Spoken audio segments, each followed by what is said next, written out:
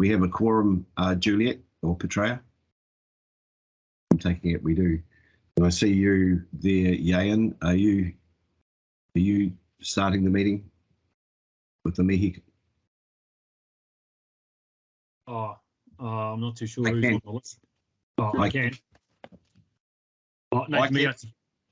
Sorry. Go. No, go. Nathan Miati kia koutou I tēnei ata mo tēnei hui mo te kauni taere tai au ki waita nei anō te mihi pai ki te o koutou I mātakitaki mai a mātou I tēnei wā. O reira tēnā koutou, a tēnā tata katoa. Ka tuku te karakia tēnei ata. Ka haia tata, ka hāpara tata, ka kori ki te manu, ka wairori te kutu, ko tata nui, ka horaina, ka taki tūmere, he pō, he ao, ka awe te heiwa, wauri ora. Kia ora tātou. Kia ora, Jan, and thank you for that. I'm not aware of any apologies. Have we any apologies, Juliet? No, Peter, we don't have any apologies this morning. Thank you. All right. So welcome. I think it's Gareth, isn't it? That's first up. Gareth Payne. Are you there, Gareth? Yes, I'm here. Yep. Yeah, right. Gareth, thanks for coming online and making your submission in person. Just to go through the formalities, you have 10 minutes. We have read your submission, so we would suggest that our preference would be that you just summarise the high points in it, or the points that you'd like to make, and then allow some time for questions of clarification at the end of that. So when you're ready to go, you can start. Okay. Well, yeah. First of all, thank you for taking the time to listen. This is the first time I've done this, so it might be a bit scratchy, but the high level point, well, a bit about me maybe first. So I went to university. I've done a bachelor's degree in forestry science. Then I did a bit of work in the forestry industry. Went to the UK, ended up joining the British Army, and then trained as a military surveyor with the engineers in the British Army. And I spent 10 years in the corporate sector in New Zealand. So, I've got a fair bit of, and now I'm back to working with a silvicultural in forestry again. And I do some work pre-can, doing mapping and GIS and survey work as well. So I do got my fingers in a lot of pies and I spread myself around.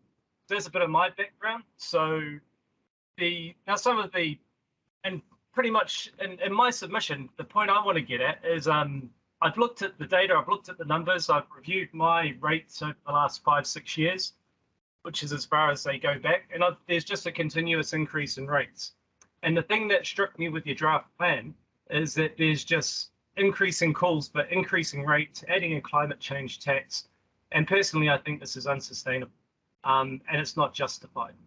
Like, hard times are coming, and people, and just like individual families and individuals, the councils and the government and other organisations need to start cutting back and need to learn to start doing more with less.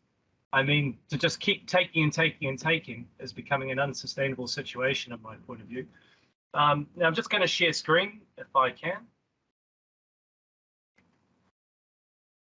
Yeah, just a quick one. Do you guys know if you can actually share screens in Teams? Is that functionality enabled so I can share a screen? Yeah, you can do that. Gareth might have to turn his video on, Peter. Yeah, my webcam is not working. I think you probably maybe won't be able to do it if you can't do that. Okay. Well, I'll try and talk through the data as best I can then. Okay. I did actually pair some tables and some graphs, but I'll just talk through it. So basically, I looked at the median income, and you're all smart people. You know how to use numbers. I trust you know why I'm using the median instead of the mean. In my view, that's a better representation of the majority of people, where you encapsulate the situation of the majority of people by using the median instead of the mean or the average. So I looked at the median personal income, and I obtained that data from the Census New Zealand stats, and it goes back from 2001, and in every census year, 2006, 2013, 2018, next census in 2023. Now, when I look at the median personal income, in 2001, it was $18,500 for each individual personal income on a median basis. In 2018, it comes to $31,800. So what you're looking at in terms of median income, you're looking at a change from 2001 to 2018 of approximately 42%. So median incomes have increased by 42% over that 18-year period. And that's an average annual increase of 2.46%. Now, when I dig out my ECAN rates bills, and sorry, I only started keeping track of these till about 2017.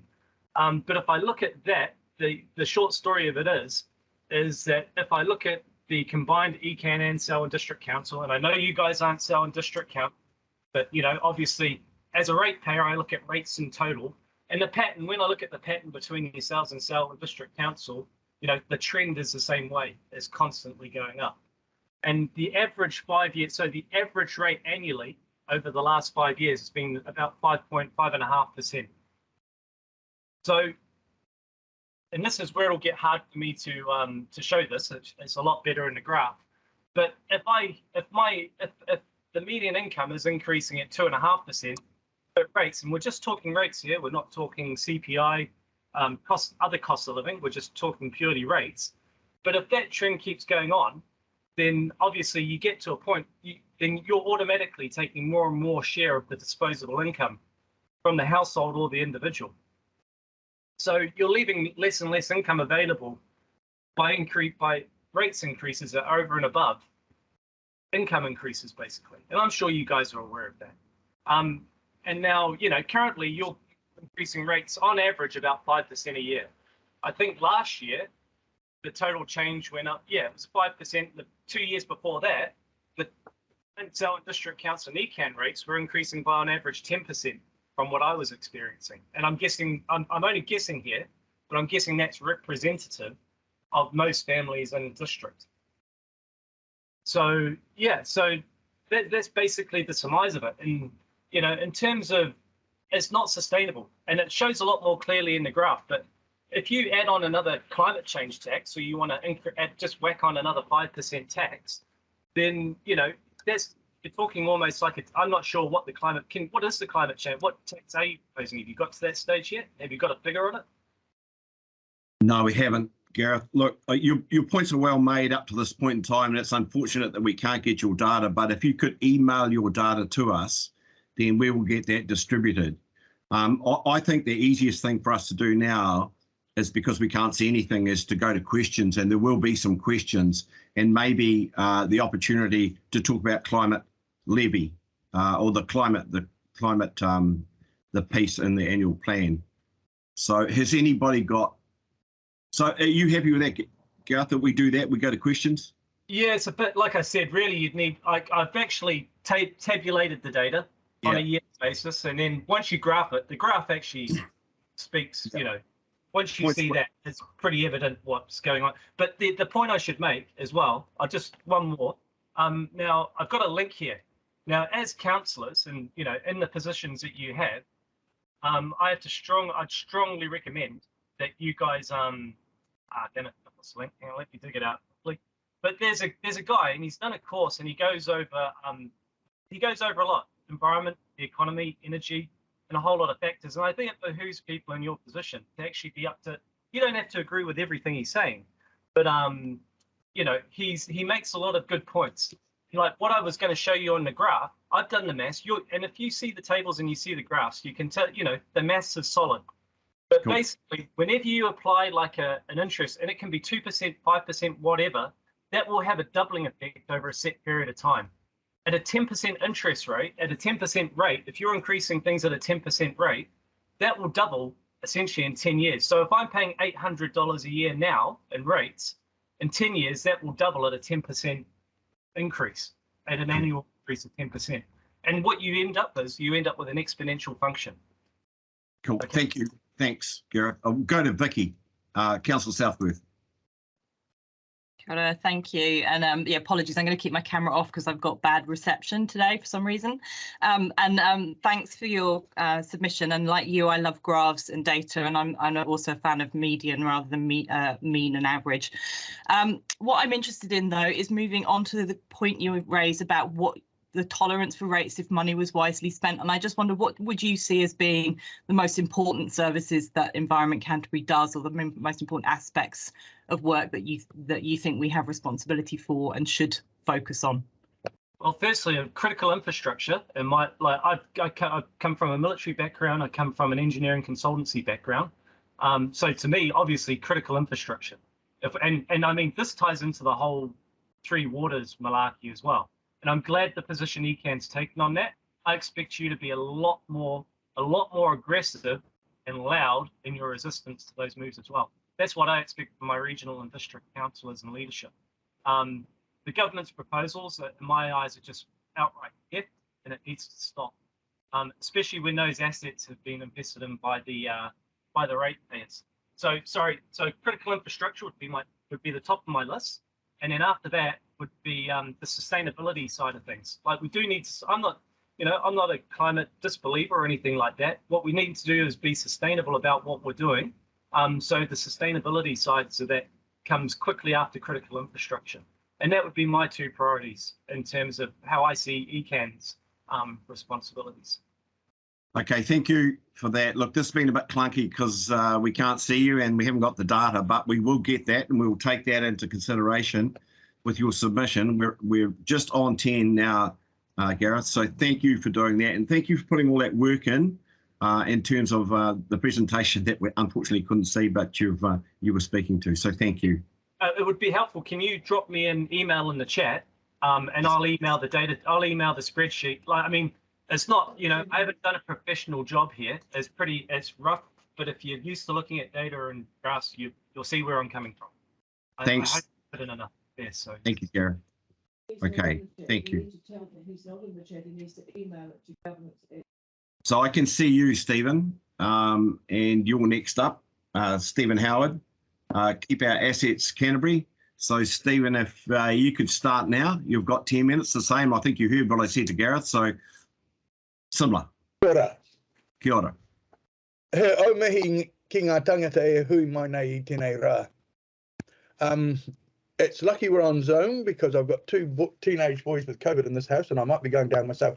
So if I start sneezing and coughing, excuse me. Kara is a mix of individuals and groups committed to the retention of assets in public hands, the very opposite of the neoliberal drive to privatise and diminish public goods. Our major concern is that privatisation of public and common good is a threat to democracy and our ability as a society to address the many challenges that faces. The climate change challenge is so great that public ownership and leadership are increasingly imperative.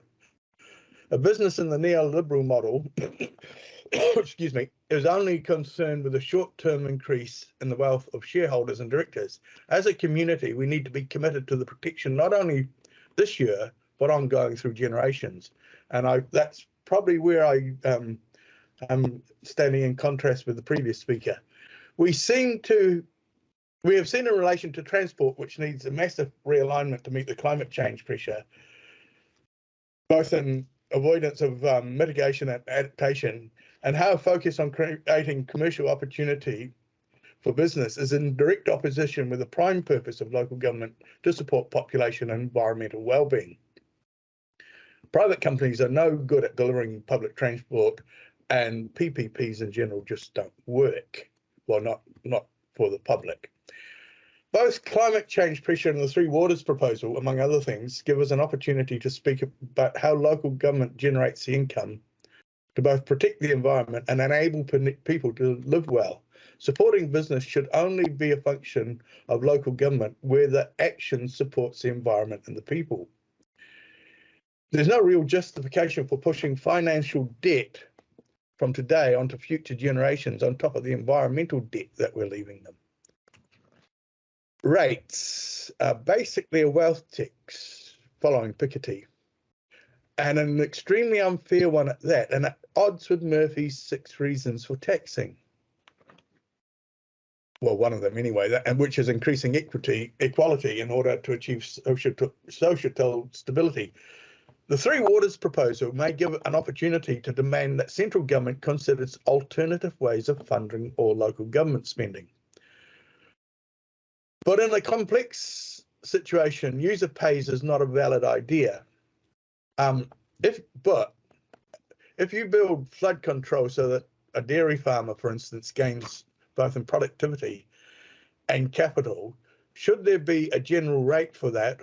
Or if council activity increases the capital gain of a property, should the local authority be able to take some of that the capital gain so guaranteed? And I'm keeping this short. And finally, every budget line should include in it how it impacts on the climate emissions, so that we can all see where we're going with emissions. Well, those are emissions that ECAN can affect. Thank you for your time. Hey, thank you, Stephen, and thank you for those questions that you've got within your submission, causing some thought. And we have a question already from Councillor Megan Hand. So, Megan. Hi, Stephen. Thanks for taking the time to submit to us today.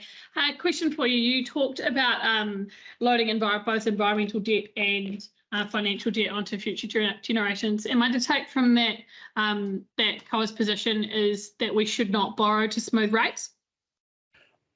I think we should be very cautious about how we borrow and who we borrow from. You may be aware of modern monetary theory. Randall Ray is a good source of information about it. Local governments at the moment are capped in their borrowing by the local government authority, and you basically borrow through them. But there's no real reason why you should be paying a higher interest rate when you could borrow through the Reserve Bank the way the government can, and have the Reserve Bank interest rates. But we need to be cautious about how we borrow and why we borrow, and the deferral of both action and future payments to future generations seems grossly unfair at the moment. Thank you. Thank you for that. The next question is from Councillor Phil Clearwater. Phil. Kia ora, Stephen. Nice to have your submission. Thank you. Stephen, one of the things I was going to ask you, like you've expressed a lot of concern, understandably, about rating systems that aren't fair, and you haven't referred to universal annual general charge. I'm just asking you your views about that one, particularly because we've received a lot of submissions, and in fact we should increase our UAGC even further, even though in our long-term plan it was already increased. So I just wondered if you might comment about how equitable you see UAGC. I think uniform general charges are incredibly unequitable. And I'll give you an example that struck me recently. A family member in her early 30s, 2 children, husband, bought a house for $400,000. The neighbours on either side of her had houses of similar value. Their equity in those houses are complete, whereas my family member's equity is 10% or something. So if you accept that rating following Piketty is a tax on wealth, which I think is pretty valid, then she's being taxed on 10% of the value of the house, whereas the neighbours who own complete value of the house are being taxed on 100%. That is, even if the rates were proportional to the value of the house, that's incredibly unequal. But then when you add a uniform charge to that and have someone with a several $1 million house being taxed at the same rate as someone living in a $300,000 house, that's just further pushing the divides in society and the unequalness of society. So no, I don't like uniform charges at all. Thanks, Stephen.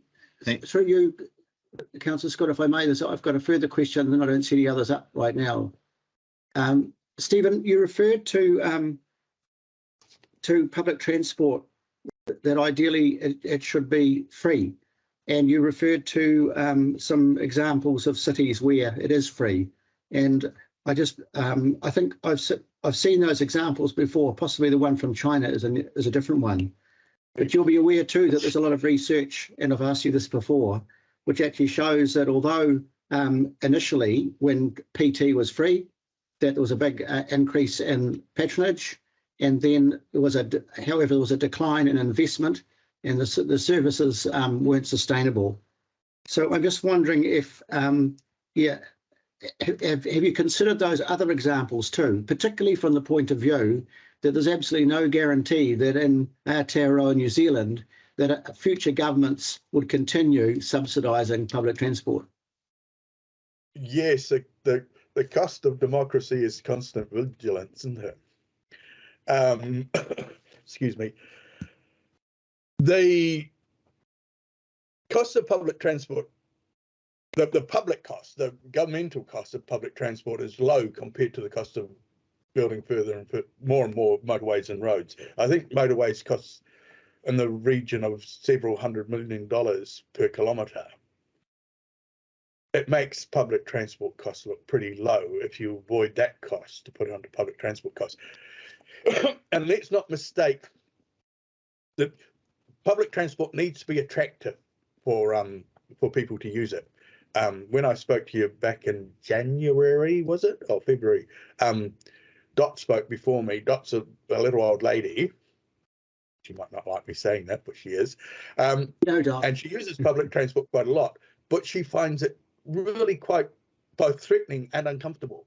And I think investing in the service to the same proportion of the way we invest in roads, and roads like motorways in particular, would overcome that problem. And I realise the funding is for those big motorways is coming through Waka Kotahi and central government, but really these questions can't be solved by a silo mentality where we separate the functions of ECAM from central government and from the district councils as well. Okay, Stephen, we're coming to the end of your time here, so thank you for your submission, and thank you for the thoughts that have been brought forward by councillors. We will take that into consideration when we go through our deliberations, but thank you for coming in and sharing that stuff with us, or being online and sharing that stuff with us. So thank you. Thank you very much.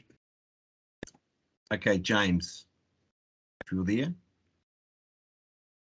Got it. James, so I don't know if you've submitted before, but you have 10 minutes. We've read your submission. It's been circulated. Our preference is that you just highlight the points that you want to make, the main points you want to make, and then allow time for questions. But if you're happy with that, your time starts now. Thank you. Okay. Kia ora, Scott. Well, tēnā koutou, e te tuatahi aku mihi ki te iwi me te pūrako o tēnei whenua. Kia kōrua anake, use the two councillors here at the moment. Now, ko wai au, ko James tōku ingoa, no ko Brocken Tamaunga, ko Wei te awa, ko Bolton te kaipuke, no Ingarangi o Tipunawa, engare e tipua keo e te whanganui atara e neke mai mātou ki kone e tērā tau. My family moved here last year from the whanganui atara Wellington, but engare katua mo Extinction Rebellion Ōtautahi e te rānei. As you know, I'm representing XRO at the moment. In terms of the body of the submission, so we first off wanted to say it's great to see that there's a good focus on both adaptation and mitigation for the climate crisis in the annual plan. So we want to say a huge thank you for that. Secondly, of course, there is the point about public transport, and we want to note down our firm support for a trial for free fares on public transport. Now, in our submission, there were 3 key points which we wanted to add to that. Now, the first one will probably be the trickiest one, which is actually we'd like to see that expanded to everyone rather than just community services card holders and students. The second point is of course about pay and working conditions for bus drivers. Now, of course, the first point might make the second one a little bit more difficult to achieve, but that's also vitally important. If we're going to have a decent bus service in this region, public transport services, then the pay and working conditions of drivers needs to be substantially better. As you are probably no doubt well aware, the pay and working conditions of bus drivers has led to bus drivers going to other areas. I know a friend of mine who used to be a driver in Wellington, moved here due to the housing crisis, but to be perfectly honest, he's very much considering moving back up to Wellington because he'll be paid a hell of a lot more driving the buses there than he is here. So that's a very important point. We can't have a decent public transport service unless the people driving the things are actually paid decent wages to attract people to the job. Third point, of course, decent public transport service. Points here are that waiting times during peak hours or peak time should be no more than 5 minutes. If you actually genuinely want to encourage people to use public transport, they shouldn't have to actually, at a peak time, look up and see exactly when a bus is arriving. They should just be able to turn up and know that they have no more than 5 minutes to wait till the next service. And then, as we say there, at non-peak, that should be no more than 10 minutes on the main lines. And then we have a point here that after 10 p.m., there should be no more than 20 minutes of wait time. One of the key issues here is equity. Now, a lot of the people who tend to use public transport tend to be those on lower incomes. And also people on lower incomes tend to work slightly stranger, less conventional shifts, which means that bus services which become very, very rare and hard to get after, say, 10 p.m. means that people have no option but to drive if they can afford it.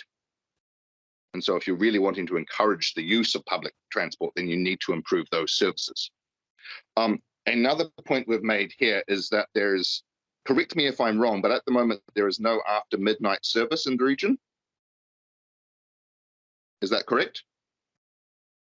I'm assuming that's correct. Right, okay.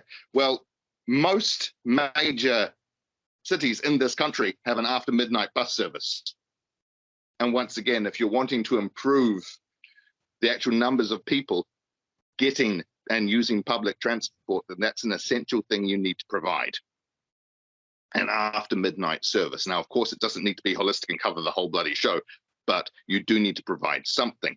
There's also a safety concern there as well. There does tend to be a lot more dangerous driving in this region. And if there are no public transport options after midnight, then you pretty much guarantee that that's going to continue. There will be more people driving drunk if they don't have an option. So those are those key points in terms of public transport. As we said, we wanted to stress that it's wonderful to see the Regional Council taking a strong focus on the climate crisis at the moment. Thank you, I would like to tell that I understand that, of course, it's a contracting model, but other regional councils have actually voiced to central government problems with the contracting model. So if that is an issue, then the regional council needs to tell central government that. I know I was living in Wellington last year during the lockout, where NZ Bus basically held the capital city to ransom. The regional council clearly voiced its problems with the contracting model to central government. And if more councils do that, then you push central government to actually respond and change the model if that is a problem for use. Okay, thank you very much. That's my big stuff. Cool, James. We're at 5 minutes, so we've got a bit of time for us here, and so councillors that want to ask James a question. So Lan, your question, please. Yeah, kia ora, James. Thank you for this submission from XR. My question was around your appeal for us to make the bus fares free for everyone. Do you think there's a place for sort of staging that in terms of like what we've proposed at this point where it's under 25s, students, total mobility and community service card holders moving to free fares for all potentially in the future?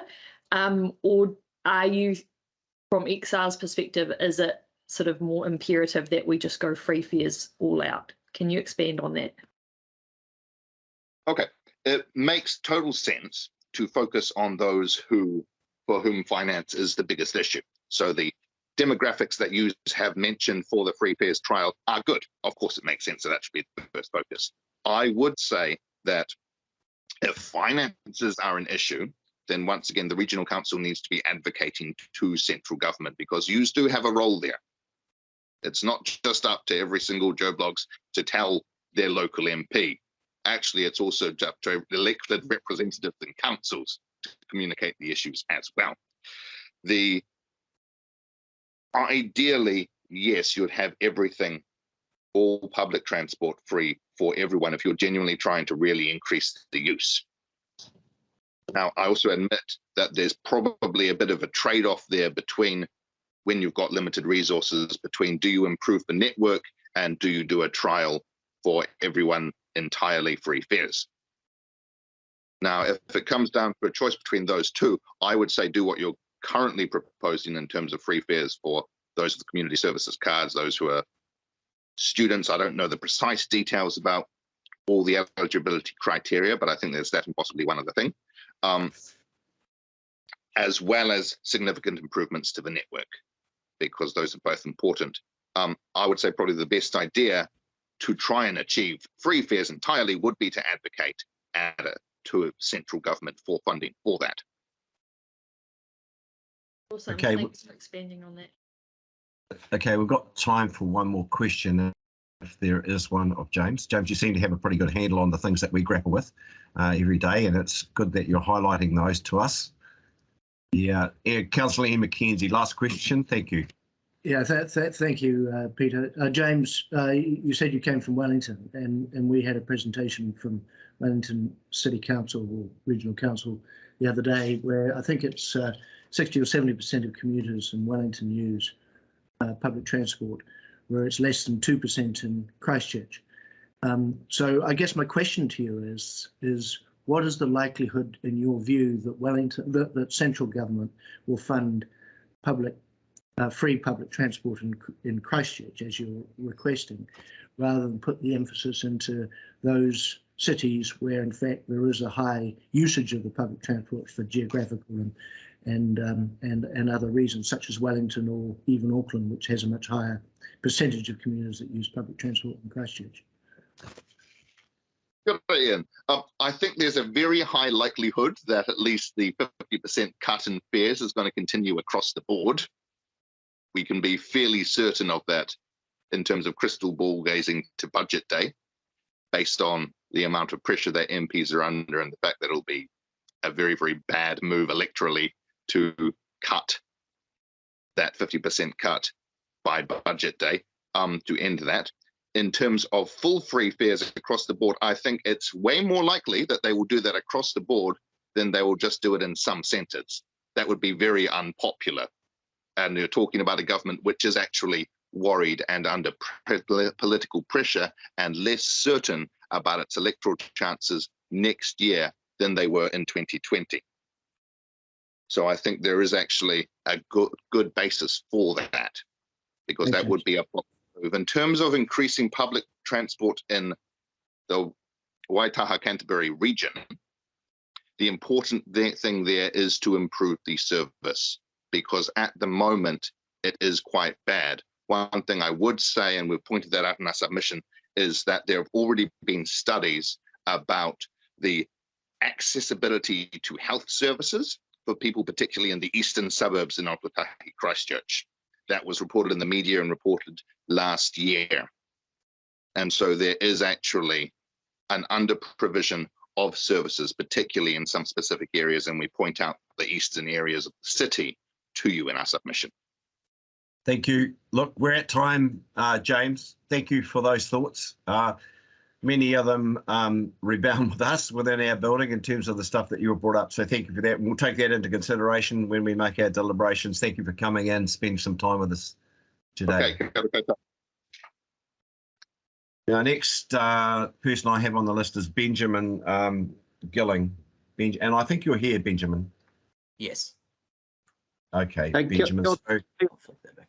Peter, it's Craig here. Can I just make sure you remind the submitters that all the councillors are actually online? Because I think James got the impression that there's only 2 councillors watching. Probably quite good to remind people that we're all here. Feeling left out, Craig. So all councillors are online, Benny, and it's good to see you here. As we've said to other presenters, you've got 10 minutes. We would prefer if you just hit the high bits of your submission and give us time to talk with you and ask you questions of clarification. But your time starts now, Benjamin. Awesome. Tēnā koutou. I'm here mainly to speak on our wonderful bus system. I really want to encourage the move to this trial of 2-year free, the targeted free fares. I think it's a great step in the right direction. I'll agree with a lot of what the previous submitter said, James, on his points in terms of increasing services and increasing regularity. I think is a lot more important than reducing costs. As we find that in the studies that I've read, at least, that the increased better services leads to a better public perception of, hey, our bus system is actually usable and viable as a mode of transport for regular middle-class people. And so that increases your use, that gets people out of cars, that brings down carbon emissions. In general, it frees up traffic space, so it leads to better outcomes for a ton of things in our cities, in our environments. That's really the main thing that I wanted to say. Trying to keep it a little bit brief. I really want to encourage the direction of moving towards properly climate-friendly, encouraging people and multimodal streets and getting people out of cars and into various other bits of transportation. And any way that we can do that is a good thing that we can do. Thank you, Benny. A recurring theme from us, from young people, on the submission process, and we have a councillor, Ian McKenzie, to ask you a question, and then Councillor Southworth after that. Mm-hmm. So Benny, if I take from what you just said, is that you want us to improve our services, but you also want us to give free fare to under 25s. The issue we have to grapple with as a council is if we put $1 into one area, we don't have $1 to put it into the other area. So if we give $4.5 million into free fares, we don't have that $4.5 million into improving services. From what I take it from what you've just said is you think we should be putting our emphasis on improving services rather than necessarily lowering the cost. Could you just clarify your opinion there, please? Yes, I would rather see improved services over lowering of costs. I think that's the general thing that I've heard the most in terms of being a better impact for regular people. Thanks, Benny. That clarifies it. Great. Mm-hmm. Okay, we'll go to Vicky. Yeah. Kia ora, thank you for your presentation. I was interested in, well, firstly, just to assure you that we do actually have improvements in services included in the rates that we already had planned in our long-term plan. So we are working on that as well. And what I was interested in is, in terms of you talked about middle-class people in terms of the services, but our option 1 that you've identified as your preference in terms of our proposed, where we're looking at the fare structure component, we've identified a series of groups of people who we feel perhaps would struggle more, perhaps wouldn't fall into your middle class categorization. So I just wonder whether you feel we've got the right balance there, or are there some of those groups that we've got within option 1 who you feel perhaps would be less deserving and would, you know, maybe you'd look to switch that $1, as Councillor McKenzie just talked about, to services instead, whilst, as I say, reassuring you that we do have services also covered in our rates at the moment. Thank you. Yeah, so I think that targeting free fares is fantastic. And ultimately, in terms of like an ideal vision, it would be great to see free or almost no fares for everybody. But I understand that there's there's a balance in terms of the finances of everything. And so seeing better services, I think, would be better overall, but at the same time, it's good for us to be able to go, these people need financial support, and if we can make things free for them in terms of transport, that clears up a whole lot of issues. Thank you. Yeah, we'll go to Councillor Edge. Hi, Benny. Thanks very much for your submission. I was just really going to comment on, or just clarify or give a comment to you on the 2 items under your climate issue. Are you aware of the work being done by the Christchurch or the Greater Christchurch Partnership on looking at spatial planning and urban development in terms of heading towards 2050? Have you heard about that work at all? Which is aimed at looking at where we place houses. I think I've heard very vaguely about that. It's something I need to look into more. But I've got connections through the university and things like that. So hopefully I should be onto those. So it's not a challenge, Benny. It's not a challenge for you to do that. It's just something that it's just something to do. Going on. It's just I'm just really saying that there's a lot of work happening, and later on this year, a lot of work will come out which may address some of those issues that you have flagged in your submission. So thanks very much. Thank you. Hey, Benny, we've got no more hands up, so thank you for coming in. Yep. And taking the time out of your day to talk to us. It's been great, and we wish you well. Awesome. Thank you so much. You're welcome. So David, we've got David Hawke next. Is David about? Yep, I've just unmuted myself. Good to see you, David. And as Councillor Pauling, you might have heard Councillor Pauling say, don't be afraid, we're all here. It's just that the screen's not big enough for all of us, so we're all here. You've got 10 minutes, David, and we would like to have some time at the end to ask questions of clarification, so you can start now when you're ready. Kia ora, thanks very much. So as has just been said, ko David Hawke ho, and I'm co-secretary of Halswell Residents Association. So usually I'd have John Bennett, our chair, sitting with me in our room at home, but he's actually in Blenheim dealing with a bereavement at the moment.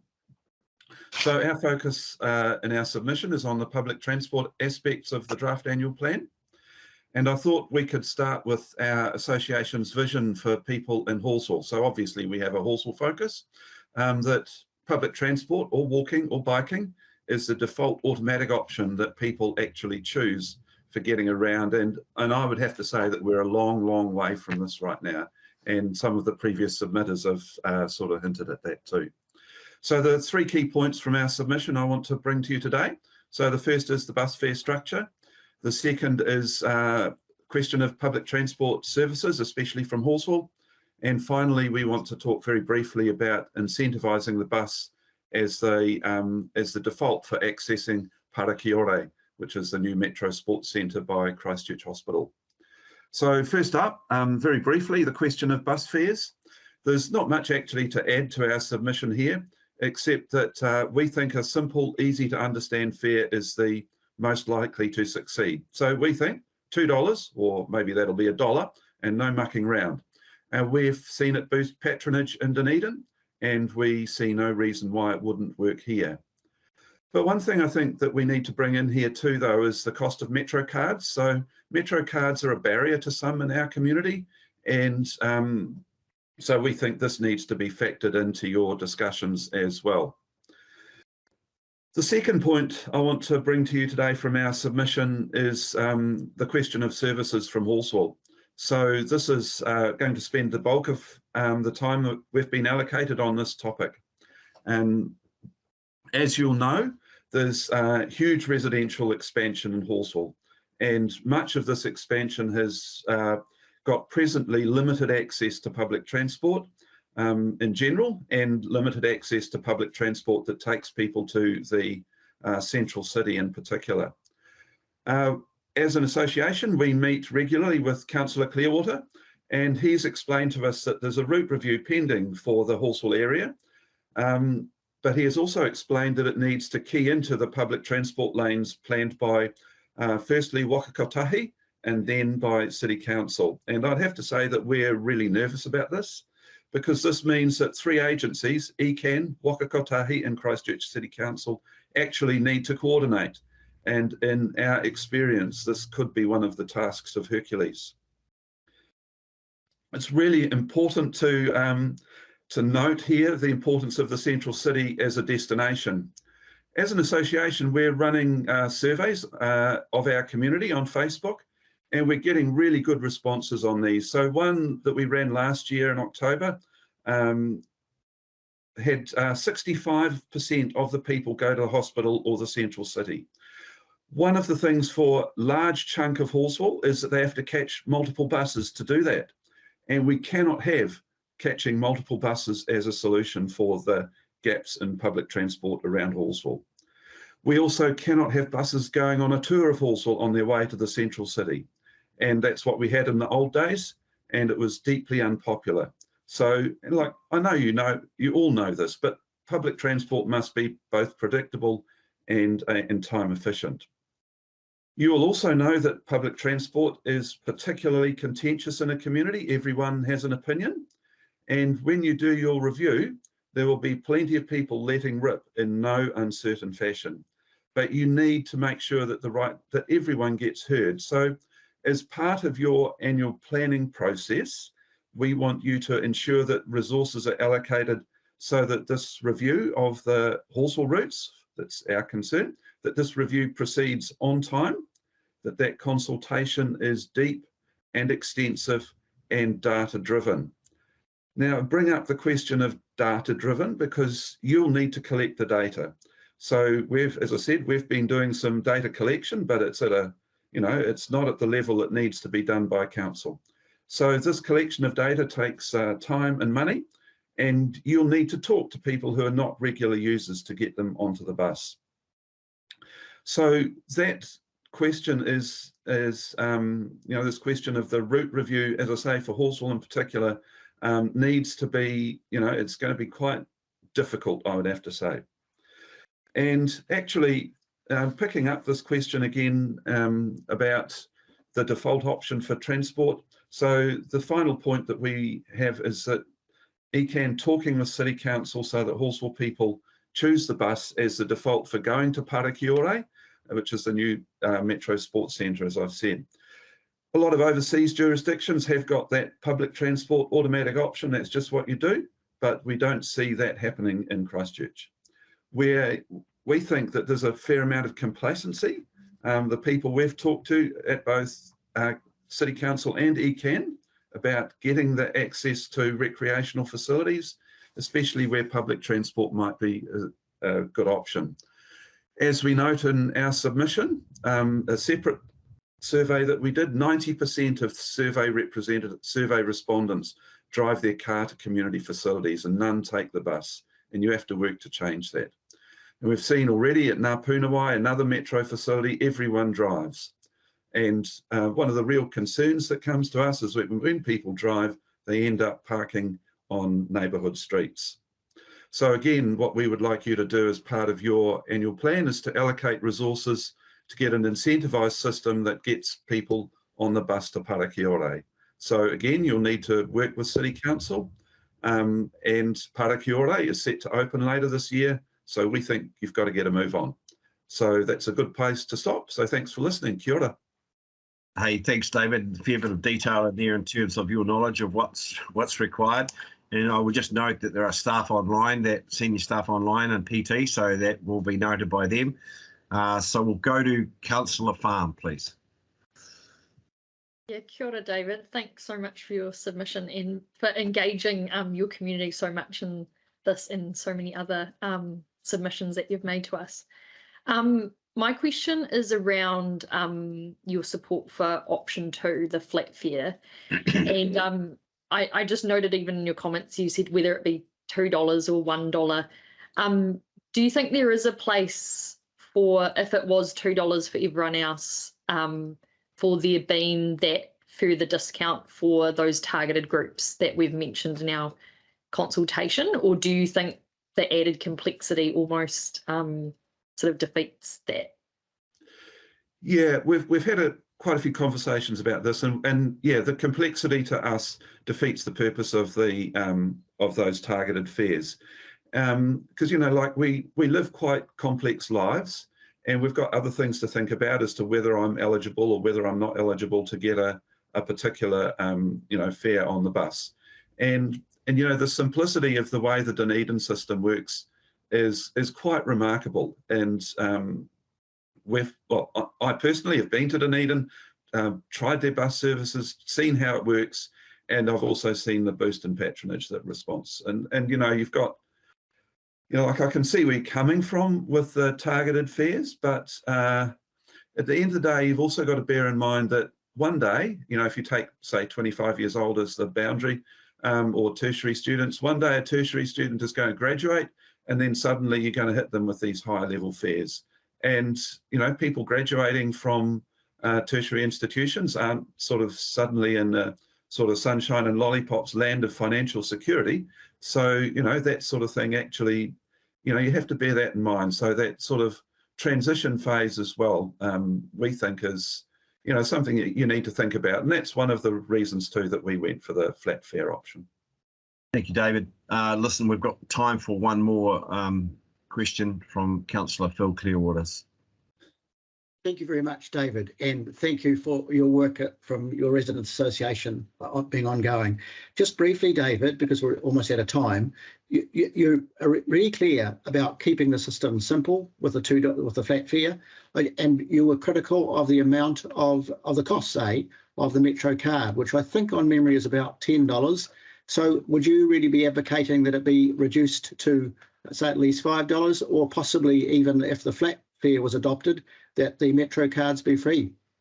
Yeah, I think free is really good. One of the things that's been brought to us, and like you catch the bus and you see this happen, if people don't have a Metro card, then they're hit with a higher fare level.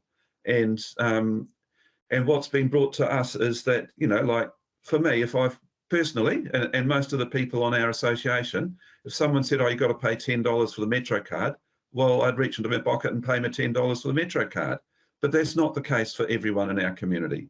And I have quite a bit to do with student community of where I work, and that's definitely a barrier for people. $10, that will pay their petrol to get to Polytech. Thank you, David. And Stuart has just reminded me, actually, that in fact the cost now is $5 for a card. So we're getting there, but thank you very much for your comments. Yeah. Hey, David, thank you. And just to reiterate, I guess the good work that you do in your community and advocating for it and spending your time coming in and going through the issues that your community faces. So thank you very much for that. It's you people are you're worth your weight in gold. So thank you. Can I just check, Chair Huey, with you right now? We've got about 70 minutes worth of submissions in front of us. So that would take us through to 11 o'clock or thereabouts, considering everyone wants to turn up. So between now, so we've got Samantha Dryden next. Between now and when Samantha finishes, Jenny, could you just work out with staff a plan for us to do that? I'm not holding up any of the submissions. My intention is to go right through with them, but just so that we're aware of where we're at, please. Thank you. Yes, Samantha. Yep, good. Thanks, Peter. Okay. Samantha, are you there? Yep, I am. Cool. We can't see you yet. Working on that. So just a wee bit of admin before we start, Samantha.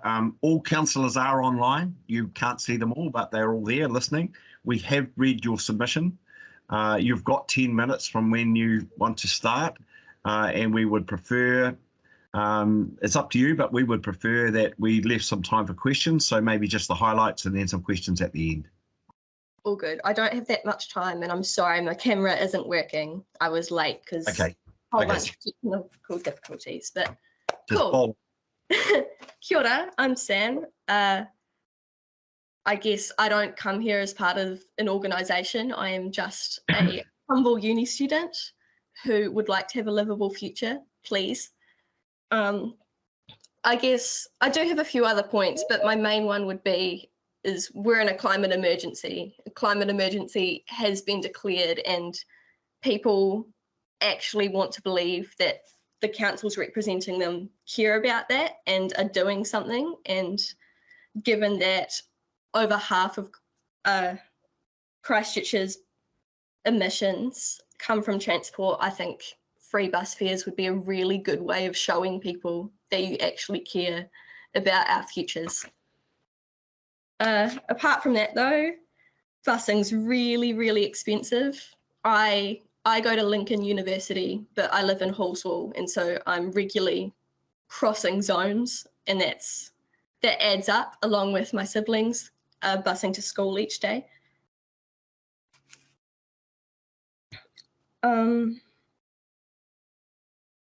Yeah, and I guess another main point was that's really, really inaccessible for people, especially, you know, I'm gathering up that student loan, so, and I don't work very often, so that bus fare is just, it's adding up, and I'd like it not to add up if possible. My third point was, even if people agree with mitigating climate change, they can't or they won't do those actions if it's inaccessible. And I just think it's really unfair to expect people to change their behaviour without providing the resources for them to do that. I think in my submission, I also said I preferred the fees-free option for the selected groups, but I really think it should be combined with the flat fare for everyone, because I think, as David said, busing for free is all good for young people, but as soon as they get hit with those really heavy fares, they are going to stop busing and they're going to start driving because that's what's cheaper and easier for them. You know, I talked to lots of adults in my life and they just said, why would I bus if I have a car and it's cheaper? And I think those were my main points. But nice. I also, like David, had a suggestion of the Halswell routes need to be a lot better. Like I said, I study in Lincoln, but I have to, and live in Halswell, but I have to catch 2 buses out there, and it takes me over an hour, even though it takes 20 minutes to drive. So I'd really suggest a new Cashmere, Halswell, Lincoln route. Thank you. Hey, thanks, Sam. And thanks for spending the time to come and do this. We've got a question from Councillor Ian McKenzie. Thank you, Sam, for your submission. You mentioned your siblings catching the bus to go to school. From Halswell, where do they go to school? They go to Hillmorton High School. So it's probably a 15-minute bus ride down the road. And is that going past, is Hornby High School not their local school? No. Right. So we're sort of at one end of Halswell Road, and then Hillmorton High School is at the other end of Halswell Road. Cool. No, thank you. All good. Okay, Sam, I can't see any other hands up, but thank you for coming in and taking the time out of your day to actually present your submission to us. It's really helpful to hear from young people and what they think about the PT system. So thank you for that. We'll release you from this and move on to our next submitter. So thanks. Thank you. Look, we've got Dianne Downward.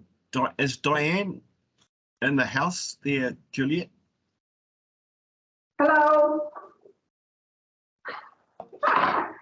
Thank you for putting up with my inabilities to make it work. I was used to Zoom and somehow it didn't work last night.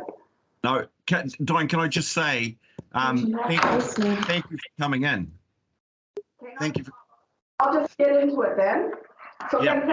Thank you for allowing me to speak to my submission. It's given me a time to think about things and consult many more people around me and include their voices.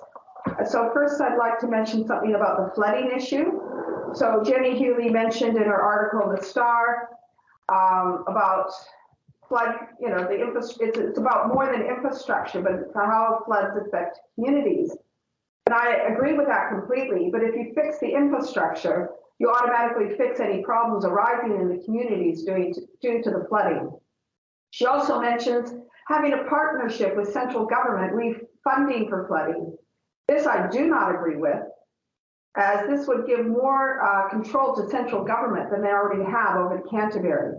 And I think the Three Waters has proved that ratepayers want local government to be in control.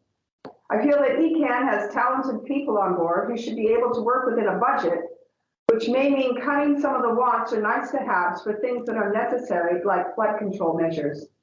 Also, ECAN represents all the people of Canterbury and therefore are in a position to provide some pushback to some of Wellington's overreach. I'm thinking about farmers here on behalf of all Cantabrians. So on to bus fares. The most mentioned point from friends and acquaintances with the greatest emotion is, why should people who are unable to take the bus to work have to subsidize those who can? And I mentioned many reasons in my written submission as why people are unable to travel by bus. A lot having to do with people having to travel throughout the city. I mean, one of them. And, you know, like one time I took a bus to visit a client and it took me over an hour when it should have taken me 15 minutes by car. So that's over 2 hours out of my day, which when I need to see multiple clients, that's not possible. Or my daughter, when she did some work, summer work out in Hornby at Office Snacks, the bus took her so far and she had to walk 15 minutes, which is fine in the daytime, but some of them, they had to work and get off in the middle of the night. And when that happened, I would drive out to drop her off and then to pick her up, because it's not safe to walk in the middle of the night, you know, on those roads. And we also see that many people are working from home and even having meetings like this from home. So I find, you know, that, yeah, there's a lot of work that is done from home now. And that I imagine the idea of free bus fares is not just to get more people on the buses, but to take more cars off the road. So free fares will get more people taking the bus, but I don't think it'll have much an effect of getting cars off the road. As you're modeling, you know, it was just talking about people coming into the CBD, and I think that not everyone works in the CBD, as I've mentioned in my written submission, and those that do work in the city and are able to most already take the bus. And one thing that I think that might have an effect is people traveling from places like Rangiora or Ralston, is if you had a good park and ride system where you had express buses. Now this is what works overseas. An express bus will have 2 or 3 stops in, say, Ralston or in Rangiora, and then doesn't stop as it gets to the city. So for those people that work in the city from those areas, they have an express bus into the city, and it's not all consuming for their time. So a trial on something like that might work, but they need a secure place to park their car. So they have the convenience, and then they also are able to take the bus. Where am I here? So I think some things like this might have a better result than cheaper fares of actually getting cars off the road. Yeah, because free bus fares will get more people on buses, but like I said, I don't think it'll get people off the road. Someone else, a younger person, offered, you know, they were like, why would you take the bus? I would just take an e-scooter. And there are a lot more e-scooters. I notice I live on Wairaki Road, and there are more e-scooters, but for some of us, I don't think I would venture out on an e-scooter. They travel far too fast. And, you know, even hitting a rock or something, I could end up in a bad situation. So yeah, they're not for everyone, but there are for some. So another point that I made in my submission is that in the past, everything is centered on the CBD, but with the earthquakes, we've decentralized. And a lot of businesses haven't moved back to the city. And I think this is a wonderful thing. We can be a different kind of city, whereas the central area can be just another community, that we should be, you know, having services and shops and stuff around certain making communities in certain areas. And then people are not driving so far to go swimming, or they're not driving so far to, sports areas. And so we do have different sports areas, different places. And then when there's a big concert or a big football match, if we ever get a stadium, then buses will play a role in that, and you can put lots of extra buses on. So I think buses, definitely, I'm not against buses, but I don't know, anyway, I just wonder about some things. And with the CBD, it can be a community, but I was at a meeting the other night and the mayor was there and talking about having all the, because of this housing shortage, putting all these apartments, and I can't remember how many tens of thousands of people in the central city, which is fine, but if you're putting people in apartments that don't have sound insulation and they're very cramped and no car parks, I understand that's not too, she lives in a nice older apartment with car parks, and she drove to the meeting that we went to. And so why are we denying sort of a certain elbow space and comfort to people that are going to live in apartments? And if you don't have a proper apartment to live in, you're going to start hating your neighbors because you're going to hear every time they sneeze. So I think apartments are great. And, that will make, the CBD a community within itself, and they'll be able to walk or scooter to different amenities, but they have to be decent apartments, and that's not quite your field. But anyway, another issue that I just wanted to talk about is farmers who keep up to millions in the world alive through food production are painted as evil for being the sole sources of some environmental issues like nitrate levels in our water. Well, the amount of nitrates of things like weeds such as broom, lupins, and gorse contribute is ignored. Farmers who have taken water samples of water entering their property and then again from the same stream leaving their property have found that nitrate levels have dropped as the water passed through their property. So it's not just farmers that are putting the nitrates in the water. I'm not saying they aren't contributing. And at this time where fertilizers are in short supply and water is an issue, I think it's an ideal time to help farmers transition into regenerative farming, which is a more holistic approach to farming instead of over-regulating them to the point they need to a resource consent to plant seeds. And I think this is from central government, and this is where some pushback is needed on their behalf because you are representing them as well as everyone else. This will take some time to get farmers to shift their minds, so the mind shift needed for them to go into regenerative farming. But as the world situation is becoming more and more dire, and food prices are only going to go up with food shortages around the world, they may have less cows on their paddocks, but they will still retain the same amount of money because everything's going to cost more. Dianne, we're getting to the end of your time, so do you want to wrap up and we might have time for a question, or are you happy just to run out? Well, I guess, okay, one other point, and it is a question, but there's all these pine trees planted, but when you're doing your calculations of CO2, it's always with trees where pasture land is continually growing and is being consumed by animals, and the carbon is deposited on the soil and then gets into the soil. Crops are continually being planted, harvested, and replanted. And it's growing plants that actually take out the CO2, but why is it only trees are in the carbon equation and grasslands and crops and things are not in the equation? Okay. Yeah, there was a bit more build up to that, but sorry. In fact, we are out of time. But thank you for two reasons. One, thank you for trying to put up with us yesterday when we were trying to make that connection, and thank you for taking the time out of your day to come in and give your submission. That's been great for us. So, is there some way to get answers to that question? I know we don't have time now. We will be in contact with you regarding that stuff. So that's fine. Okay, cheers. Thanks for putting up with me. That's great. That's great. Thank you. Cheers. Okay. Thank you, Sarah, if you're there. Sarah, just a wee bit of housekeeping. You've got 10 minutes, obviously, and all councillors are online and are listening, although you can only see a few faces. We have read your submission, and I guess our preference would be to interact a little bit with you at the end, but it's really up to you how you use your 10 minutes. So away you go, Sarah. You're muted, Sarah. Sorry, I thought I'd clicked the unmute before, but obviously not clear.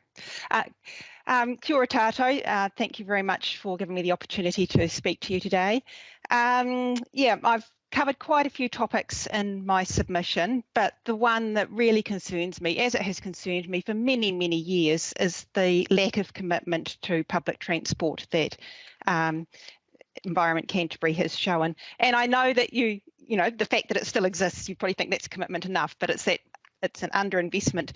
So I'd just like to, as I've said in my submission, there are some things that make sense for people to invest in as a community, that makes it much more resource efficient, that actually is more equitable, that is cheaper and provides access to services that are much better than people could have on their own. And transport is one of those.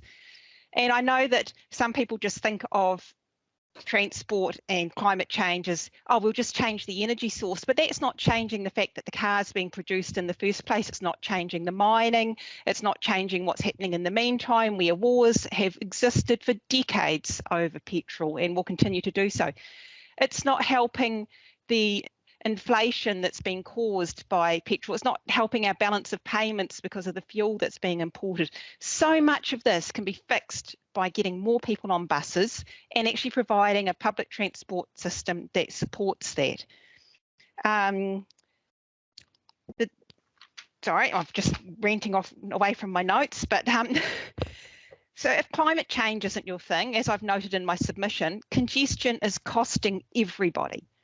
It's the tradespeople that are having to allow extra time and charge more. It's the people having to leave work early to get to the places they need to be, or start early to avoid congestion. It's the more roads, it's bigger roads. It's the heavy metals on the roads. It's the waste that's created at the end of it. It's everything. And to me, it makes total sense for everybody to be investing in improving our public transport system, not just the people who are doing the right thing and using public transport. I accept that it's a little bit different to your previous submitter, but having caught a little bit of Sam's submissions, I'm just saying here to the points that were being made at the end. It's everybody's problem, it's everybody's solution, and everybody should invest. People are often happy to use buses when they go overseas and say how pleased they are to do it. And yet they won't do the same here because they just don't feel like the system's working for them. And yet what are we providing for the incoming tourists when they come back in terms of getting them around the country? So there's just so many issues. I'm going to stop there and let people ask some questions. Thank you, Sarah. I suppose I should just say, sorry, Peter or Councillor Scott, just in terms of that, as Sam said, I think the division between the free fares and keeping the other fares at the same, keeping the zones in the same, just doesn't make sense. So free fares and flat fares makes much more sense, and it gets away from that huge division between the different classes of citizens potentially. Thank you, Sarah. So we've got two questions for you. One from Councillor Lan Farm. Thank you. Kia ora, Sarah. Thanks so much for your submission and for being here today. My question is just picking up on the last thing you mentioned, because in your submission you mentioned you'd be in favour of a hybrid between option 1 being the free fares and option 2 with the flat fares. Could you elaborate a little bit more on that? In terms of mentioning a hybrid, do you mean like aspects of one and the other, or do you mean implementing both and then the associated rate increases with both of those? Yeah, so what I was saying is that I think that introducing the free fares but leaving the really chaotic system of zones and things as it is I think quite counterproductive, and it doesn't fix a very long-standing issue where people can be travelling a relatively short distance and because they cross zones, they pay a high fare, and other people can be travelling a longer distance and paying much less for that. So I think that whole zone structure needs to be reviewed. Where the buses go needs to be reviewed, and that was some work that was meant to have been done in 2016 that to my understanding, still hasn't occurred, because Christchurch is not post-quake anymore, and 2014 was a long time ago. So that's why I've suggested that potentially a hybrid model where if you have, even if you don't feel that it's right to have free fares for all, that making it much fairer for the people that are paying helps. In terms of the submitter that was just here before me, I've dropped my husband at the bus this morning to travel into the city. He's travelled on the motorway. It's a very convenient service. There just needs to be more of those sorts of things happening. Thank you. Councillor Southworth. Hi, Sarah.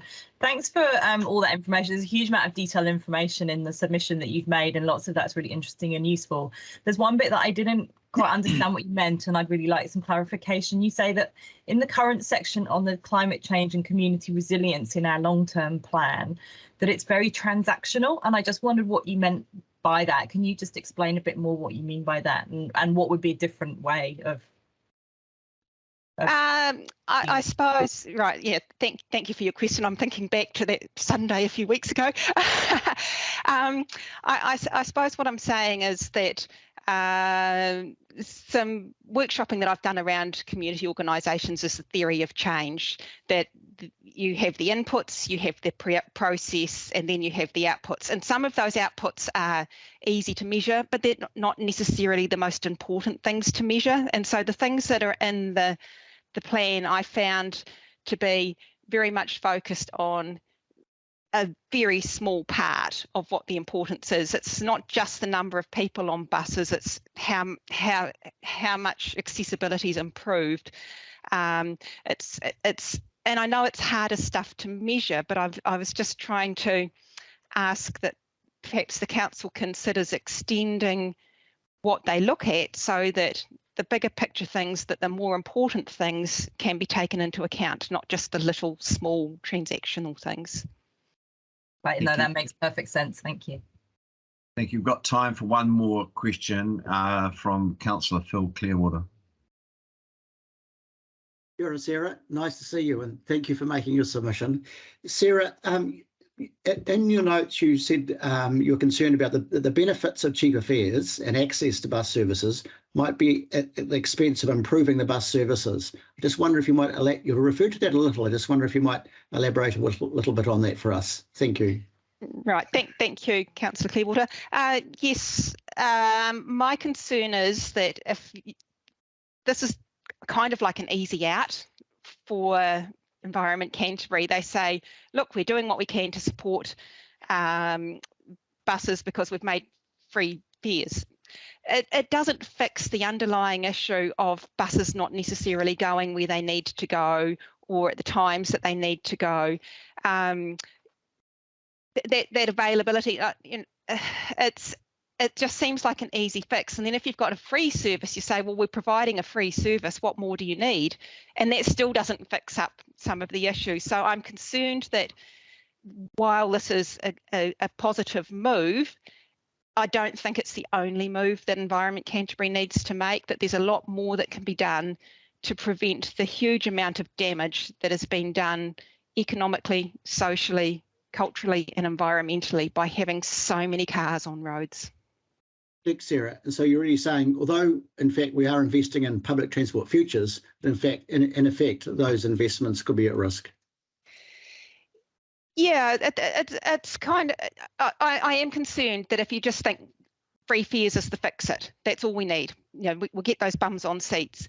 And that's potentially just helping the people who are already using the buses, or providing, perhaps helping a few more people that might use the bus a little bit more if it was free, rather than having to walk in the rain or something because they can't afford to use the bus. But it's still not changing the behaviour or making it an attractive service if that's the only thing that you do. So potentially it does undermine. It also puts paying customers off if if they don't see themselves on the buses. You know, it needs to be attractive to every member of society. It needs to not just get the people who have no other choice in their transport options, but the people who also I think you froze there a wee bit, Sarah. Okay. Sarah, are you still with us, Sarah?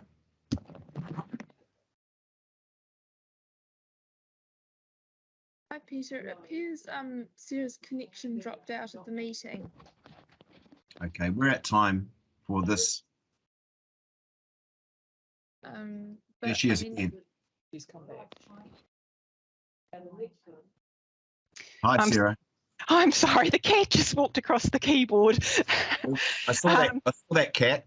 I wonder what to do.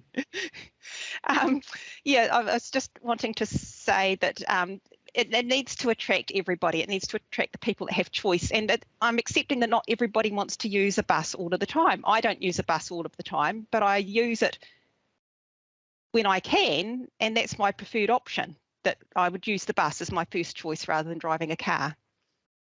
Hey, Sarah, thank you. Look, there's a lot of stuff there and a lot of concerns there. And I guess you've asked us some pretty hard questions in terms of just don't do that and then walk away from it. But we need to look at other things too in terms of service. So thank you for that. And the staff online that would have listened to this, and we'll take that into our deliberations. Thanks for coming online. I was wondering what that cat was up to because it was in the background and I don't think you saw him. So.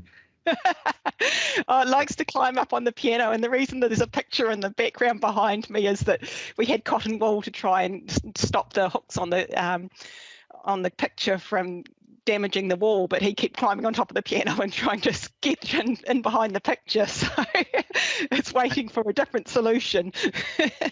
Hey, thank you. It's good to have a bit of light relief in our day, so that's provided it. So thank you very much. Thank you very much for your time, councillors. Juliet, so moving on to the next submitter,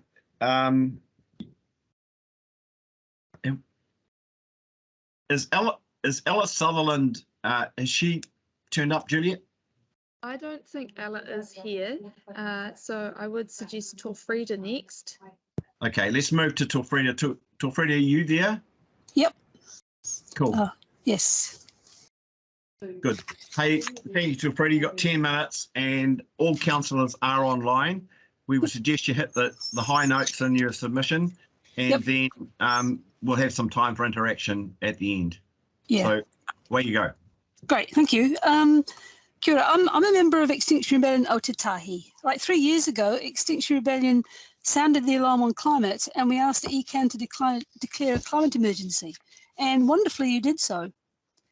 Your annual plan contains a lot of good climate-focused measures, and I've actually made a submission on those. But I want to talk about the broader picture at the moment because the alarm bells are clanging even louder now, and we're running out of time. And I'm part of a group that's wanting to look at what it would look like if we did actually declare a climate emergency, and to get a discussion going on that. What if we actually treated it like an emergency? So the latest IPCC report in March makes it clear that at current emission levels, we're hurtling towards a level of overheating that will make the planet uninhabitable within decades if it's not averted. Even before climate tipping points are triggered, the world is already being overtaken by social and economic crises, like wars over dwindling resources, repeated crop failures triggering price rises and ongoing disruptions in global food supply, and many regions reaching temperatures that are too hot for life or even plant photosynthesis. It's been estimated that more than 1.5 billion people could be displaced worldwide in coming years. COVID and the Ukraine war have shown us how vulnerable our own supply chains are to overseas events. Extreme price rises, food and oil shortages, war, global economic collapse, any of these may now occur suddenly and soon. That feels like quite a difference from even a couple of years ago or a year ago. We could avert this race to overheating, but it requires a major reset of our society. The IPCC report is clear that the single most important way to avert catastrophic warming to end greenhouse gas emissions in rich countries like New Zealand is to end greenhouse emissions in rich countries like New Zealand. That needs to be done by 2030. For Aotearoa, this would mean immediately stopping coal, oil and gas production and also intensive dairy farming by about 2030. So that's an extreme measure, but governments do take such extreme measures when faced with immediate dire emergencies like war. As an example, Cuba successfully shifted to a more localised society when it faced sudden loss of fuel, fertiliser and other imports in 1990 after the USSR collapsed. So it can be done, and it's sometimes is done. Now we could avert our eyes from the real threats to our way of life that now suddenly seem much closer and more likely to happen soon. Or we could face them together using our ingenuity and araha for one another. Many people have been working on what it would look like if we took the opportunity of a sudden national emergency to make a planned transition to a more sustainable and survivable future. We've pulled these ideas together, and I'd like to share some of them with you. To avert catastrophic warming, Aotearoa needs to stop fossil fuel production and also stop intensive dairying. To do this fairly and safely, we'd need to do several other things. We need to reduce energy use by bringing in a managed energy descent and minimising waste. We could do this by bringing in some form of universal and equitable rationing or quota scheme to incentivise individuals and businesses to reduce their energy use. We need to stop food and packaging waste and planned obsolescence. We need to reduce non-essential travel. And especially we need to localise production of food, energy and essentials so as we'd be using less fuel. We need to shift to a steady state or circular type economy aimed at collective welfare rather than growth and resource overshoot. There are ways of changing the monetary and regulatory systems to achieve this. People have been doing quite a lot of work on this. We need to repair and protect the land, water and wild areas because they're critical both for food security when there's food shortages and for climate protection. We must transition to regenerative food production as fast as possible and expand our areas of bush, wetlands and other areas like that, and also urban tree canopy to provide carbon sinks. We need to plan and rebuild our houses, cities and infrastructure to meet the coming challenges. Starting now, we need to find practical ways of adapting to floods, sea level rise, fuel and import shortages, as well as an influx of climate refugees. These now don't feel very far into the future, so we need to actually start planning for them.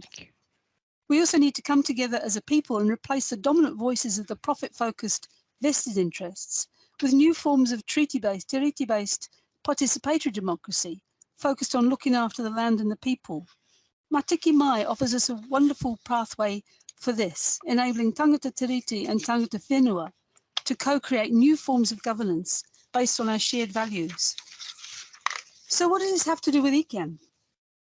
In a national emergency, local knowledge and resources are critical. Fuel and food shortages mean that localising food production and energy resources will be crucial to our survival. Lots can be done at the local level to adapt to lower energy use in terms of transport, land use, water regulations, housing, infrastructure. And I imagine a lot of the people submitting to you have been talking about those very practical ways of doing that. So please use your planners, scientists, accountants, community networkers, all your clever, engaged people to explore and work on these likely scenarios now. Let's make these big transitions by design, not by disaster. You're the voice for the people and the whenua of our region. Keep demanding that central government act boldly and decisively for our protection, and that government prepares actively for this transition. The interwoven planetary and human crises are reaching us like an unstoppable tsunami, bringing great risk, but also great opportunity to reset our society in more beneficial ways for people and nature. We have a short time within which to swing our country round to meet these scenarios in collective strength rather than fragmented chaos. Let's do it together, starting now. So I really just wanted to say that Thank you, Torfrida. There was a fair bit of detail in there and a fair few challenges that you've put on the table. So we have a question of clarity from Councillor Clearwater. Thank you very much, Torfrida, for that very wide-ranging submission that's just really relevant. Thank you so much. Torfrida, in your written submission, you referred to a large amount of funding for carbon credits that were given away to free polluters with the emission trading scheme, $190 million. I just wonder if you might expand on that a little for us, please. Oh, I'm probably not very good at that. I think that's at a national level. I think the I can't actually talk about. I can't talk about it with much expertise. Sorry. Thanks, Phil. Councillor Edge. I don't have a question, Torfrida, but I'm wondering if you could forward your conversation that you've just given us to staff so that we can receive a copy of that. Sure. Yep. Thank you. Councillor Farm. Yeah, kia ora, Torfrida, thanks for your submission. My question was just around the you mentioning again the potential of an actual climate emergency. And are you referring to the more like the the disclaimer that we had in our previous climate emergency where it didn't actually constitute an emergency? Are you referring to us investigating how it would meet those emergency criteria? Is that what you mean? I think we're talking. I think we're envisaging a real, like, civil emergency or national emergency in real time in a way that we weren't, say, 2 years ago. But I think that's on the level of a national emergency. It would be in the context of a national emergency. I don't see any of these things being possible without there being national commitment to it. So but I just wanted to raise the issue that regional councils ought to be aware of the possibility of that, particularly since it seems quite feasible in the next year that we might have war on our doorstep or food shortages or breakdown in financial systems globally, that sort of thing. Does that make sense? Yeah, thanks for clarifying that. So we're at time now, Torfrida, Okay. but thank you for bringing your concerns and putting them on the table for us. We will have those in consideration when we go through our deliberations in the next wee while. So thank you for spending some time with us today. Thanks. Cool.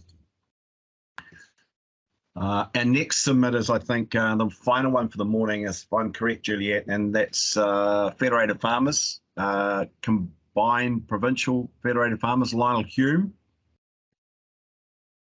Yes, that's correct. I believe Lionel and David Clarke are both online. Yes. Oh, Good David. morning, Hi, Councillor David. Scott. How are you, David? It's good to see you. Good, thank you. Good to see you. That's good. Good morning, everybody. Look, yes, and Dr. Lionel Hume, our Senior Policy Advisor that many of you will know from Christchurch, is also joining us. So Lionel should be visible to you. I apologise for my name. I'm using my son's laptop and I'm somewhat technologically challenged. I haven't worked out how to change the name, so I apologise for that. So good morning, everybody. Sorry? I don't believe that. Can we just, we'll run through David, but thank you for that introduction. And Lionel's well known to us, and Lionel's probably the most professional submitter that we get to here. And so welcome. So 10 minutes, Lionel.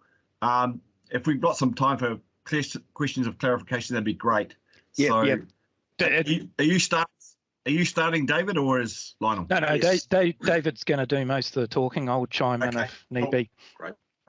Well, thank you. Look, thank you very much for the opportunity to present this morning. Federated Farmers represents the interests of the legislative interests of farmers across New Zealand, and we're a subscription-based organisation, so it's not a compulsory join for farmers, but we do have wide-ranging support from the farming community. Land-based primary exports from New Zealand contribute 70% of our export earnings for New Zealand and are integral to the economic well-being of our country, which then we build social well-being off the back of that as well. Now, I'll take it that you've all read our submission, and we'll touch on some keys and then leave time open for questions, and any technical questions I might refer to Lionel. So I guess our key concerns around the the overall expansionary theme of the budget. 22% rise in expenditure of $43 million in real terms is a big step above the annual rate of inflation. Now we're heading for trouble in this country with inflationary pressures and rapidly rising interest rates, and a country that is borrowing much more than it's earning each year to effectively maintain the standard of living that we're currently enjoying. So all businesses, all households have to live within their means, and we don't see that the Regional Council, with respect, that the Regional Council is any different to that, and we would strongly recommend that the Regional Council find a way of focusing on the core functions of the Regional Council and keep their budgetary plans to within the annualised rate of inflation over the term of both the current plan, the current budget, and the 10-year long-term plan. It's not setting a very good example through the rest of society if regional councils can't stay within a rate of inflation. So we've got to be very conscious of that. So we see things like flood protection are core functions of the Regional Council, and effectively you are the Canterbury Catchment Board. So that needs to be the core focus of what the organisation does.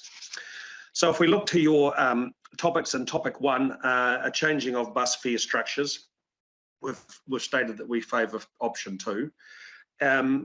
But we're also very clear in our view that any funding from the wider community by way of rates or targeted rates or uniform annual general charges or whatever the mechanism chosen may be, that needs to be restricted to those people who live within the network of the transport system. That's a key principle that we would want to see maintained. Now, with regard to transport and emissions and transport strategies, just to pick up on the theme of a couple of the previous speakers, if I may, for just a second, I'd like to just raise how important efficient transport networks are to reducing emissions and reducing congestions across our network and reducing emissions across our region. And I raise the New Southern Motorway as an example of that. We run a heavy truck and trailer unit ourselves personally that's delivering food products into Christchurch to various manufacturers in industrial Christchurch. And what we've noticed over the last 3 years in the opening of the Christchurch motorway is that our truck and trailer now uses less than half the fuel running from Rolleston into Middleton than it used to when it used to have to grind up through Hornby and up through the main South Road, stopping and starting at every set of lights. The majority of fuel used by a heavy vehicle like that is in the acceleration away from a standing start. So we've seen that as a huge benefit in overall emissions profile, simply by allowing that heavy truck to stay at a constant speed from Rolleston all the way through to virtually its destination in industrial Christchurch. So I'd be very encouraging of the benefits you can get from adequate investment in transport infrastructure. So moving on to flood protection. Look, there's no doubt we've been through a big event in the flood that occurred in May, and it has challenged the network across Canterbury in flood protection, which as we've said is a core function of the Regional Council. But let's not also forget that there has been floods of similar magnitudes in times gone by. And with regard to the Ashburton River, during the 1950s, there was a very serious consideration to diverting this north branch out of its existing bed across into the south branch and running it down there to use that as a way of keeping the south branch clear, because there wasn't flows down the north branch sufficient to move the gravel from Thompson's Track down to State Highway 1. In the 1950s, there was, it's well recorded in the Christchurch press, arguments around the folly of building a main road bridge on the Selwyn River, because the Selwyn River had been dry for a number of years, and the locals at the time thought a ford was more than adequate and a bridge was a folly. So we've got to remember the historical context of these things. With regard to... David, we're halfway already, so yep. Yep, I'll crack on. With regard to the Ashburton River, gravel extraction is an important tool to manage that. What we'd seen is a lack of gravel extraction over time saw the rated capacity of the Ashburton River drop from 1 in 50 to 1 in 8 through a lack of gravel extraction. So we would encourage you to maintain gravel extraction as a key part of flood protection. We support the changes to the rating district in the Ashburton River, which has been far too complicated over time. And with regard to the climate change levy, we are opposed to the proposal as it reads at the moment for an individualised levy. We consider that a response to climate change and resilience to climate change should form a key part of all decisions of the Regional Council and shouldn't be a standalone fund, but should be ingrained as one of the key planks of your core functions. So in light of Deputy Chair's prompt, I'll stop there and allow time for both for Lionel and for questions. Lionel, maybe if you've just got any points you'd like to make, and then we'll see if we can get a couple of questions in. Yeah, no. I've nothing to add. So are there any questions? Councillor Phil Clearwater. Phil. Thank you, David and Lionel, for your submission. Just on your point, David, in relation to reducing carbon emissions from your truck on the motorway, just wondering if you might comment that, in fact, yes, at peak times, of course, in the morning and at night, the motorway just south of Christchurch is pretty congested and cars are sitting there, also emitting a lot more carbon. I've got another question too. Well, in response to that, Councillor, what our experience is that no, that motorway is not at a standstill, and even if that truck has to decelerate from 90 kilometres an hour to 70 kilometres an hour through that slightly congested or busier motorway, it's still staying at a static speed.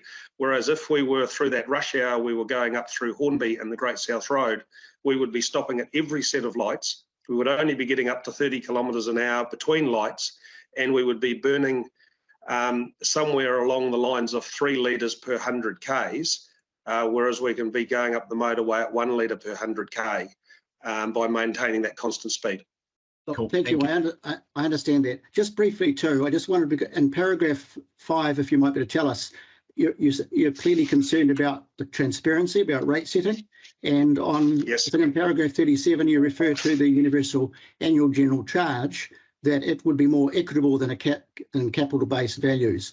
So I'm just wondering if at this point, David, if you might actually be able to tell us some information in relation to median values of farming properties in different areas across the Canterbury that you represent. So, Councillor, as we've discussed before, the relative value of a farm, if it's not for sale, is somewhat irrelevant, and starting to look at what the values of those farms are. A capital value of a farm doesn't help it pay its bills. Its profit and loss potential is what's relevant to its ability to fund expansionary budgets of the Regional Council. So I don't think it's very helpful us getting involved in trying to discuss what the relative value of a farm is. In the situation of my family farm, if it's not going to be sold, its value is entirely irrelevant. Thank you. One last question from Councillor Farm. Yeah, thank you, David and Lionel, for your submissions. My question was just around your comments that you think it's really imperative that the users of public transport are the only areas that pay for public transport, and then using the general rate to fund the flood protection measures. And I note at one of your comments you say using general rates is appropriate given that everyone in Canterbury is under threat from floods. Now, when it comes to buses, a key part of the rationale in terms of encouraging people to use it is reducing emissions generally. And the majority of our emissions in Canterbury come from agriculture, but we don't have any levers to reduce those emissions ourselves. But do you think, given that there would be a case that because we're all under threat from climate change, that we could pay as a region for emissions reductions through public transport and that we could do that together? Do you have any thoughts on that? Well, Councillor, I think it's quite a stretch to suggest that the funding of bus fares in Christchurch for Christchurch residents is going to have any demonstrable impact on climate change and is going to give us any greater or lesser protection from flooding across the Canterbury region.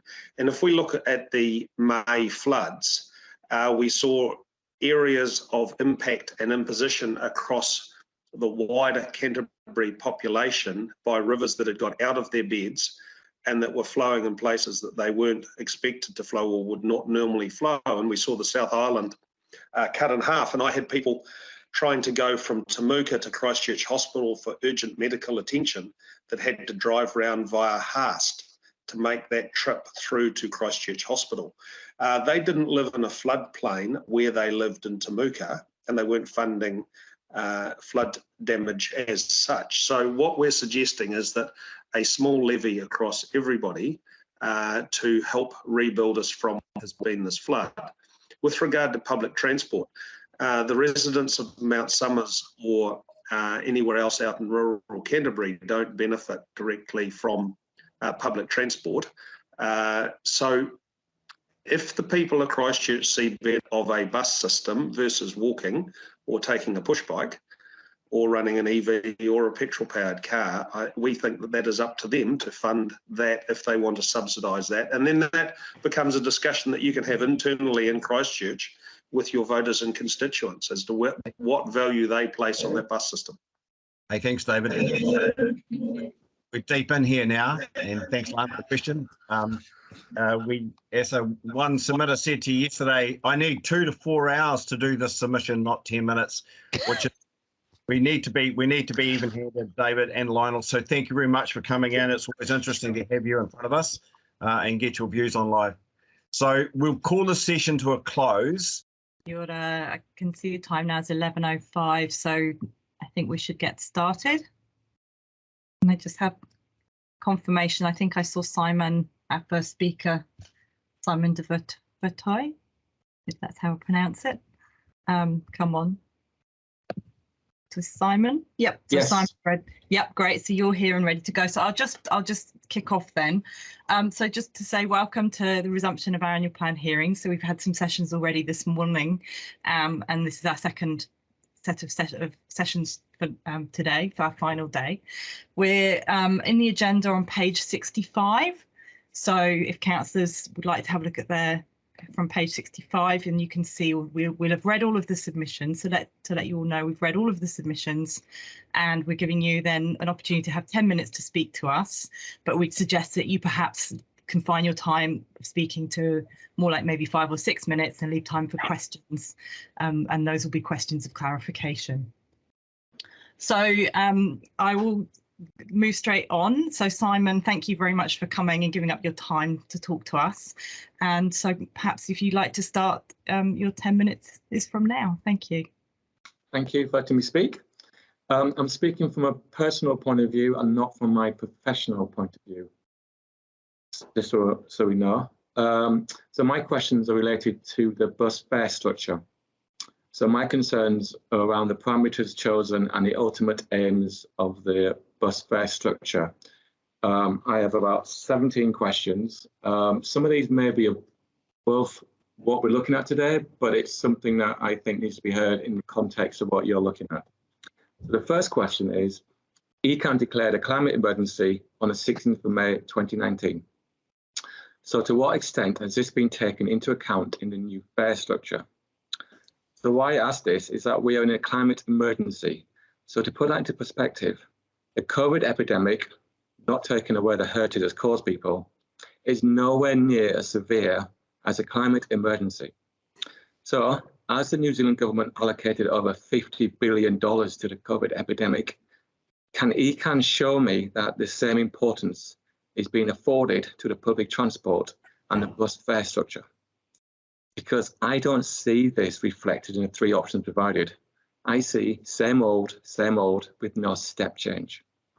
So we need a bus service that will meet the needs of Canterbury and is fit for purpose. It must increase patronage. So can ECAN show me how this proposed bus fare structure is a step change Or if not, what is proposed next? So next question. What is the ultimate goal in changing the bus fares? Third question. What best practice evidence, New Zealand, Australian or overseas, have you considered to help set the bus fares? I believe Wellington has a well patronised public transport system. Question 4. What other strategies are you proposing alongside bus fares to increase patronage? I say this as changing the bus fare structure on its own is not enough. It's piecemeal. We need all bus stops with intelligent bus timings, shelters, high curbs, fleet that is completely electric, more frequent services, new routes, including express routes, more bus lanes. We need to be building towards a bus rapid transit system across Christchurch. So please can explain what extra strategies are planned now, short term and long term, alongside these bus fare pricing proposals. I understand there's a report done on BRT bus rapid transit in Greater Christchurch in June 2021. So what is being done to drive this forward? Question 5. Changing bus fares, new infrastructure, new stock needs to be done at the same time, not piecemeal. And alongside changing all-day parking in the central city. There are roads within central city, Christchurch, and close by with no parking restrictions. These are packed with cars all day. So it's ECAN working with CCC, Christchurch City Council, to remove unrestricted all-day parking in central city and areas close by to encourage bus use. I note that Wellington has excellent bus services and no unrestricted or cheap all-day parking in the city. I really don't think that is a coincidence. Question 6. As ECAN discussed with Council, travel plan measures for reducing car use for employees? There are various carrot and stick approaches, e.g. workplace parking levy in the UK, incentivised monthly bus passes for employees in Japan. The Council could consider workplace travel plans in Central City and other busy centres of Christchurch as a Riccarton. And ECAN confirm what's being done in this field or discussions with City Council? Question 7. How does ECAN establish new bus routes for new residential developments? In the UK, developers are asked to contribute and establish bus routes before residential developments are built to ensure that people can travel on the bus immediately. Otherwise, behaviour of people travelling is set for them to use cars before buses are in use. So can ECAN confirm how this process is optimised to increase bus use? Question 8.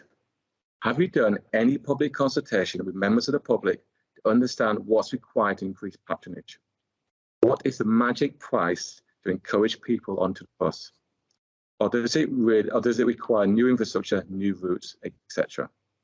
What has ECAN done to find this out on the ground? As I really don't want to hear that a consultant with a 3-figure salary has plucked a figure out of the air or a model for setting the new bus fares. If a model was used, how has it been calibrated to reflect current socio-economic, rising inflation, rising living costs, and has this been tested with the public?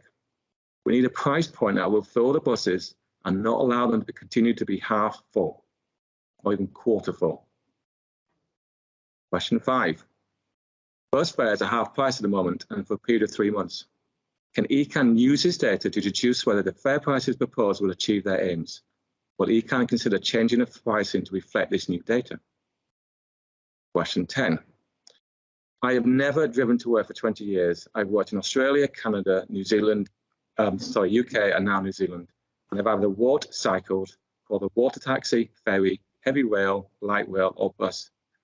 One thing I've noticed about a well-patronised public transport system is that it needs to attract work commuters.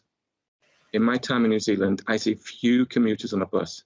I am also very aware that we have an issue of perception in Christchurch. Everyone has a reason for not catching the bus. So how is ECAN trying to overcome this? What public communication strategies or other are they looking at to attract work commuters out of cars and onto buses?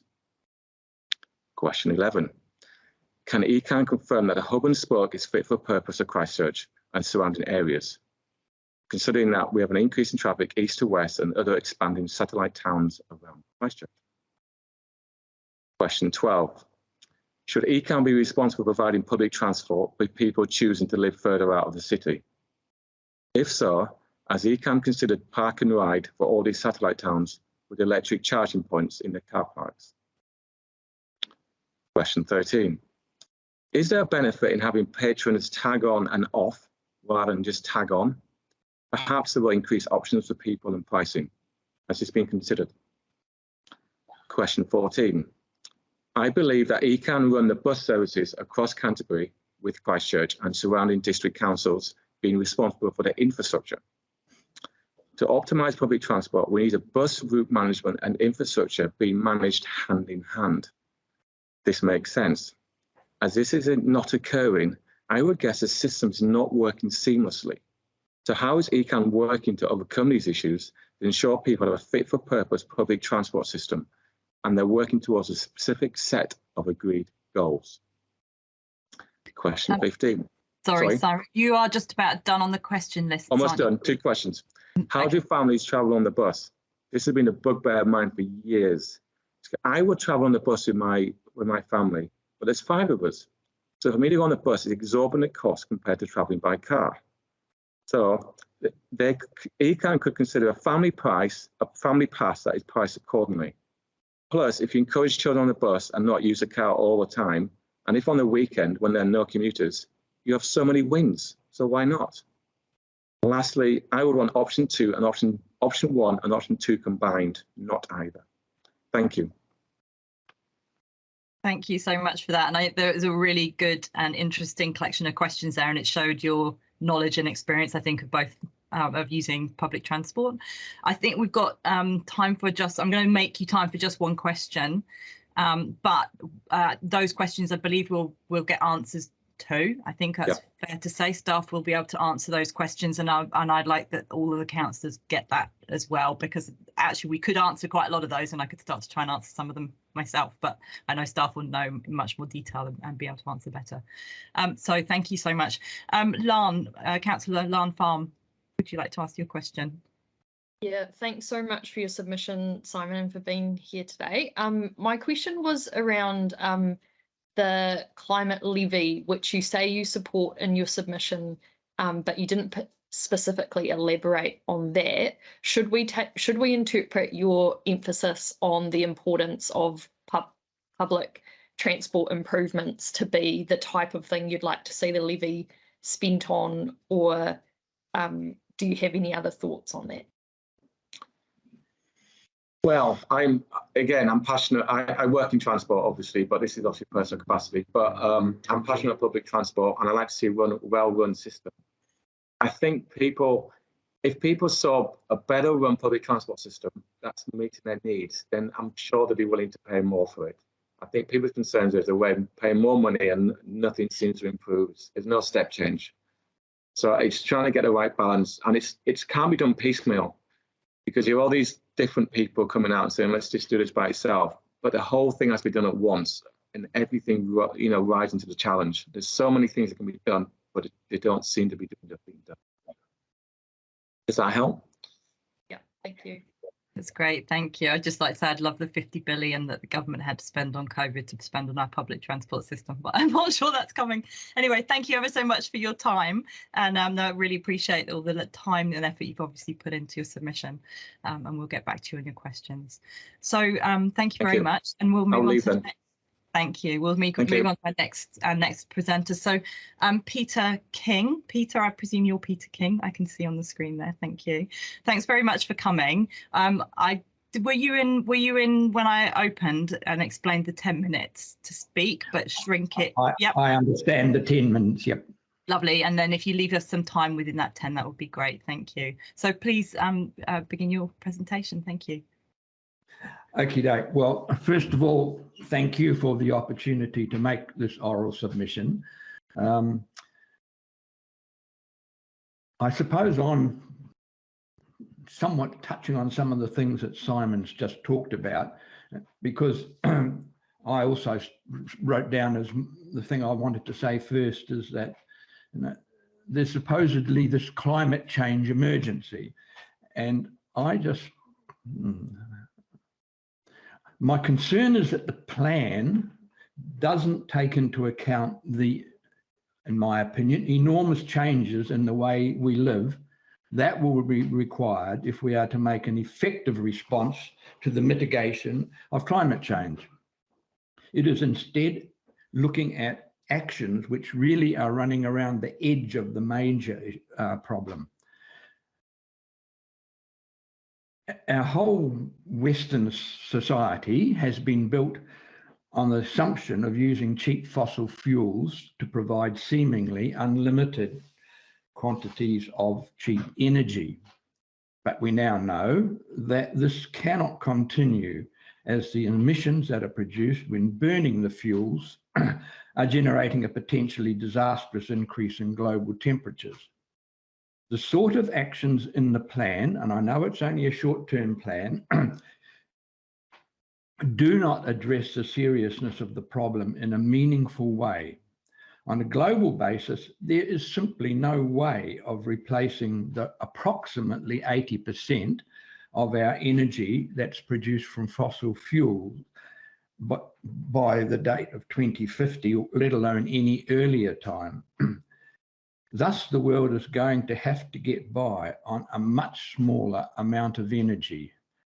And I meant much smaller. The reduced supply of energy will mean a drastic reduction in the production of industrial goods, the things that we need to support our way of life. The materials required to operate the sprawling suburbs, roads, standalone homes, services, vehicles to move people, etc., etc., we have adopted for Christchurch and nearby areas just will not be available to buy from anywhere, overseas or domestic. A completely different society will be necessary to address the problem, but instead we are attempting to find ways of maintaining our way of life with acceptable changes in the way we do things. Actions that we take, which are attempts to simply maintain our current way of life with small changes, will be wasted effort and wasted resources. I believe that we're heading down this exact path and will waste our resources on actions that do not align with the real problem. We need instead to plan on how we will change our way of life to fit with the reduced availability of energy and industrial products. At the centre of this is moving from a sprawling suburban environment to a much higher density housing model that can operate with a much lower energy and industrial production input. Many of the other current environmental problems will be diminished or made easier to address with such a move. I say, let us start making plans that genuinely address the issues facing us and not instead start trying to find ways to maintain our existing unsustainable way of life with the minimum change possible. Thank you. Thank you very much. And really challenging topics. And yeah, I'll be interested. Do we have any questions from councillors? No. Can't see. Oh, here we go. Got Councillor Farm. Yeah, kia ora, Peter. Thanks so much for your submission. My question is just about, you know, and I personally agree with your encouragement to be thinking about the bigger, wider system changes that we need to make. Do you have comments in the interim of that, in terms of, you know, you've already expressed your support for option one, but, you know, you're noting that you don't think it's enough right now. We have heard comments from submitters that they'd like to see things like a combination of option one and option two, so that it does involve that potential maximum shift from cars to buses as sort of like an interim solution. Do you have any comments on that kind of interim step? Yes, I definitely support the idea of trying to get ourselves into a situation where we're using public transport rather than motor vehicles. But the problem is so much deeper, in my view, that we end up fiddling around the edges. I mean, the underlying problem is because we had so much and seemingly almost unlimited cheap energy, we have gone and constructed a society that is completely dependent on the continued availability of that energy. I mean, you can point up to hundreds of issues which come out of that. And yes, there's nothing wrong with us in the interim working towards getting public transport, but we simply cannot get an effective public transport system operating in the Christchurch plus surrounding areas that we've allowed to develop. You can't have a workable public transport system where everybody lives in a standalone house spread out over, like Christchurch roughly stretches 40 kilometres north to south and 40 kilometres east to west. Okay, there's chunks that are not filled in, but 400,000 or 500,000 people in an area of that size, you just will never be able to generate an efficient, effective and regular public transport system which handles so few people in such a gigantic area. So yes, nothing wrong with doing some of that stuff, but we risk setting up a public transport system which is trying to do an impossible job because the underlying structure of our society is such that it's made it impossible to have a workable public transport system. So yeah, that's, I think, is my answer to the question. Thank you, Peter. Thank you. No, that's interesting. And I've got a second question. I think we've just got time for that. So Councillor Edge, please. Thanks, Peter. I'm just going to refer to your comments on the flooding issue.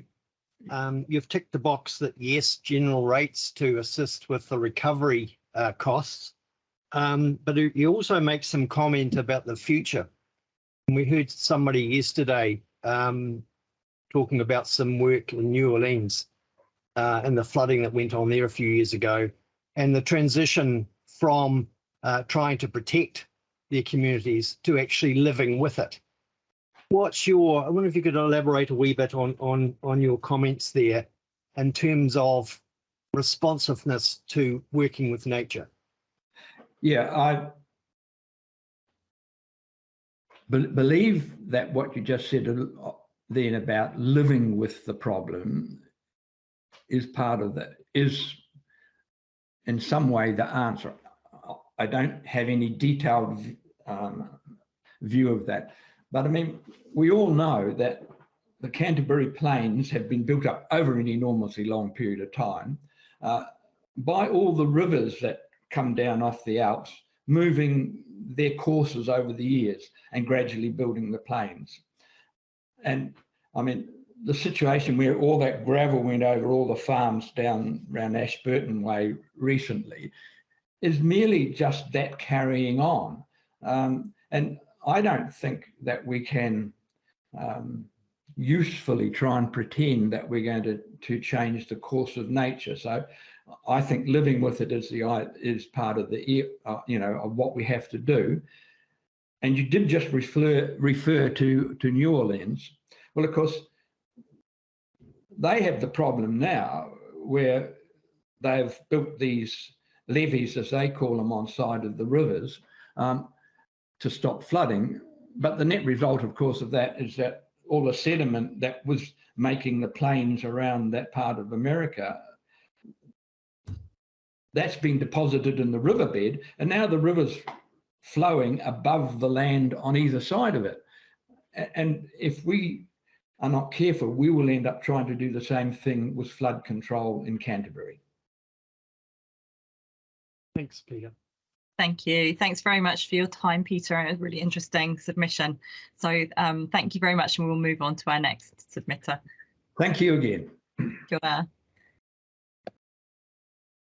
So Oscar, would you like to put on your camera?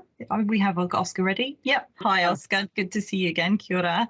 You too. So, thank you for taking the time, I believe, as an individual submitting this time around. So thank you for taking your own individual time with the out the youth Raupu, putting pressure on you to get it done. So perhaps you'd like to, you heard you've got 10 minutes. If you can keep your presentations shorter than that, and there's time for questions. So if you'd like to kick off when you're ready. Thank you. Yeah, that's awesome. I'm always keen on questions. I didn't write much this year, and sorry, my throat's really croaky because I have COVID. So I'm just recovering, which is great that it's online because it means I can be here. So I've actually I've lost my very brief submission because I changed computers and changed all my accounts for university, and it's vanished. But I know it was in it, and I know what I had to say about public transport, and I'm happy to also answer questions on anything else more general as well. So yeah, I'd also just like to say quickly, I've been talking to the youth Raupu people, and I've heard some of their engagement stats around youth engagement in this plan and the public transport stuff, and I think it's pretty epic how, you know, it's always been said that young people are interested in public transport and have a lot to say about the stuff, and they've shown up from what I've seen. I think that's pretty epic. So I'm in support of option 1, which is probably quite predictable from me, and I've written down 4 reasons. I'm pretty sure I've covered off my submission, but I've just written them down again for myself. First one is about how it incentivizes just a general increase in use. Second, about it being more equitable. Third, about how it targets what I think is probably one of the larger populations using the bus. And 4 is like a general climate and community resilience point. So firstly, incentivizes increase in use. I think at a fairly basic level, and what I've seemed to have seen from news and stuff is even when the government's halved the fares in Auckland, they're seeing massive uptakes, and they saw massive uptakes in use of public transport. I think at a really basic level, when something's free and you're a young person, and now that I'm at uni, I understand this even more, you just do it because it's free and because it's an easier way of getting around. And I know lots of people that now literally can't afford fuel, and public transport, I'm having to explain to all my mates that are from like Otago that there is a viable option in public transport that is actually hopefully going to become more cheap. And I also said, especially when this is targeting young people, it incentivizes massive long-term behavioral change because you're incentivizing people from a young age to do something different. That means they're probably more likely to do it when they're older. We presented some research about this, I think, last year as the EYR after doing a case study with Vicky actually about public transport barriers. Then secondly, about how it's more equitable. This is kind of a more principled point, and I guess that just actually offering free public transport for under 25-year-olds means that the system no longer discriminates as much based on price. Obviously, there are still other systematic barriers for some people to go on public transport, including like safety, especially for women. But what I'd say is that you take away that that price inequitability for under 25-year-olds. There probably are some issues with how the option potentially looks for over 25-year-olds, and I haven't really looked into that enough to have a real hard opinion on that. But I think for under 25-year-olds, you kind of generally create a more equitable system instantly, which I think is really good for community resilience. And like the government halving the fares for a while also acknowledges the fact that like they think they can bring down people's cost of living if they do this. I think that's a fairly kind of good way of looking at it. Thirdly, I just thought it seems targeted. I think criticism that it's just like giving free fare is not necessarily a great criticism by people that have brought it out that I've read about, because it seems like a fairly targeted plan. It's about equity. It's about people that seem to be working lower paying jobs or are not able to work lots and lots of hours and have lots and lots of disposable income to spend on bus fares. And I know for students that actually have to use the bus, it's really important, but also students that want to be independent from parents or want to be independent from having to rely on outside pressures to travel and to get to work. That's really important, and it's really important that it targets those people. And fourthly, about climate and community resilience, another kind of principal point in that like climate change is happening and a climate emergency has been declared. That means like logical steps to take to give more access to transport options that will help us reach carbon zero quicker, that will help reduce the effects of climate change, and also just build general community resilience when we're all I think where bus stations lie, where routes are, is really important in building community resilience, really important in building a sense of camaraderie into communities. I know all my friends that used to travel from the hills together to school, were the best of friends and used to have their great bus stories. And I know for them, they never minded living far away from school because the bus actually, the bus and the network actually gave them a sense of community. And that always seemed cool to me. And on other stuff, I said that I was in support of the climate change levy, just generally from seeing how ECAN seems to always be quite stretched and seeing the prevalence of natural disasters and different things that are happening more and more. It seems like a logical step for me in terms of bringing some insurance for Environment Canterbury to be able to actually move and do stuff in a way that's beneficial to the community. So yeah, that's me. I'd love to take questions really about anything. Yeah, it's good to have someone to talk to in COVID. Thank you for coming despite being ill. I appreciate that. I'm just going to, well, I'll ask a question first, and I can see Councillor Farms put her hand up, and then I'll just keep an eye. So for me, I was just interested because, you know, we are looking at trying to get more patronage on the bus, but ideally moving people from cars to buses. Now, one of the challenges that we've had from submitters has been that actually the group that we're targeting don't use cars. So the under 25s, tertiary students, the high school students, they aren't using cars, therefore this doesn't actually improve the situation. Is that your experience? Do you see that? Are you guys not using cars and it's just going to get more of you using the bus, even though you otherwise maybe walk or cycle? Is that how you'd see it? I've always thought it's really odd to me, and it might be just growing up, I don't know, more privileged to know people that have cars, but I didn't know any young people that didn't in some way have access to some car that they would like use to, as soon as they could, like the day they could, were driving to school or were driving to different places. And like all the young people I know, including those at uni who are from a really wide range of places, seem to be using cars. And public transport is like a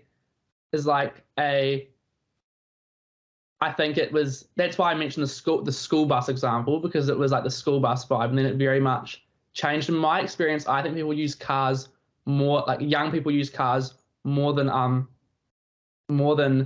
other people would think. What I think does matter though to say on that is that actually there are other barriers that need to be addressed at the same time as fares, and actually potentially if there was some plans around safety and around resources, that I would support those even more than I would support reducing fares, because, and I know there was heaps of different ideas thrown around at one meeting we had, but I think like those things probably would, there's things that would probably still come before fares for me to increase patronage. Yeah. Okay, that's great, thank you. I mean, by all means, elaborate if you could think immediately off the top of your head what things you think specifically that could be useful for us to know, or email that in. But Councillor Farm, I'll go to your question. Yeah, kia ora, Oscar. Thanks for your submission, and sorry to hear you're not well. My question was just honing in on the free aspect or the appeal of that you mentioned, because you know, there could be an argument that, for example, the $2 flat fare is still pretty low cost, and say it was $1 or something like that, it's still pretty low cost. But are you saying the free in itself is such a key driver for younger people to like give it a go? Or do you want to expand a bit more on the importance of that free? Yeah, I think I've had a comment about this in my head as well, because I think in one hand, saying something is free probably gets people to do it once or twice and they go, yes, it's free. I think what probably matters more is the service itself to keep them on the buses. And that's where I think, you know, there's difference to be made. I think the $2 flat fare, I'm not opposed to, but I remember when I started busing, our fares were quite close to that, and patronage wasn't really going up. So it doesn't necessarily, I'm not sure what research ECAN has done, but it doesn't necessarily seem to work for me. But no, I think the free fares is just, I think it's more aspirational as well. It looks for a society that lets people travel around and move, and it gives them the opportunity to get jobs, to do things in ways that actually allow them to get ahead. Because a lot of people, even $2, like I'm adding up my head, like that's still probably like 30, if you're using the bus all the time, $30, $40 a week on transport that maybe you can't actually afford, and it takes that barrier away. If that answers your question, sorry. And also quickly, I thought about the safety thing, the safety example, and I had down, we talked about this stuff like, you know, we were talking when the new buses came out about apps and stuff, and how it would be really good if you had to like say, instead of waving around, you can just like press a button and the bus stops you, you know. And we were talking about how we're programming, you're on the bus and there's someone sitting beside you that's making you uncomfortable. There's just like a button that's like, if everyone on the bus has Bluetooth on, someone else comes and sits behind you and is like a support person. You can just like tap something on your phone, or the bus driver or someone else on the bus is made aware of the fact you're feeling uncomfortable. We actually had heaps and heaps of different mechanisms, and I'd have to dig up and find them. But it was stuff that involved software and, you know, stuff like that can mean you could discreetly do something if you weren't feeling safe on the bus. Yeah, I know. Now you remind me. I remember that. That meeting, and so staff, I'm quite sure, will have the records from that meeting because it was one that staff were at as well, if I'm remembering correctly. When so thank you. Ours came out, I think. Yeah, thank you so much for your submission and taking the time. So you can take yourself back to your deathbed now and recover. So thank you ever so much, and we'll move on to our next speaker. Thank you, Kia ora. So we have Katie Blows, who's speaking on behalf of the Lincoln University Students Association. So welcome, Katie. And this is on page 77 of our agenda. So Katie, you have 10 minutes. If you keep it to less than 10, then we have some time for questions as well. So if you'd like to kick off, that would be great. Thank you. Beautiful. Kia ora, my name is Katie. Thank you for allowing me to speak today. Unfortunately, I can't remember my initial submission, so I've fleshed out a little bit more of it. Hopefully it covers the same points. So as I said, my name is Katie and I'm the Sustainability Representative for the Lincoln University Student Association. Now I'll be chatting to you about the change in public transport fares. Lincoln University aims to be sector leaders in education, research and demonstration of sustainability. We want to be a campus that not only supports healthy people and processes, but encourages it also. Our 5 principles are alignment with the Sustainable Development Goals, to be sector leaders in sustainability, to be self-sustainable, to become carbon neutral, and lastly, to emphasise the value of mā tauraka Māori. To quote the sustainability plan that the university promotes, we aim to meet our current needs without compromising the needs of our future generations. This includes social equity and economic development. We want to integrate our environmental resources to meet human demand while ensuring the long-term sustainability of ecosystem services. The Student Board holds great pride in practicing what we preach, which is a big reason why we are here making a submission today. Supporting a change in bus fares means that we are highlighting our desire to be supportive of students economically. LUSA wants to vocalise its support for the changing of public transport in order to better facilitate for all students, especially in the options available to reduce our carbon emissions that particularly arise from being located rurally. Our university currently emits around 2,000 to 3,000 tonnes of carbon dioxide annually from transport-related emissions, typically from commuting.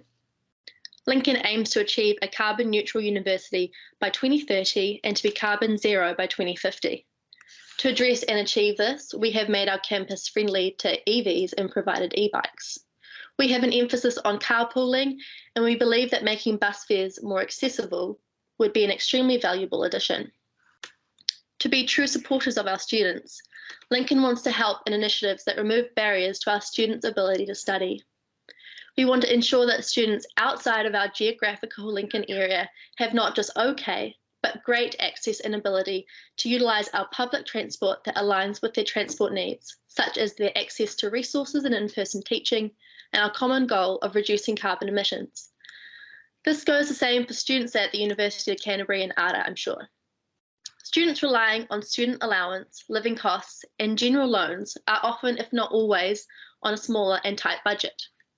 Alongside the increase in petrol prices, if we are serious about student well-being, we should be serious about removing as many potential financial barriers. I've been fortunate to be a part of the conversation that the Free Fares Coalition has started, and to reference their submission, They explained that in the Netherlands, student use of public transport increased by 80% when they were offered free public transport. This is such a significant percentage. Some of the key points I'm hoping to make are student support for all ages, to take our climate goals seriously as a country, why we as a university are here to support the bus fares, and how to encourage more action and less chat. So Lincoln University is looking at the following. Just to refresh, option 1, targeted free fares, a 2-year trial of free fare travel when using a Metro card for under 25s, students, total mobility and community services card holders across all zones, excluding the Diamond Harbour ferry. And option 2, the $2 flat fare, a 2-year trial of flat $2 Metro card fares for adults and $1.20 for children and tertiary students across zones 1, 2 and 3. The options us students at Lincoln University would like to see come into fruition are option 1 with the inclusion of discounted bus fares for all adults depicted in option 2. The reason we ask this is that Lincoln University is staffed by a wide range of incredible adults located all over Christchurch. Due to the location of our campus, students and staff have to cross or can have to cross up to 3 zones. Option 1 would help eliminate the high cost of this travel. As mentioned earlier, we want to practice what we preach, and many of our staff bus, bike and carpool. It would be amazing to support our entire campus, whilst also regarding the population of adults that don't fit into option 1's criteria and have financial or car-related difficulties. If nothing else is taken away from this chat, I really want to emphasise that the most effective way to see change is to action it. Sometimes that means we make these actions as available and as accessible as possible to shift the culture to act out our values. I'd love for us to encourage these habits by making it affordable to as many as possible. Thank you. Thank you very much, Katie, for that. That's really useful insight to Lincoln University and how your students and staff travel. I'm just wondering, I haven't seen any questions come up as yet. I appreciate, I was going to ask a question of, and I appreciate you, I think you said you didn't have you got your submission to hand? Because just in the last part around the climate levy, there was a suggestion, and of course I know Lincoln University's got specialisations in the farming side of things, and it says support farmers in a positive way to reduce their emissions. And I just wondered if you could elaborate a bit on what was meant by that. Cool. So I believe that Jeremy Kilgore, the president of the Students' Association, actually made one of the submissions on behalf. We made one separately. So I'm assuming that might have come from his. But I do know that the Lincoln University Dairy Farm has this system called GMP, so Good Management Practices, which have caps on our nitrogen limits and have caps on our effluent and all those kind of things. And so I mean, with all kinds of change, you need to actually be supporting the people that are having to make the change and do the hard work themselves. So I'm assuming he was meaning provide a positive environment, but also like financial support and just actually accessible resources for farmers to make those changes, so they don't feel like they're having to do all this work with no information, no access to resources. But then again, I think Jeremy made that submission. He is way more agricultural minded than I am. Perhaps Jeremy might like to do a deputation to us sometime. He could bring a presentation to one of our council meetings and explain more on that. So if you perhaps like to pass that back to him, that's an opportunity that he could take, and he could give us a 10-minute at a council meeting. So thank you very much for your time. I have no more questions from councillors, so thank you very much. Now I'm just wondering who our next, so thank you, Katie, kia ora. I'm just wondering who our next speaker is. Do we have Ryan? I've got Ryan on my list as the next one. Do we have? Ryan hasn't arrived, so the next speaker would be Greg Byrnes. Lovely. Okay, so Greg Byrnes, we've got a supplementary on page 7 of supplementary that came through on our emails. So if you councillors want to find that. Now, Greg, I don't know if you were in the room, in the virtual room, when I was explaining. We get you will get 10 minutes to give your presentation, but if you keep it shorter, then there's time for questions as well. Thank you so much for taking the time to not only make your submission, but also to come into our offices so I can see in person. So thanks for that. So if you'd like to start your presentation, that would be great. Thank you. Morning, tēnā koutou katoa. I'm only in here because I had a row with the broadband company at home and told them to stick it. And so basically I've cut my nose off to spite my face. My name is Greg Byrnes. I'm born in Ōtautahi, Christchurch, and I've lived here most of my life. I'm a professional environmentalist, member of the Environmental Defence Society, Forest and Bird, and the Sydenham Socialist and Motorcycle Enthusiast Society. I'm pleased to have the opportunity to elaborate on my submission. For those of you who know me, I will surprise you by being brief. There are far more clever people around to add to this. It is a most challenging time for humanity, with global climate, economic conflict and pandemic crises upon us. I would like to congratulate the councillors who have shown courage and a will to try to provide some optimism for our future generations. To acknowledge that many of us have had the best of times while we are creating the worst of times for others. To the few that have put their self-interest or that of their lobbyists first, you have to live with yourselves. My online submission provides my preferences to the questions asked by ECAN. However, specifically, I would like to comment as follows. I support option 1 for the public transport proposal, but I must admit, sitting in here this morning, I actually like the idea of combining option 2 as well. I think there's been some very good discussion and some ideas around that. Ultimately, what we want to do is we want people to understand that the normal is public transport, and if we provide options for that, that would be great.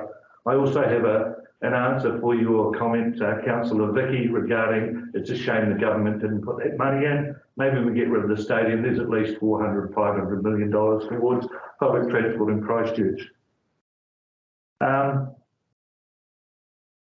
Distribution of rates in the Ashburton Rating District. I support option 2, the status quo for the Ashburton Rating District. You will see my reasons why. My other comments on Environment Canterbury's draft annual plan are specifically and in no particular order. I love and support the Enviro School and networking for the environment's programs. I think they're fantastic initiatives that you support, and they have wonderful people involved with it. I applaud ECAN on the Waitaha Fund, and I would like to recommend that you centralise a planting order as a way to support projects.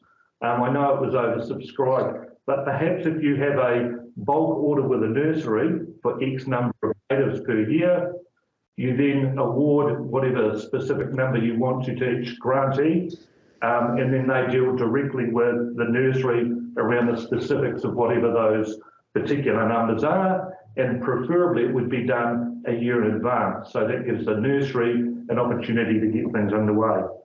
That's the really essential part, that it's dealt with directly between the grant awardee and the grower. I wish to see greater braided river protection, greater wetland habitat protection and creation. I support as much carbon sequestration and storage as we can.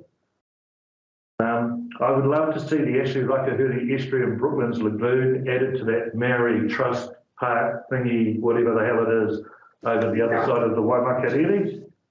I would also like to see the transformation of some of our coastal lands that are suffering already to coastal wetlands. I think there are large areas that we can help establish as buffer and habitat corridors. As I do each year, I wish to acknowledge the gap between the people with the financial security to make submissions with grand lists of what they would like to see. And that struggle with the smallest rate, and the other people who struggle with the smallest rate increases, many are unable to support any initiatives because for them rent, power and food are their priorities. I also, again, as every year, I think a way of supporting ratepayers within Canterbury is to have a community power account where ECAN is the power person and citizens can then have their power account discounted through your bulk purchase power. Finally, I wish to acknowledge that Environment Canterbury has some fantastic people within its ranks. That's from top to bottom. Kia ora. Was short, wasn't it? That was great. Thank you, Greg. I'm just wondering, do we have any questions from councillors? No one coming up on there. I was interested, you said about the community account for power, and in my head I was just thinking, we've had a speaker earlier who talked about the need to be actually pulling back from energy use, and how do we move to a situation where we're using less energy and less energy intensive lifestyle. So is that I just wonder how those things would work together. Would you see it as something explicitly for people who do struggle with meeting power costs, or something for everybody? Well, I think your bulk buying purchase would mean that you could look for greener energy solutions as far as that bulk goes. But fundamentally, it's about people being able to not just have a subsistence type of lifestyle, so that people can contribute in things like this, where they get the opportunity to say, here's how I want to see contributions towards our region or community. A lot of people don't get that opportunity because they're too busy at the moment out there either working or struggling or whatever they're doing. So however it would work, I think it's something that we can do collectively. Thank you. No, it's an interesting idea. Councillor Edge, I've got a question from Councillor Edge come through as well, please. Hi, Greg. Thanks so much for submitting. I was just picking up on your comment about the need for transformation of coastal lands to coastal wetlands. I'm wondering if you could elaborate a little bit more about that in relationship to where we are now with climate change and the effects of that. Well, I'm probably thinking we've had an extraordinary year along the coast in Canterbury this year. We've had phenomenal rain, and what it's meant for people, I guess, down on the coast is we've had very, very high groundwater levels, lots of flooding. We don't want the Phil Major and James Daniel solutions, but what we do want is, I think if we were to create some really large areas where water can sit and transform those areas into naturalised wetlands, I think that's what I'm kind of talking about. There's such a lot of unused land along our coastline. Thanks, Greg. So in a way, what you're suggesting is that if that's done or thought about now, that with sea level rising and increasing flooding of those coastal back dune sort of areas, that we're kind of providing for that in advance of that. Is that what you're suggesting? Yeah, I am saying that. I know that I didn't want to mention Tū Haitara, but I know at Tū Haitara, a lot of the work that goes on behind the back dunes is about creating an environment now that will be robust when when it turns breakish and the likes. And I think we can be doing that in other areas along the Canterbury coastline. It's really a preparation, because ultimately what we're going to end up with is this amazing buffer of biodiversity, and we can actually help prepare it. It's a lot like Craig, I'm going to bring you in because you're on the screen. It's like the greening of the plains project that Craig's involved, which was just phenomenal. These are creating little seed banks across the plains, which ultimately will become these amazing, these amazing corridors of biodiversity. And once they establish, nature's an amazing thing. If a spot develops, I think I've said this before, if a spot develops, nature will move in. And it's like after the earthquakes, all of those little puddles we had around the CBD, which became wetlands within about 18 months because water could sit. So I'm just suggesting that we can expedite that process a little bit. Great, thank you. Now I've just got one more question, if we can keep it fairly short. So Timatanga Cranwell, you have a question. Tēnā koe, Greg, nē te mihi, kia koe. It's just in regards to the Waitara Fund and the bulk funding. Just to clarify, have you seen other arrangements like that already done to go to nurseries, etc., or have you got examples there, Greg? Well, yes, I have. I suppose on a much smaller scale, but we're purchasing plants now, not only on behalf of Tū Haitara, but also groups that work either with us or near us. And it's just meant that we can pool our money and resources, and it means that we can give some surety to the likes of Motukarara or to Waiora or whoever we get to grow on plants, because we can say, this is what we'd like to grow for the next 5 to 10 years, numbers-wise, and generally they are these sorts of species. And that's a problem with the nurseries at the moment. You get NZTA come in and clean everyone out for a season or two, and then, you know, nurseries need to, like all businesses, if they can have some sort of, you know, balance across what they are and aren't doing, rather than boom and bust each year. And I just know that there are, I know it was heavily oversubscribed, but I'm thinking you can actually make a bit more bang for your buck if you are this centralised sort of fund where you go, we'll buy plants, because groups don't necessarily want money. Like for groups like I'm involved with, we don't want cash, we want plants or tangible things, because then we can get community members to be involved with planting and all that type of thing. Nice to see you too. That's really helpful. Thanks ever so much, Greg. So we'll finish there. Thank you for your time. And then our next speaker is, I believe it's Jeff Wilkinson. Jeff, would you like to put your camera on if you can? Yes, I think I've got it on, have I? I want to, Philip, would you mind I've just got Philip, I've got Philip Haythornthwaite. I've got you on the screen at the moment, and I personally can't see Jeff at the moment. Philip, would you mind just turning your screen off? And have you got me there? I can see where you are. I can see where you are now, Jeff, but your screen isn't on. Have you just having a bit of trouble with my camera? If you're happy to just speak, that's fine too. It's absolutely fine. Just speak if you prefer. Here we go. Kia ora, nice to see you. Hi. So I don't know how long you've been in for. We've got 10-minute slots, and what we're suggesting is speak to for less time than that, and then we can ask questions.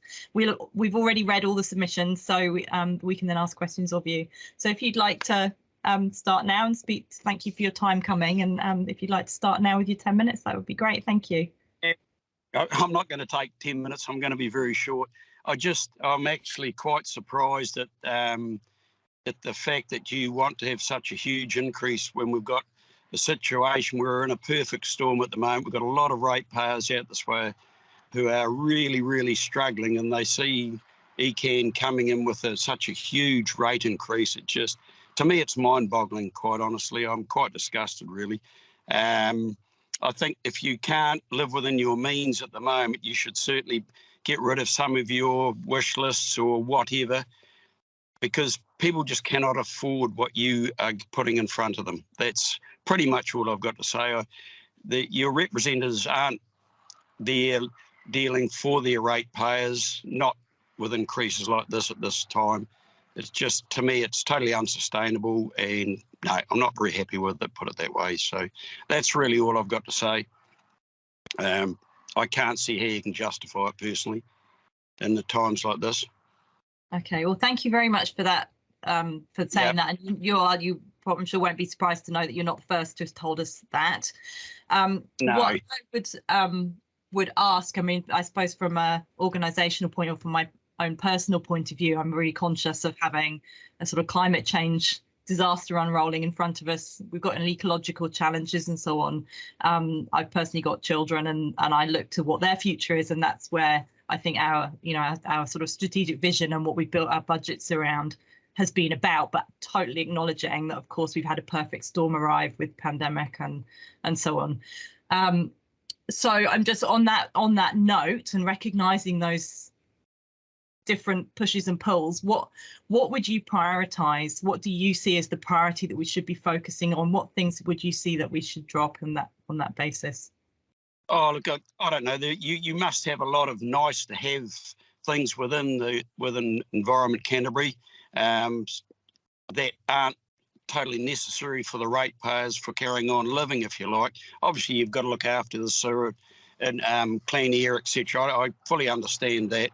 The environment, to a point, to a degree, absolutely, no problem there. You know, I'm involved with Environment Canterbury up this way with weed inspections, stuff like that. And look, we've got some excellent stuff up this way, but this sort of stuff, it really puts you in a bad picture. I mean, you're not the most popular organisation in North Canterbury now, and doing this sort of stuff doesn't do you any favours, really. You must have some ways some areas you can trim, particularly at the moment, and like I say, in this environment, some of those lovely to have, but not necessarily things. That's the way I look at it. I know you've got some core issues you've got to deal with, no doubt about it, no problem there at all. And I think every council, whether it's regional or local, same thing, you've all got things you've got to do, but there are things you don't have to do that you are doing. Trim them, then reassess in 12, 18 months, whatever. That's pretty much how I see it. Great, no, appreciate that point and that suggestion. We will be looking at things like pushing out some of the programs and those types of things. You know, that's totally within the sorts of things that councillors should be thinking about at this point. So thank you very much for bringing our attention to your way of thinking. Appreciate your time. Thank you. Yep. Kia ora. Any more questions coming from anyone else? So thanks ever so much. Enjoy the rest of your day. Thank you. Kia ora. Bye. See you. So our next speaker, let me find my notes. Do we have Peter Bolton online? No, it looks like we've got Philip Haythornthwaite. I've seen you waiting very patiently, Philip, for quite some time now. So glad that we can give you your time to speak now. So for councillors, we're on page 90. We have Philip Haythornthwaite. I think we're familiar. We've met you before, Philip. Thank you again for taking time to contribute your thoughts and thinking on our work. If you'd like to start with your presentation, and you've got 10 minutes, but keep it a bit shorter and we can ask some questions. Thank you. Thank you, Councillor Southworth and everyone. The reason for this presentation is that I feel that you need to just take a tiny fraction of money off the bus fare structure, as I say in section A, and you need to make sure that people out in the community understand what the metro transfer system is, as it's incredible that many people out there on the buses do not understand or have not even heard of it. Now, I make the point for you in section A there that the trip I make down to Ferrymead, I jump on the Orbiter, pay $2.65, change buses at Eastgate, go to my appointment, and then come back via number 3 or 140 in the Orbiter or a bus from the Exchange again. And by the time I've done that in 2 hours, my bus fare is now 0.6625 cents per bus trip. Now, I've already spent so much less than what you're even suggesting to me as a $2 fare. So the issue for you really is to educate people in what the facilities are available already. And if I'm only paying $5.30 at the moment maximum for the use of my card, I've known myself have 10 bus trips on the ECAN buses, which are excellent buses, and I've therefore paid an average of 53 cents per trip. Now, so you need to get out and really do the education on this, because even last week I was talking with people who didn't even understand what the Metro card system was. So my suggestion to you is really that take it down to $2.50, yes, and use the $2 for your promotion work. Like you're doing at the moment, you've halved $2.65 to $1.32, and yet you're giving things away. Surely, this is where we, as the ratepayers, are saying to you as well, look, I am a bus user. We have to pay a reasonable fare for the use of our buses. You can't expect people just to climb on buses ratepayer free, and I say that knowing that I'm using buses for my life. And so it's a accepted part. And for me to travel to Lincoln and pay only $3.85 for my bus, it's a very, very good bus service and very efficient. So my suggestion to you is keep it down at that. But remember that if you're talking about upping my rates all the time, well, I much prefer to pay the direct cost for using the bus and see it paid out properly. Now, I would also say to you that one of the things that still is coming to me as a bus user all the time is people's visual identity of your buses. I'm sorry, these green things on the road are utterly ridiculous. And even I, with my very tight vision problems, if I even take my glasses off here in front of you, I am only a foot away from you and you are now blurs. So trying to identify my buses, which used to be in their colours, those 5 major colours, you've really done a lot of harm to some of us. And lastly, I would just like to make one comment about what you were saying under option 1 and any other option, referring to the total mobility card holder concessions. It's nice to see that you are suggesting that that is an option for your thoughts.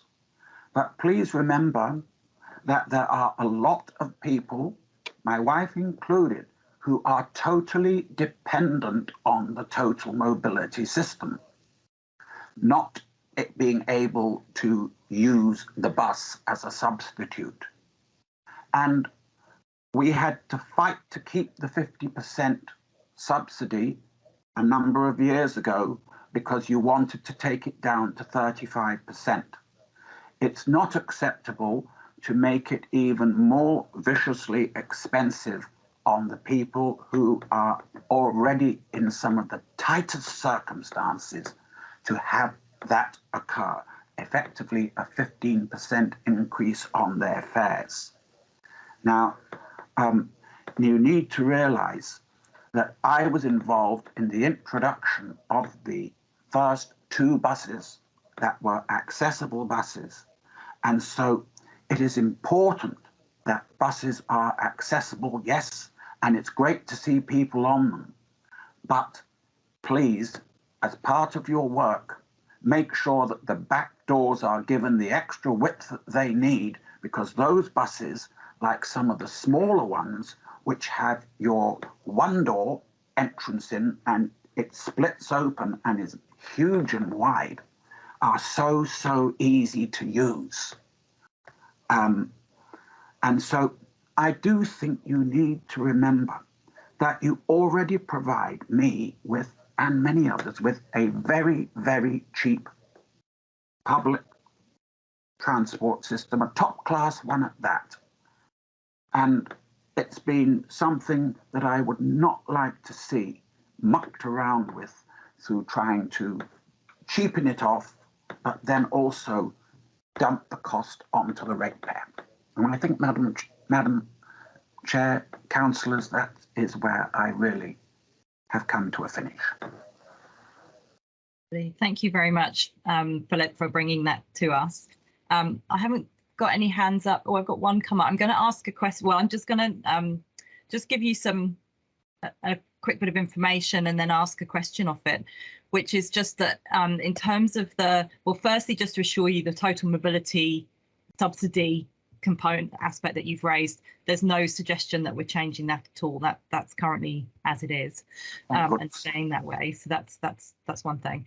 And then the other thing, in terms of the rate rise for a typical medium property in Christchurch, the component of that which would deliver the 0 fares for total mobility and the various other groups like students and so on is $57 per year. So there's other aspects of our rate rise that isn't associated with that price reduction. So an option 2 at the $2 flat fare, that's a $22 rise for a median property in Christchurch is the rates component. So it's not the big amount that you've highlighted in your submission, just to know. So on that basis, would that change your perspective? I realise this is putting you on the spot and maybe you'd prefer to think about that. The $195 that I mentioned is the figure that is going to be the total figure that was quoted in your papers.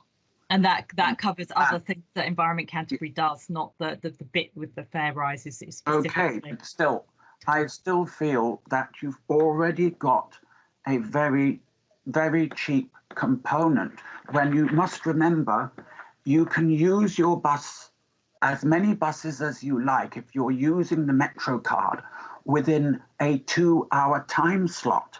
And once you've paid for 2 buses on the road, basically the whole of the day is free, because that's the way you've set it up, and it's such a brilliant system to use. I think we could do with potting you up, Philip, and you could sell our bus services for us. So I totally agree, but unfortunately not everybody in the city does. Please remember, Councillor Southworth, I see no one from ECAN or from the Metro card people in town ever on the buses promoting the Metro card system. Never have I seen a person yet from any of you there. Why aren't you out promoting it, explaining to people that if they use the Metro card, it is so much cheaper? Personally, I do, actually. Yeah, no, thank you for that point, and I think we could do more around that. I absolutely agree, and I do promote that actually personally through my Facebook stuff. But I appreciate there's other ways we could do that, and perhaps we could take that up with staff and see how councillors could get involved in that. I think it's an important point. Wow. I've got Councillor Clearwater. If you could ask a quick question, and then we'll move on to our next speaker. Thank you. Well, thank you for your submission, Philip. It seems to me that one of the, and we take on board your strong suggestions are about increasing the promotion of our bus services. I just wondered overall, just for example, even compared with a couple of years ago when you've strongly made submissions to us, if in fact you see that there's been some improvement in our bus services and that our public transport futures program is having some results, an example perhaps being a more frequent service on the main lines? On some of them maybe, but many people, as I look at the times on them, I question that you say about more like that, because there have been changes to bus timetables, and I think the one thing we have to remember is that pre-earthquake you had something like 36 to 42 bus routes. Now you also had yourself increasing at the rate of 50,000 passengers per month, and so it would be interesting to know how you do from 17.5 million passengers per year as you published then to now, because of the 11 years of rebuilding that had to go on, because you lost 40% of your passengers overnight in 2011, 2012. Where are you now then in relation to, say, rebuilding that? Because that is the thing that we see all the time. I see many, many buses that have only a few people on them. And as I say, they go on and they pay cash. They've never even heard of your Metro card. And I find it utterly amazing that this type of thing is not explained to people. Thank you, Philip. Thank you. Some really clear points well made there. Thank you, Philip. So thank you very much for your time. That I hope we'll see you again, I'm sure. And so thank you very much, and we'll move on to our next speaker. Thank you, Madam Chair. Kia ora. So we now have Peter Weir online. Peter, if you can turn your camera on. Kia ora, welcome, Peter. So Peter's submission is on page 99 of our agenda. Peter, we've all read your submission, and thank you so much, because you've put a huge amount of detail in there. And I did actually look at the report. I'm a geologist personally of background, so I enjoyed the report that you attached as well. And so perhaps we've got 10 minutes. If you could give a summary of your key points, and then I suspect we'll have some questions for you. So if you'd like to start now, you'll love to hear from you. Thank you. Good afternoon, councillors.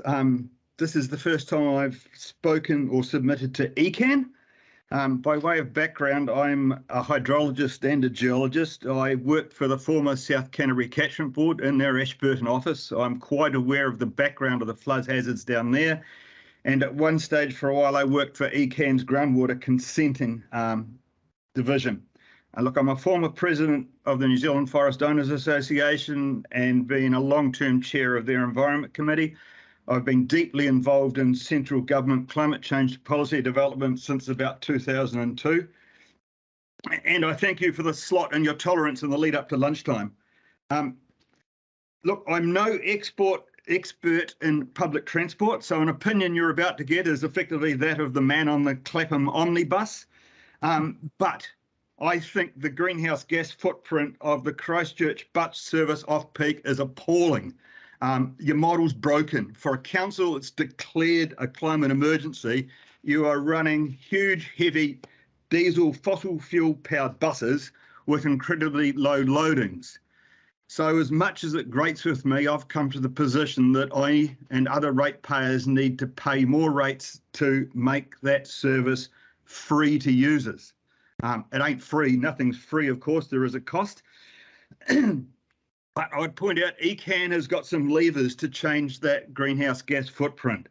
You could happily, easily, via your contract for services, require those diesel buses to burn B80, 80% biofuel, or even B90 if the motors will handle it. And if they don't, if you've got motors that can't, they can be remotored or electrified. You do have levers. And Canterbury, of all the regions in New Zealand, is best positioned to generate first generation biofuels. Solid Energy developed about Don Elder around about 2008 to 10, built a huge installation at Rolleston, a rapeseed oil pressing plant at a cost of about 67 million to we, the taxpayer. That thing is almost mothballed, growing tumbleweeds. It's currently producing cooking oil for fish and chip shops and McDonald's, but that's it. I see my colleague, Councillor Ian McKenzie there. Him and his arable farmers could quite happily, if the price was right, substitute crops for rapeseed oil. That plant could run all the diesel buses and a huge amount of heavy transport infrastructure in Canterbury. There's no need to electrify everything. We can do it via rapeseed, given that the infrastructure is already here. So let's leave it at that. As I say, as a ratepayer, I'm willing to pay the price because things have to change. Your current model's broken. You'd be better to hire Uber's electric cars off-peak rather than run those heavy buses out to Sumner, out to the airport with two people on them at 11 o'clock at night. Moving on, let's have a chat about the questions you asked about your response to the floods in the Ashburton area. I'm very firmly of the view that the current rating model, the status quo, is the appropriate way to deal to that flood hazard. ECAN has done a magnificent job of conveying the hazard. There's numerous reports on your website about the flood risk. But I thought I'd bring some information that may be new to some of you. When I worked for the Catchment Board, it was known back in the 1980s that they had applied the wrong model to constrain the North Branch of the Ashburton River. They'd used some fluvial geomorphology from a British Army engineer in India called Lacey, who had developed hydraulic river control models for sand-bedded rivers. This does not work in a gravel river. The stop banks are too close together. The theory was if we constrained the floods, it would flush it through in the Jessops Bend Blands Road area. It hasn't done it. The river is highly aggraded because the fundamental engineering approach was wrong. What fascinated me back then, there were blueprints in the old filing cabinets on Bridge Street in Ashburton, the South Canterbury Board offices, for a cut, a significant cut, a flood channel to go from the North Branch through to the South Branch. There was a councillor called Ron Cox at the time who organised the scheme, but I suspect there was a reluctance to take land in the Green Street area under the Public Works Act to put that through. But realistically, it's going to happen again. I think your comm staff were completely out of touch when in your consultation document you describe this as a one-off event. It's not a one-off event, and there's always a larger flood coming. It's going to happen again. So your investment in river engineering gives a certain level of protection, 1 in 50 or 1 in 100 years, plus or minus. There's significant uncertainty there, but there is a point when the bigger flood comes that exceeds that, and you've just had a touch of it. It will happen again. We were lucky it didn't break out and go down Racecourse Road or Walnut Avenue through Ashburton. You've got significant modelling done by Rob Connell in 1990. You've got a magnificent geomorphological report by Roger McPherson on file, and more recently, there's an ECAN report by a woman, Michelle Wild, in 2015 that describes all this. This information is available to people who purchase land. They know if they're developing land in the Green Street area between the two branches, they are developing in a high-risk zone. If they opt to do high capital investments by way of dairy or whatever, they take that risk on themselves and they can insurance against it. It is not appropriate that ECAN levies the general population to compensate or to remediate or to mitigate floods when investors have made significant investments in a floodplain. That's the way it is. Look, I'm just watching my time crank down here. I also want to comment on the proposal for a levy to deal with climate change response. I think that would be completely inappropriate for ECAN to contemplate that. Central government is working on the climate change response, but I did draw your attention to a couple of matters. If we work on the fact that price is used to change behaviour, and that's why the emissions trading scheme adds a levy to diesel, there are two significant sources of emissions in Canterbury. One is Littleton Harbour. Any offshore boat running in harbour is not paying for its emissions because the price of international bunker fuel is not priced in the ETS, and those boats probably bunkered in Singapore anyway, where there was no carbon charge attached to their bunker oil. So they are happily sitting there running generators, emitting greenhouse gases at your Port of Littleton. I believe via your air plan, you could follow the lead of the Port of Rotterdam and other European ports. You could work with the city council as owner of that port, or you could just do it via a levy to incentivise large boats to plug into shore power and switch their onboard diesel generators with the associated fossil fuel emissions off. So a two-tier pricing schedule for berthing at Littleton.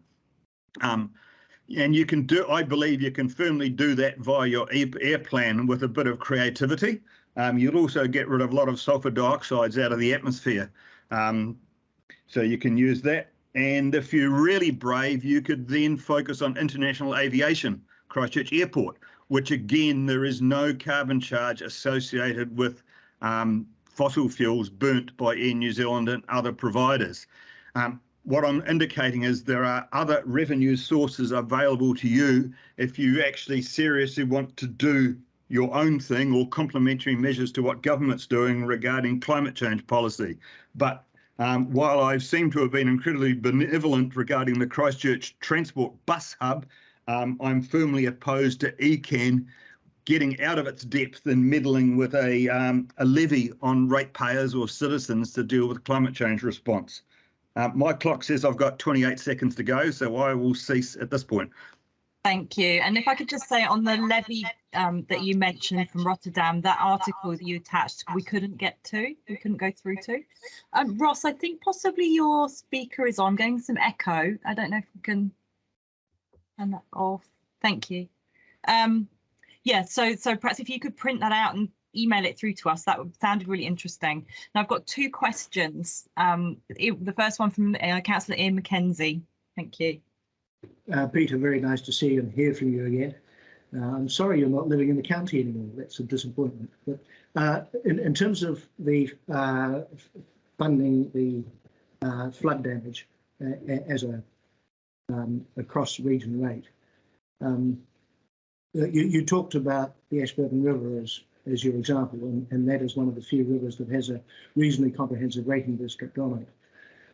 So I accept your points about that. If we had that across all the rivers where the damage was done during the floods, but the flood damage was widespread from North Canterbury through to South Canterbury, and a lot of those rivers are only partially funded.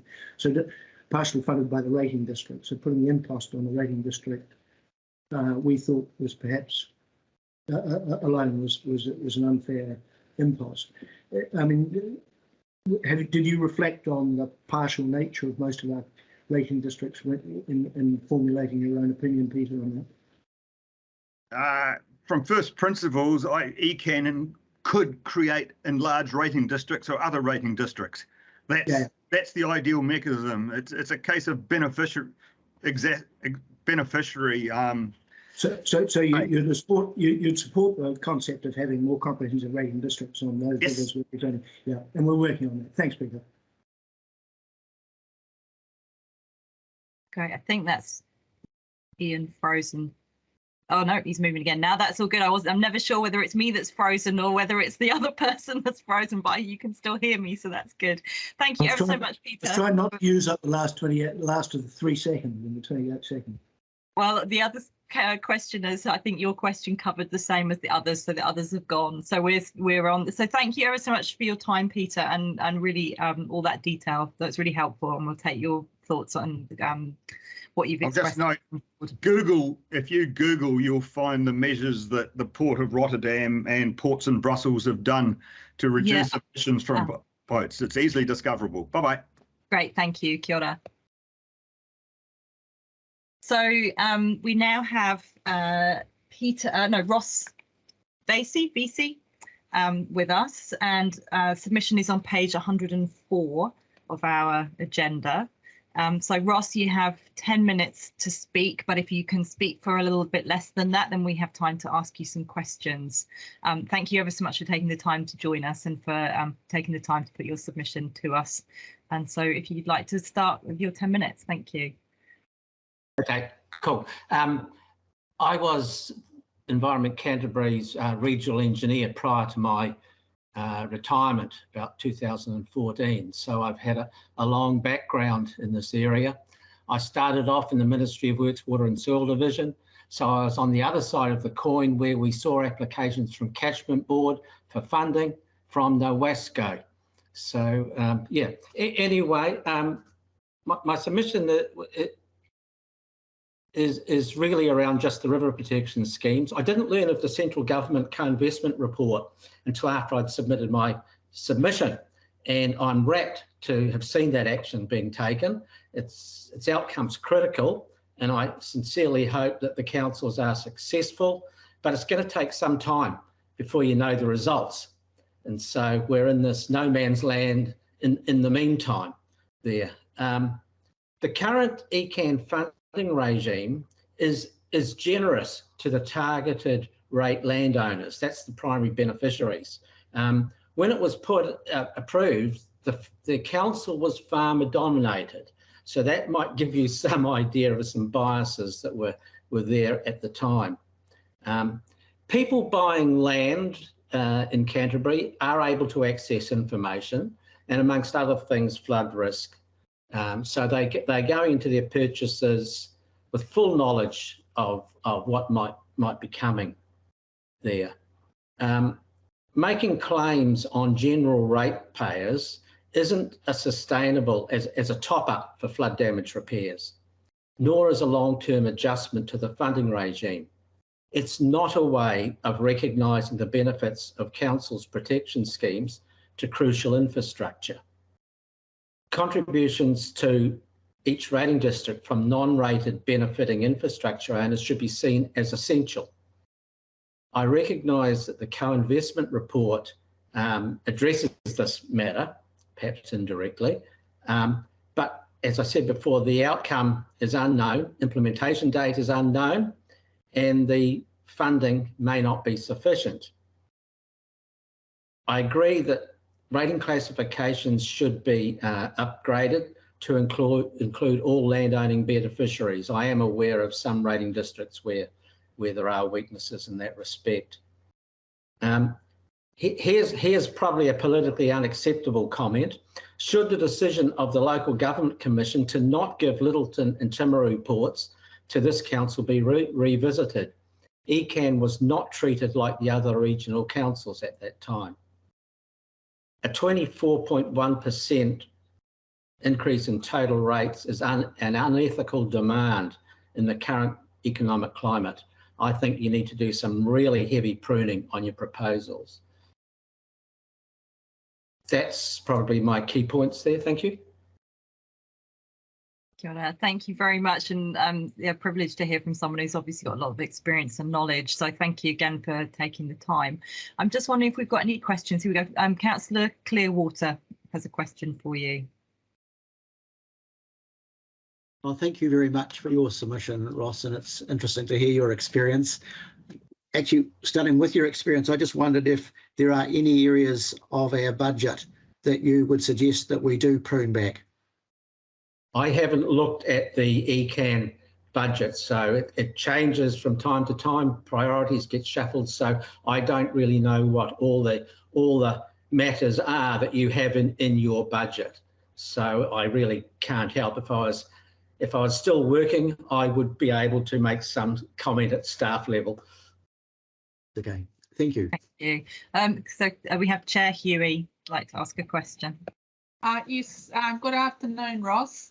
Thank you so much for taking the time after you've worked so diligently in the public service for a long time, particularly in this area. We really appreciate it, and I think there's often a bit of a breakdown there in knowledge when people retire, so it's great that you've taken the time.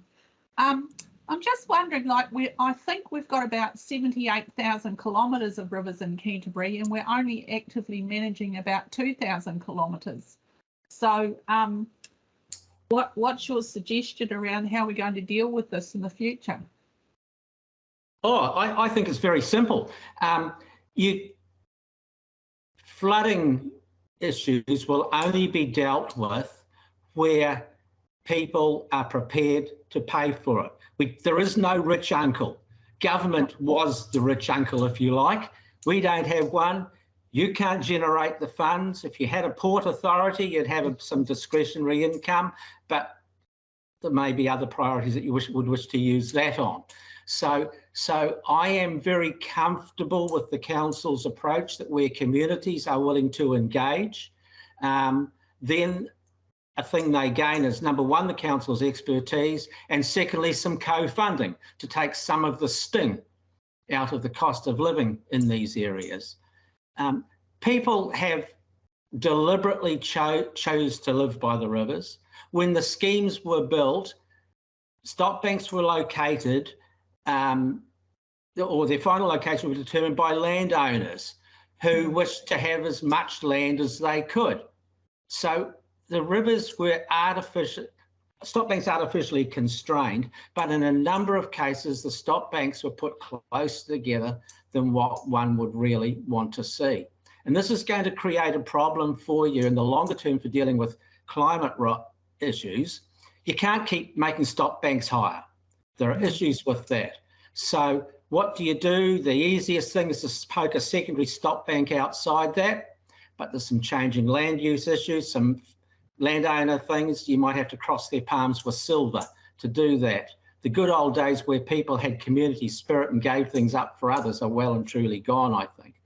Similarly, a bigger problem is shifting the primary stop banks further away from the river. And when you look at the wider issues, river health and everything, in some rivers, I believe, a complete relook at the whole setup is needed. Particularly South Canterbury. I'm aware that when schemes were being approved in the good old days there, that the engineers who are involved in the approval process certainly had reservations about what was being proposed. Thank you. Thank you very much. Thank you. Now, Councillor Ian Mackenzie, I'd like to ask your question. Thanks, Vicky. Thank you, Ross. And I'd be interested in your opinion on the dilemma we're facing, Ross. And you're absolutely right that most of the flood protection systems that were built to protect farmland. But what's happened in the intervening 50, certainly in the last 30 years, has been a huge amount of urbanisation of a lot of that land where farmers have sold out. Because of the stop bank system, district councils have allowed subdivisions and semi-rural and semi-urban sprawl, if you like, and it's particularly obvious in the Selwyn and Waimakariri districts. And those people who build those houses and that infrastructure, their assets across those floodplains have a higher level of expectation of protection than farmers on farmland. And so I guess I'm interested in your reflection, and this is dealt with in Basil Chamberlain's report for co-funding, which you said you've now had a look at.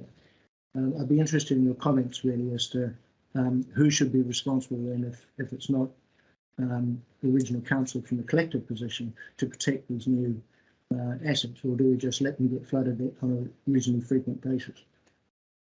Well, the first thing is that people who wish to build in these areas have to get consents or building permits. And one of the ways that this council deals with flood risk is by setting floor level heights. So if the house is built to that, it is meeting ECAN's requirements for flood protection. One of the issues, Ross, we identified is that they build the houses up and the houses don't get flooded, but everything else does get flooded, and that upsets them, including their garages, their sheds, where they keep their cars and their motorbikes and their lawnmowers and their and everything else.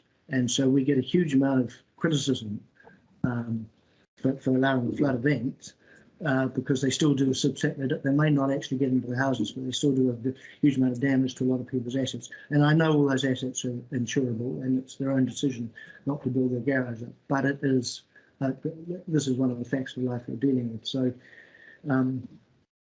yeah, I don't know. I'd be just interested in your further comments. The building platform for the houses alone doesn't seem to be ticking the box, I guess is my question. I don't think that you should be trying to protect people against their own silliness. That information that is given to them is so that, yes, it is for their house, but if they half thought about it and they had other things that they put value on, they would also make sure that they were built to that floor level requirement or higher. So I don't accept that you should feel any concern for those people at all. I certainly, if I was on staff, that would be my hard line. Thank you. I recognise that it is cutting into our break time, but I'm presuming that Councillor Suncor's is more than happy to let that bit of time go because your hand's still up, and I'm happy personally to listen some more. I think it's a really useful conversation, so thank you. Thank you, Ross. And I certainly don't disagree with a cost benefit and targeted and some responsibility for those that sit in floodplains and around and just where we sit the balance. So some validity in that thinking.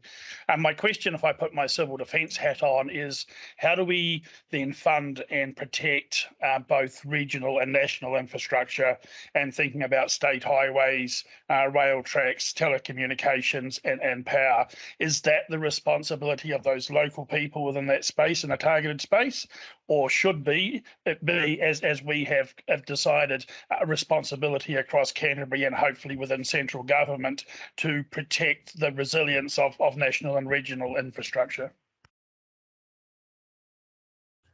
I believe it is the responsibility of the infrastructure owner to protect its own infrastructure. Certainly that is the case for the roading authority and railways. They have a deal between themselves that whoever has the upstream bridge basically carries out the protection, the primary protection, and the one further down doesn't.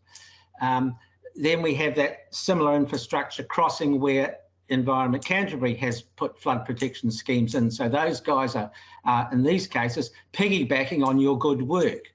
So I believe that these infrastructure owners should be direct contributors in an agreed proportion to each rating district. It's not the community's job to prop up what they are not doing.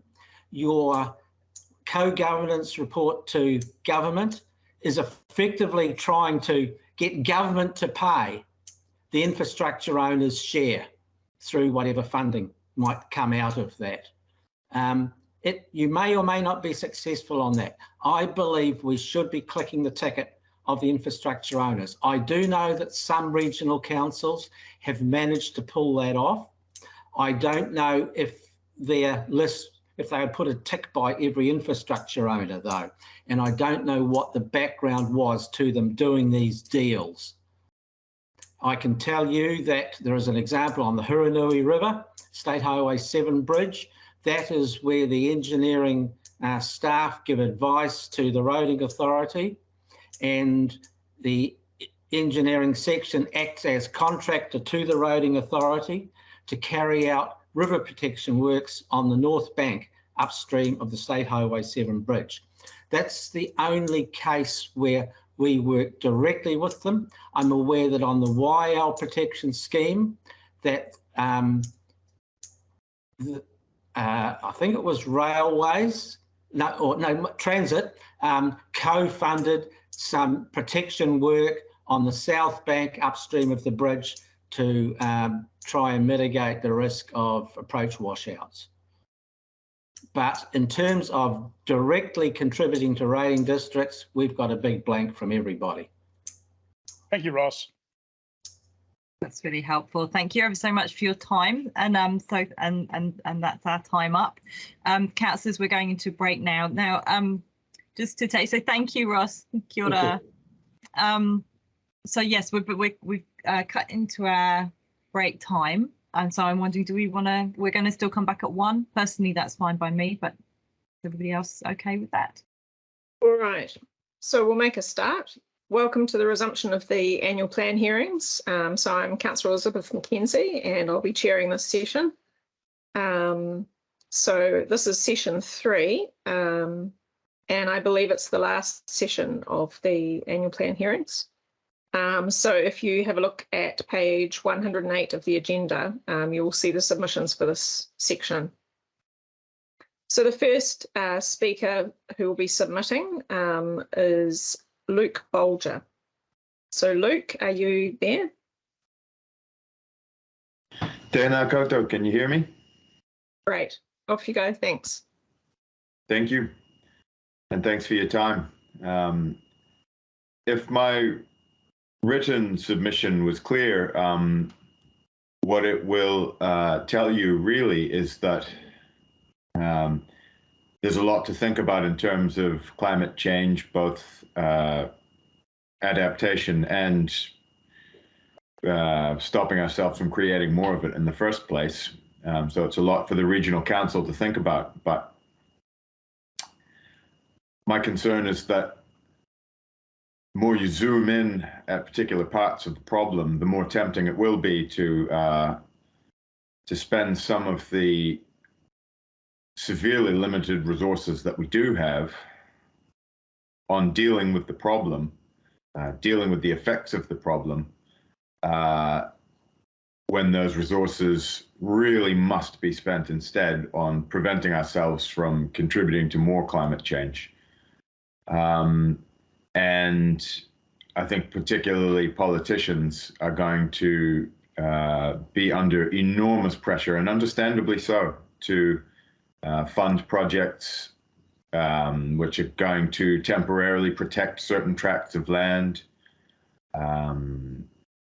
and help pick up the bill for the first of the people who face the growing damage from anthropogenic climate change.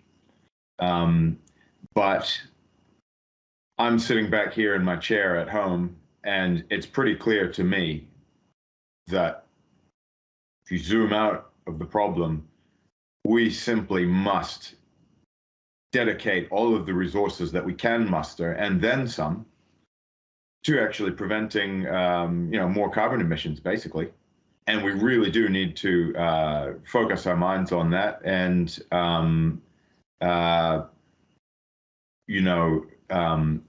how individual, I mean, it's a terrible, terrible thing to say. Don't get me wrong. I'm not I don't say this lightly, but I do think that certain property owners in certain parts of town really are going to have a rude awakening at some stage within the next 50 years or more. And I think it's going down the wrong road to try to shield certain properties from the effects of climate change. So, in short, I'm in favor of earmarked rates to deal with this problem. But I really think you need to make sure that you've exhausted every possible opportunity to electrify your fleet for all of yourselves and your workers. Just go through and just tick off anything and everything that you can do to actually, such as public transport, all the rest of it, to really move very quickly to a very different sort of world to the one that we're living in now. So do you have anything further to say, Luke? That was pretty short. Yes, indeed.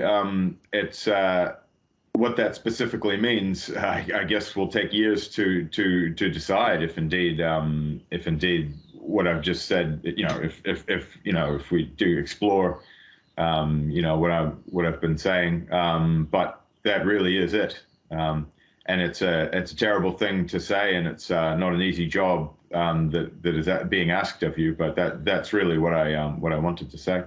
Great, thank you. I've got a question for you, but first we've got questions from some of the councillors. So, Councillor Ian McKenzie, you've got a question for Luke. Thank you, Liz. Thank you, Luke.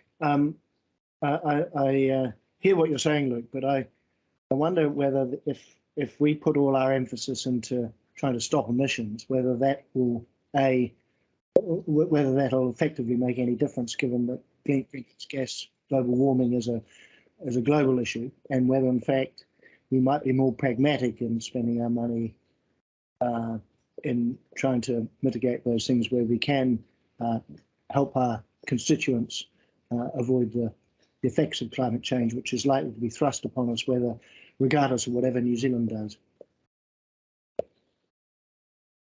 Oh, it is, but do we have anything like the amount of money that's required to, be building flood walls and, buying people's properties from them en masse and doing these other things without actually contributing to the problem in the first place? I mean, I do think you really have to be an optimist in times like these more than any other, and I think we can assume the rest of the world is going to do the right thing, because if not, we're in for a very, very bleak future indeed for the next few generations, and I think there's no doubt about that. So, assuming the rest of the world does the right thing, we want to be a part of that change. But the other thing I'd say to you, because it's a terribly difficult choice to have to make, and what I've just said sounds very glib, because what you say is true on the face of it. But, I do think that when it comes to the big things like this, really, you want to go to sleep at night knowing that you've done the right thing, don't you? And you're right about that, but I'm not sure the rest of the world is doing the right thing. And I would suggest that Putin is doing his best to do the wrong thing at the moment, invading Ukraine and blowing everything up. But yeah, thank you, Luke. Thank you. Thanks, Luke. So are there any other questions from councillors? Councillor Southworth. Yeah, kia ora, Luke. Thank you ever so much for sharing your thoughts on this. And I think you've added a lot to our thinking here. What I'm interested in, you don't give a preference on the bus fare options. And those have really been set up, like, the option 1, free fares for targeted groups, is intended to raise the reduction, or to improve diminish the amount of carbon dioxide emitted through our transport, which is a really fundamental part of Christchurch's carbon emissions. So that's our city, trying to do its bit. But you haven't selected one of those options, and I just wondered what your reasoning was behind that. What do you think about that part, or have you got different ideas that we should be applying to achieve that outcome that you think might be better? Yeah, I'm afraid I can't give much guidance there. While I'm sure I sound very much like an ideologue, actually my view of the bus question is somewhat pragmatic. When it comes to things like, they've said free bus fares sound great, but if we manage to drive up bus patronage enough, we may just run out of drivers. So questions like that have got me a bit beguiled, and I'd rather leave that to people who are closer to the closer to the coalface, I suppose is what we used to say. But yeah, yeah. Fair enough. No, good answer. Thank you. Kia ora. Great. We've got time for another question from Councillor Clearwater. Thank you very much, Luke. You refer to public transport and the future being able to be in the renewable energy forms for PT. I just wondered if you would include biofuels in that, and if so, how we might do that in Aotearoa.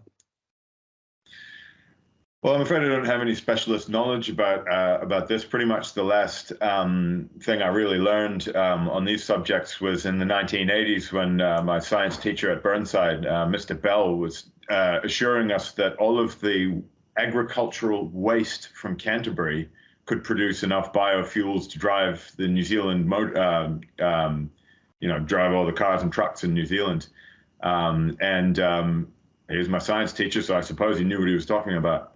So I'm interested in biofuels, but yeah, quite open-minded about, electrical generation, batteries, whatever's deemed to be the best. But, I think listen to the experts. It's got to be the order of the day.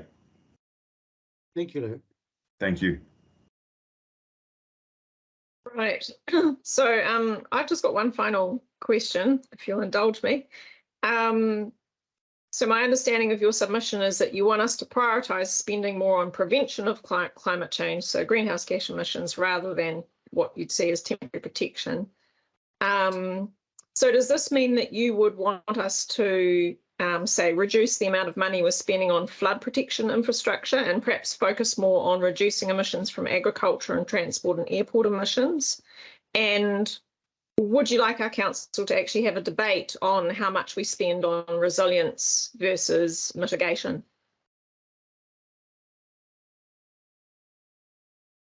In the former, my inclination is very much that we've got to be very cautious about spending on flood protection. Ultimately, you really do need to weigh up the sums that are given to you by best expert advice. But I mean, I think the feeling, look, we've already heard pessimism about whether humanity will rein in, climate change. I think there's a lot of uncertainty really about exactly what sort of sea level rise we're going to see. I think that it's a natural inclination of the human heart to be a bit of a denialist, or at least to hold on to what you've got. And I just would be quite cautious about piling large amounts of money into flood protections. And indeed, some of the flood protections that we've had since, some of the projects that have come up through the history of Christchurch, surely there'll be some of those sorts of works that ultimately will be defeated by sea level rise. And the sooner we acknowledge that, the less money and, frankly, carbon pollution we're going to be piling into projects that are, short-term at best. I think we really need to be smart about that. But yeah, in terms of debating it in council, it's just a really tough one for you guys, isn't it? Because the more public the debate, the harder it is. I almost wonder if that's really the right forum for really moving forward as a society, with the understanding that some people are going to lose their homes and lose their lands. Debating it in council, and it's going to be very hard for you councillors to resist pressure to protect communities for our lifetimes, for the lifetimes of the current property owners, who are an older demographic, and once we've all left this earth, what are we really leaving? I think we need to leave a sustainable waka in terms of the regional council and in terms of our communities. But as I say, debating it in council, you're going to come under a huge amount of pressure to protect, what people have got. And in as much as that work is counterproductive, in as much as it contributes to climate change and doesn't really address the root cause, I just don't think we have the luxury of that kind of perhaps a forum like this is a better one for actually for considering that trade-off. All right, thank you. Thank you very much for your submission, Luke. Thank you all. Now we will move on to the next submitter, and that will be Louis Ramos. I'm not sure if I'm pronouncing the name correctly. Now, is that person ready to go? We have someone here named Sarah. I'm just wondering if maybe he was using Sarah's account. Oh, okay. So is that okay? So that's part of the same submission. Could staff just confirm for me whether Sarah is giving that submission, please? Sarah, sorry, can you just confirm who you are speaking on behalf of? If you were talking about me, I'm speaking on behalf of the Oxford-Ohoka Community Board. Thank you. Okay, so that's actually the fourth submission. So it would appear that Luis Ramos is not online. So in that case, we will go to the next submitter, who is Kari Hunter, who is online. I think I just saw her. So Kari, if you could turn on your camera. I'm just trying to turn my camera on now. Can you see me? Am I visible? Great. Yes, you are. Great. All right. So if you could make your submission, please. Okay. Councillors, tēnā koutou, ko Kāore ahau. To quote the United Nations Secretary General Antonio Guterres regarding one of the recent IPCC reports, nearly half of humanity is living in the danger zone now. Many ecosystems are at the point of no return now. And even though we in Canterbury haven't been extremely heavily affected by this yet, we will be eventually. So there's more I could say at that high level, but I want to talk about concretely this year. We need to be setting up rapidly this decade, starting now, for infrastructure that supports us as communities to transition to zero carbon, sustainable lives and economies. We need to protect land and water. Just say no to attempts to continue or especially expand activities that are incompatible with ecosystem health and reducing greenhouse gases. That means no to new dairy conversions or expanding herds, no to synthetic nitrogen fertilisers, no to draining wetlands and cutting native bush, no to large areas of exotic plantation forestry. And we need you to enforce these constraints effectively. Oops, I just lost my place. Sorry. Engage with co-governance and support mana whenua fully in efforts to protect land, water and air from developments that harm climate, ecosystem and human health. We need you to help us develop local food security while rapidly phasing out fossil fuels, nitrogen fertilisers, poisons that contaminate soil and water, and at the same time use less energy. EVs and biofuels cannot replace the majority of fossil-fueled internal combustion engines and should play only a small role, as they're neither carbon neutral nor sustainable. Support development of restorative food growing and polyculture farming that will be more resilient to future climate disruptions such as droughts, floods, severe winds and supply chain disruptions. Help plan for housing developments by helping identify suitable locations, that is, close to public transport nodes, and protecting food growing areas from urban sprawl and from dependence on private cars. And then I've got more to say about transport particularly. We need you to contribute to a fossil-free and internal combustion-free transport systems for the future. Cutting emissions from transport might be the lowest hanging fruit in this crisis from a practical, physical point of view. We have a lot, in Christchurch where I live, we have a lot of wide, flattish streets, and other parts of Canterbury do as well. Many people are attached to driving. It's hard to give up such attachments. However, I think we need to be actively discouraging driving by some combination of fossil fuel rationing or emissions charging, or emissions charging at a level high enough to make a difference, or modifications and regulations on the roads themselves. There are also many people who can't drive for various reasons, as well as an increasing number of people who choose not to as often as they can. They all need good ways to get around. Before 2030, I'd like to see transport in Christchurch and the other towns that consist mainly of safe, active transport, micro-mobility, low-powered light electric vehicles, and public transport.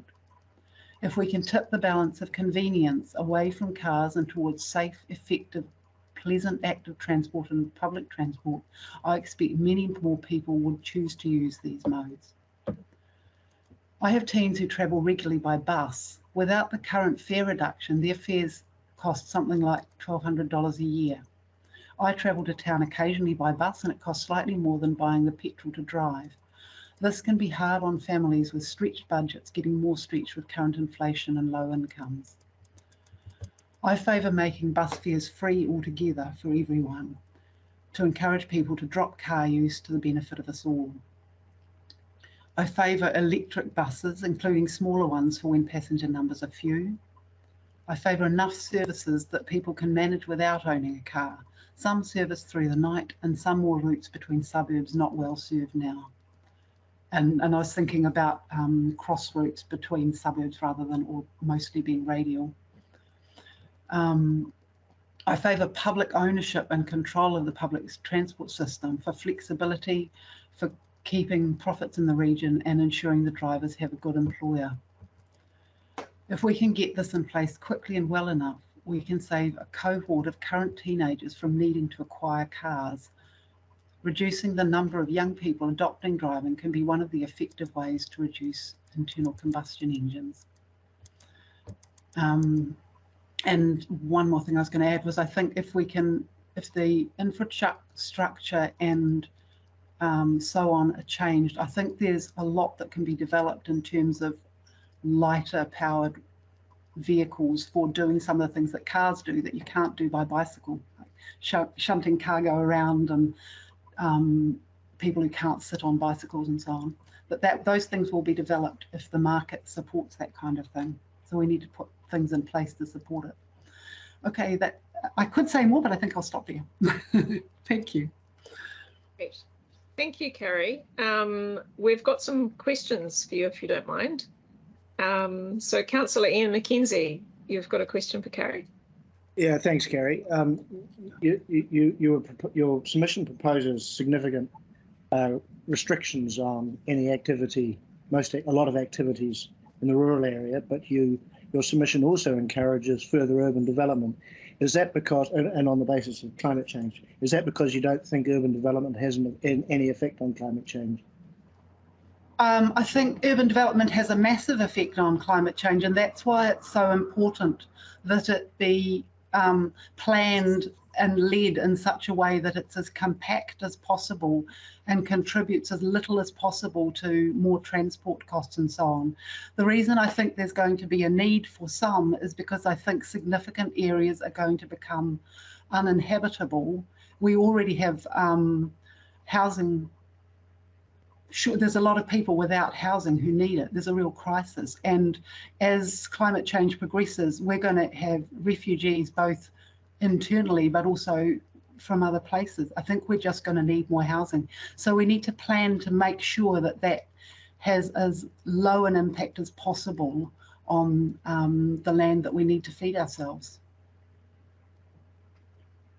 But effectively, So now there's a question. Ian, we don't have a lot of time. Oh, okay, sorry. I've got another question from Phil. Thank you, Kari. One of the things you mentioned was that we need to do is developing local food security. And I just wondered if there are some local examples that you might be able to mention as examples that are going well.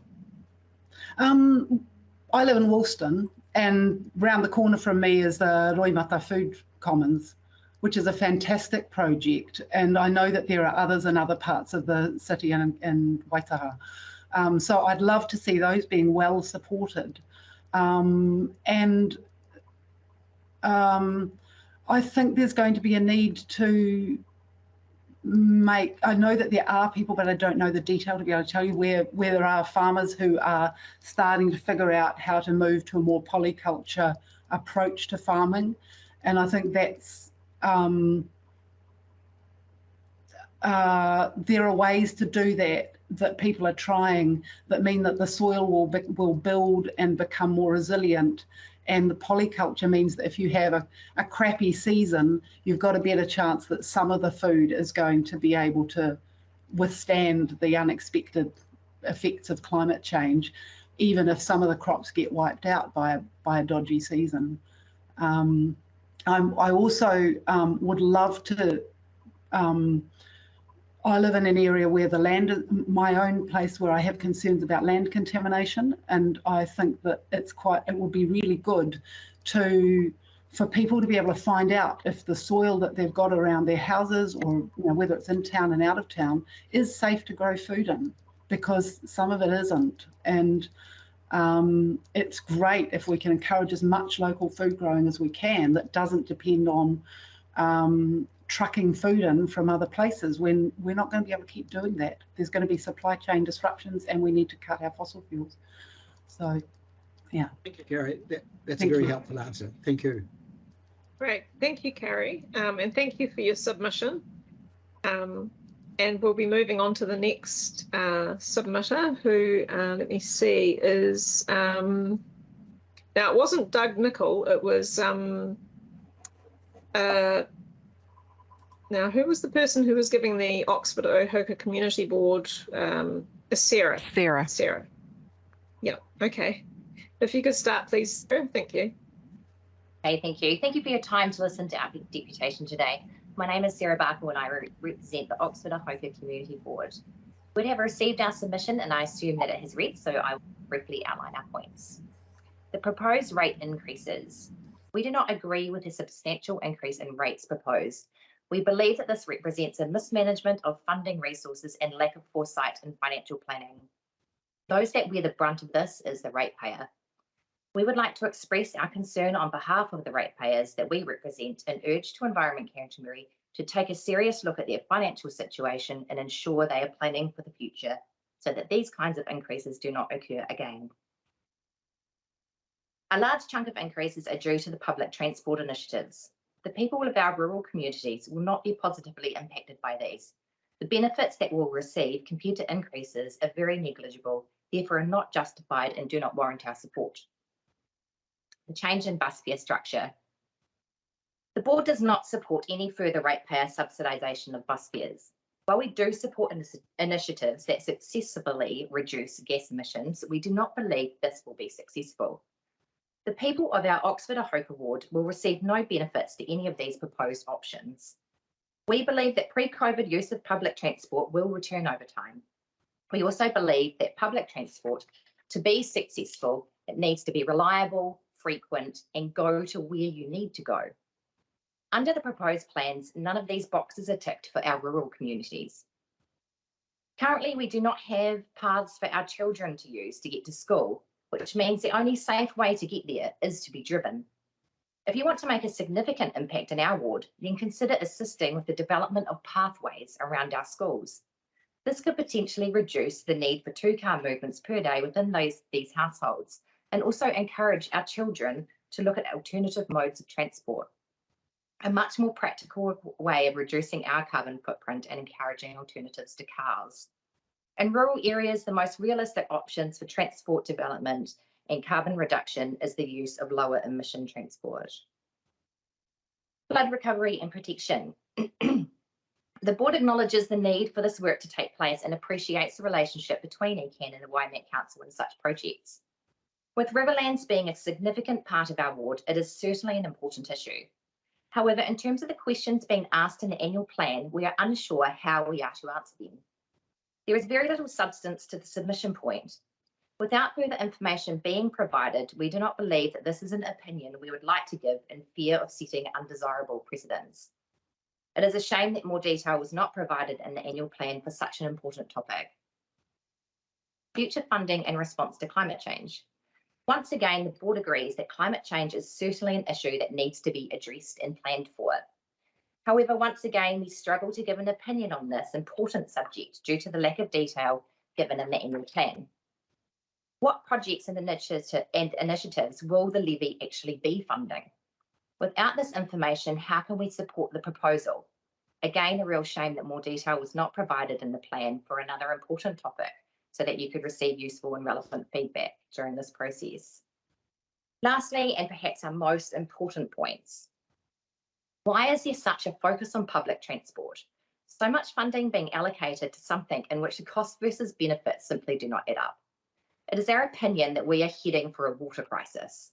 Whilst water may not be a popular topic to tackle with some sectors, we must remember that water is not a matter of economics. It cannot be left as a delicate topic that may offend. Water is simply a necessity of life. We don't survive without it. Water should always be at the forefront of policy. It should always be the #1 priority. Have a look at the ECAN website, where you can see the dots on where the monetary resources are to be spent. Have a look at the amounts indicated for water quality initiatives compared to public transport. That great big orange dot clearly shows the priorities and clearly shows that water is not one of them. ECAN is the guardian of our water resources. We are at the mercy of your decisions. It was only my childhood ago that you could drink out of the rivers, swim in them safely, and take your dog for a walk without fear of it eating algae. There was healthy water flow in the rivers and it was pretty clean. Take a look now. The Ashley River barely has a flow. The amount of nutrients has all but killed off the aquatic life, and toxic algae is a regular inhabitant. We have a website that tells us about areas of rivers that are unswimmable. This alone is a failure. I wouldn't dream of letting my children swim in the Cust River that borders my parents' property, but why shouldn't they be able to?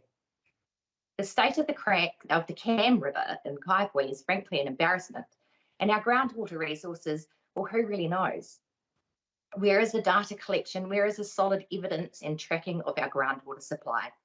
We all know that the quality of water in Canterbury is not in a good way and needs significant intervention. But where is the priority for this in your annual plan? How many rivers in our district have water over allocated?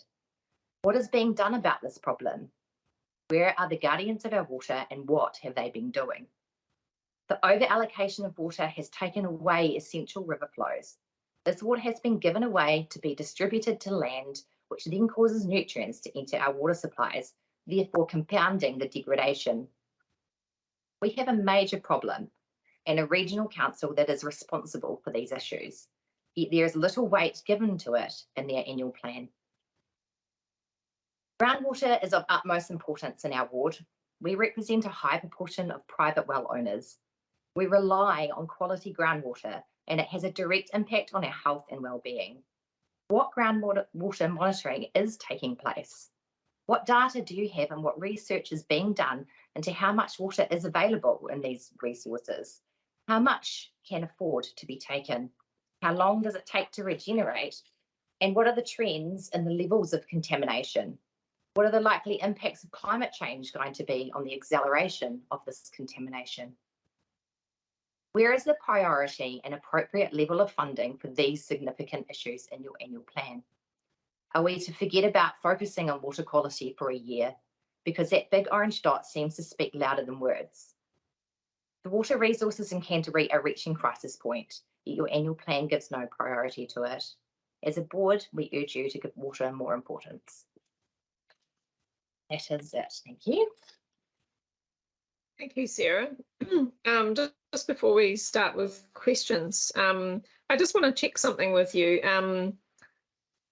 Did you look at both the consultation document and the main annual plan, or did you just look at the consultation document when you were formulating your response? We did look at both, but then we also looked at it on the point of view of what the general public would be looking at. And they're generally going to be looking at the consultation document, and the questions that get asked are the ones that have focus and the ones that seek the importance. Right. And I'm just going to mention here, you've got a number of questions there in your verbal submission. Are they also in your written submission, or do our staff have them? They are not. I can send that to you. A lot of them are probably a bit rhetorical, just for thought. Yes, yeah. If you could please send those through, that would actually be very helpful, because then we can ask our staff to come back with responses for you and also for council to see what the responses are. Okay. All right. We've got several questions now. So first question is from Councillor Craig Pauling.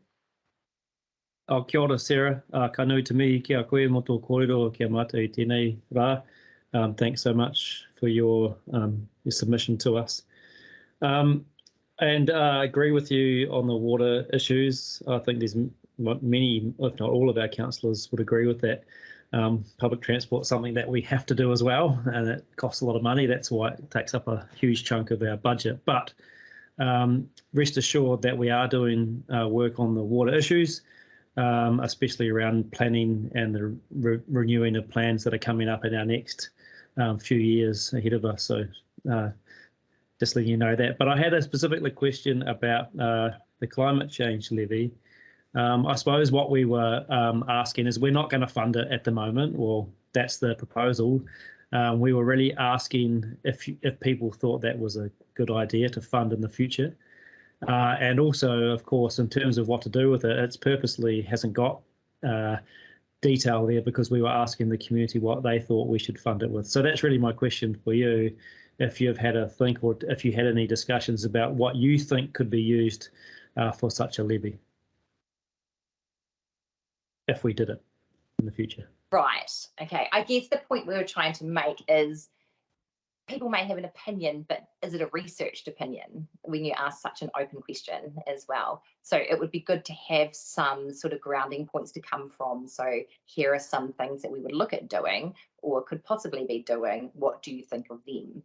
I think asking general public and people like us to come up with that sort of stuff might just be a bit unrealistic. You'll get some people that know what they're talking about and then others that don't really need a bit of prompting for it.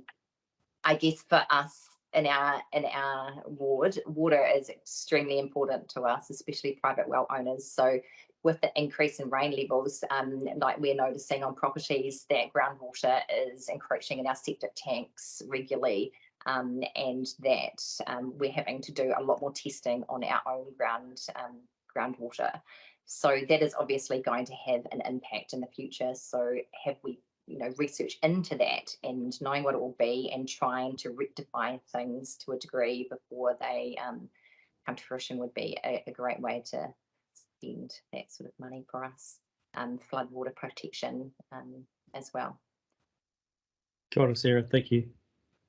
All right, so there's several questions. I'm only going to allow one more because we do have several other people. And so I'm going to allow Councillor Edge's question because the other two councillors have asked a fair number of questions throughout the submissions. So go ahead, Grant. Thanks, Chair. Sarah, I'm a North Canterbury councillor, just live in just outside of Ringiora. I'm pleasantly surprised at some of your questions regarding water quality. Your community board is in the heart of the agricultural dairy sector within the district. Are you familiar? Have you ever attended a water zone committee meeting and expressed your board's views on water quality and those sorts of issues? That is our next port of call. Okay, it would be worthwhile. They will have the information, a lot of the information that you need, that you've asked us for, and they'll be able to explain the situation of water quality related to years of discussion on this topic. Thank you. Thank you. All right, so thank you very much for your submission, Sarah. Thanks. And we're moving on to our next submitter, who is Gabrielle Baker-Clemas from the Anglican Advocacy Group. So Gabrielle, over to you. Kia ora. Thank you so much for having me. My name's Gabrielle and I work for Anglican Advocacy here in Ōtautahi.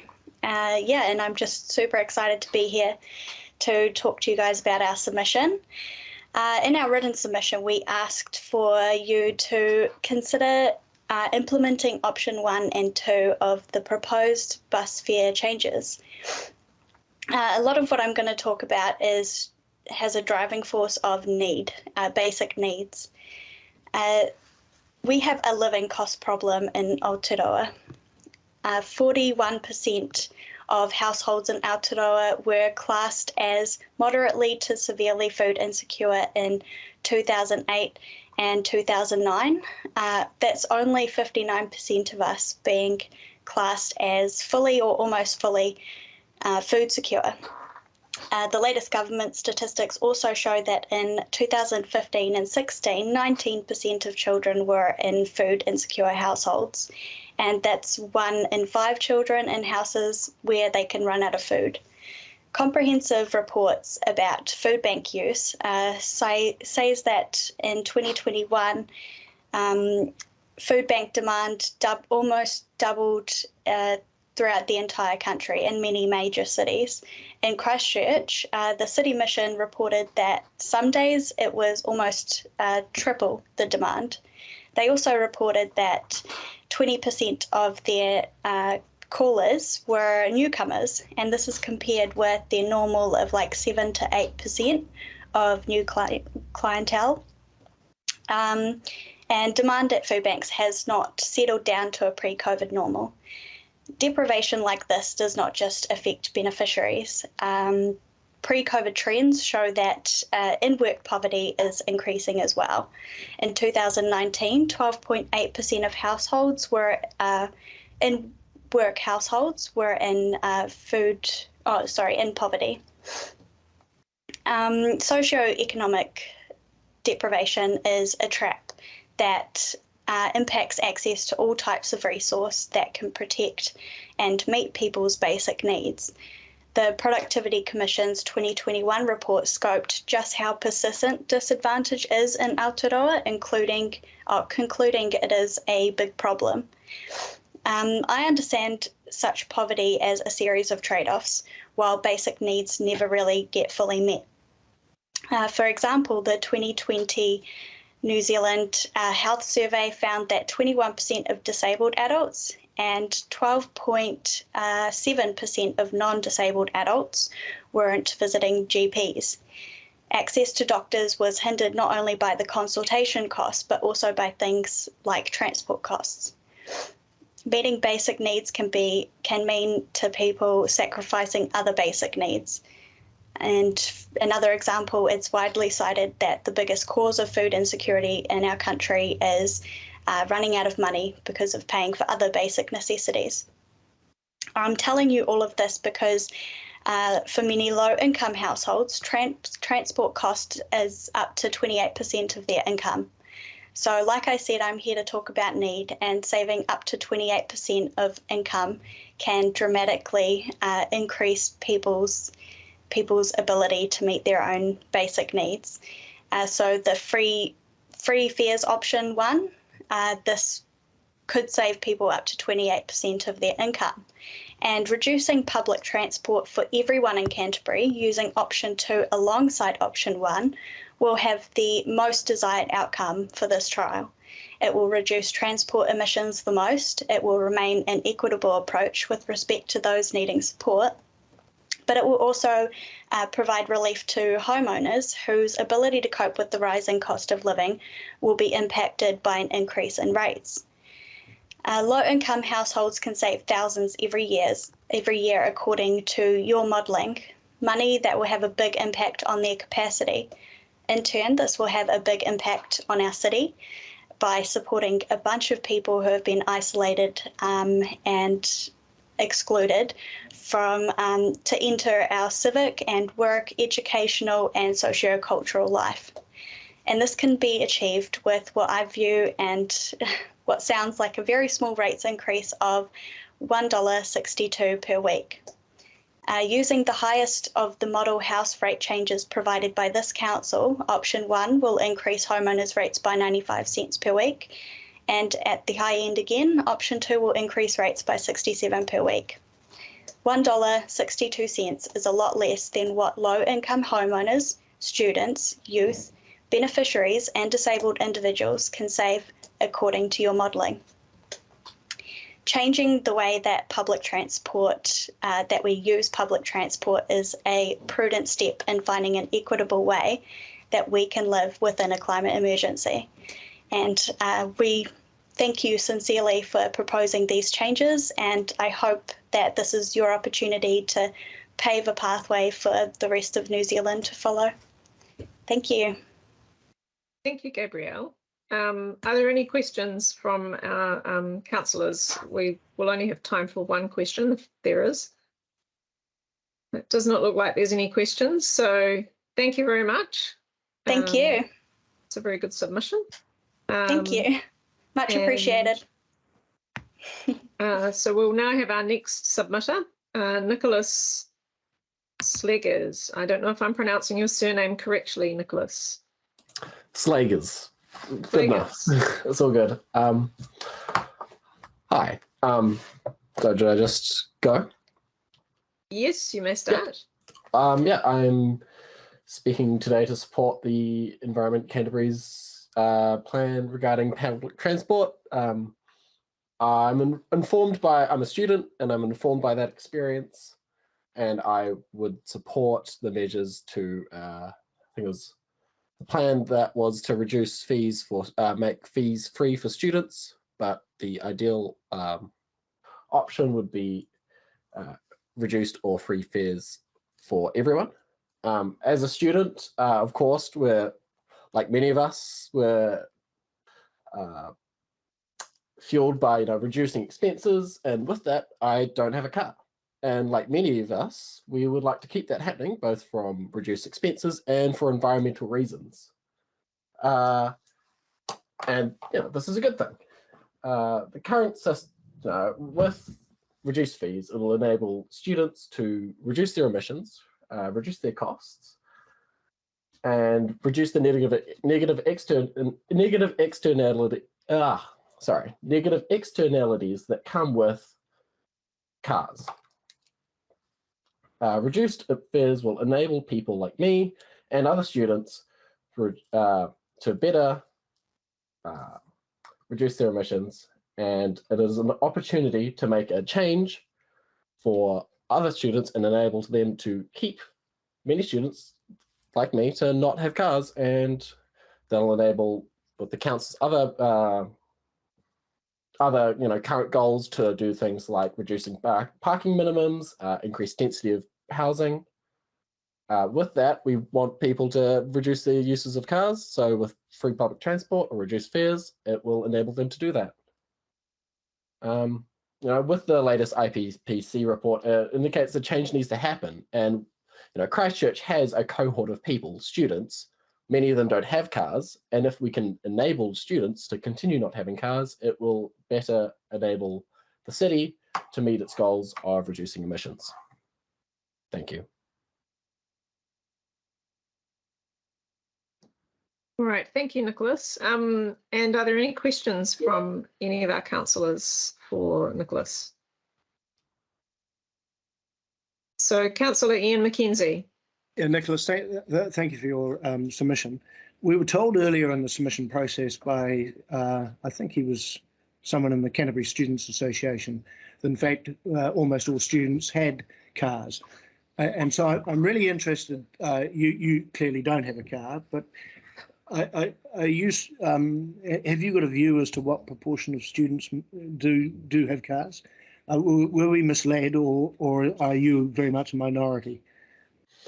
Well, I wouldn't know the statistics, and I would defer to someone in the Student Association, because I imagine they'd have a much better handle of things. Just in my experience, it seems that students, I might be a minority, but it seems in my experience that students of any group of people would be the least likely to own cars anyway. And if, so it might, even if many students do own cars, it'll be more students don't own cars than other demographics like professionals and, parents and the like. Okay. I can go in, please. All right. Okay. Thank you, Nicholas. And thank you for your submission. We'll be moving on to the next submitter now. Now, can I just check if Daniel McNeil has joined the call? If not, or Mike O'Connell, Daniel McNeil or Mike O'Connell? No, we have Charlotte available though. Right. Okay. Let's move on with Charlotte then in that case, and hopefully those two other people will connect in a bit later. So Charlotte, if you can turn your camera on, that would be great. I think I should be there now. Can you see me now? Yes. Yes. Right. All right. Off you go. Firstly, thank you very much for this opportunity. Kia ora. I am submitting on behalf of the Sumner Community Residents Association, and I just wanted to feedback a couple of queries that we'd had from the community. The overwhelming response really was to option 1 regarding the free fees for under 25s and the mobility and services use card. The question we had was, depending on how young we're going to be going, I think there were some concerns around the sort of 12 to 16-year-olds. Often barriers for children being able to travel around the city are often asking money from their parents for bus passes or to get onto the bus. So I think it was really, if any, thought have been put into how do we sort of mitigate having unsupervised youth being able to have access to transport to take them around the city. That was our first question. And then the second was around how we can allocate some funds around the levy regarding climate change to a community response plan. So we've been talking already to Civil Defence Emergency Management and obviously to Christchurch City Council around some of the coastal hazards work that's going on at the moment. And we really see that there's an opportunity in there to have a coordinated community response. What's been holding us back a little bit has been access to what the particular risks are, an education program around how people can respond to that risk, but also how we can start implementing some day-to-day behaviour change that empowers people to feel a little bit more in charge of what's coming up. We've had a few ideas that we've come up locally based a little bit on what Wanaka's been doing around plastic free. We're lucky enough to be in a small enough community that we could start to control these, but I guess it all comes down to funding and support. So that was another area where we do have a group that would really like to step into that if there was funding and support and a coordinated response with Civil Defence Emergency Management and Christchurch City Council with ECAN. That's what we have. Right. All right. Was that everything, Charlotte? Yes, that's everything. Yeah. Great. Okay, we've got 2 questions. Yeah. And the first one is from Councillor Vicky Southworth. Hi, Vicky. Good day, Charlotte. Thanks. I was just wanting to respond to your question about youth roaming free, and so I'll put my answer, but ask you if that sounds like that's sufficient. At the moment we have Metro cards, and once you've paid for 2 trips in a day, you have free access to the bus, so you can move around freely anyway, and similarly on the weekends. So in terms of any high schoolers who are aged 14 and above who are using a Metro card through the week for 5 trips, they do already have free transport over the weekends and in their evenings. So I guess my question then is, do we have a problem with youth roaming at those times who have Metro cards currently? And if so, then we have an issue. But if not, then presumably parents are able to ensure that their children are communicating well enough that they do know what they're doing, where they are. So that's my question. And I think that for children who are using the Metro card regularly, there will be a certain amount of education around how to navigate the bus system, and there will have been parental confidence already because they will be already have that in place in the household. I guess it was just, I think it was just what it was going to look like. I think the question came back from the community, it was raised, and everyone went, oh, actually, yeah. I'm not sure if I've let my child wander down to the beach, if they can then just jump on the bus. So will this be linked to a Metro card, or will they be able to just pay actually not paying anything, just be able to step on even if they don't have a card?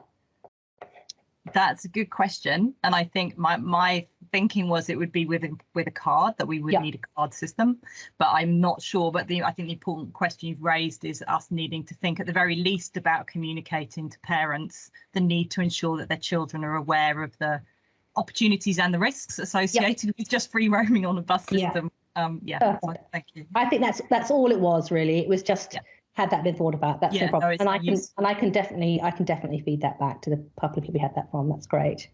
Thank you. All right. So the next question is from Councillor Phil Clearwater. Phil. Thanks for your submission, Charlotte. Hi, Phil. And you're probably aware that the Sumner Residents Association has a strong record of making really good submissions like yours today.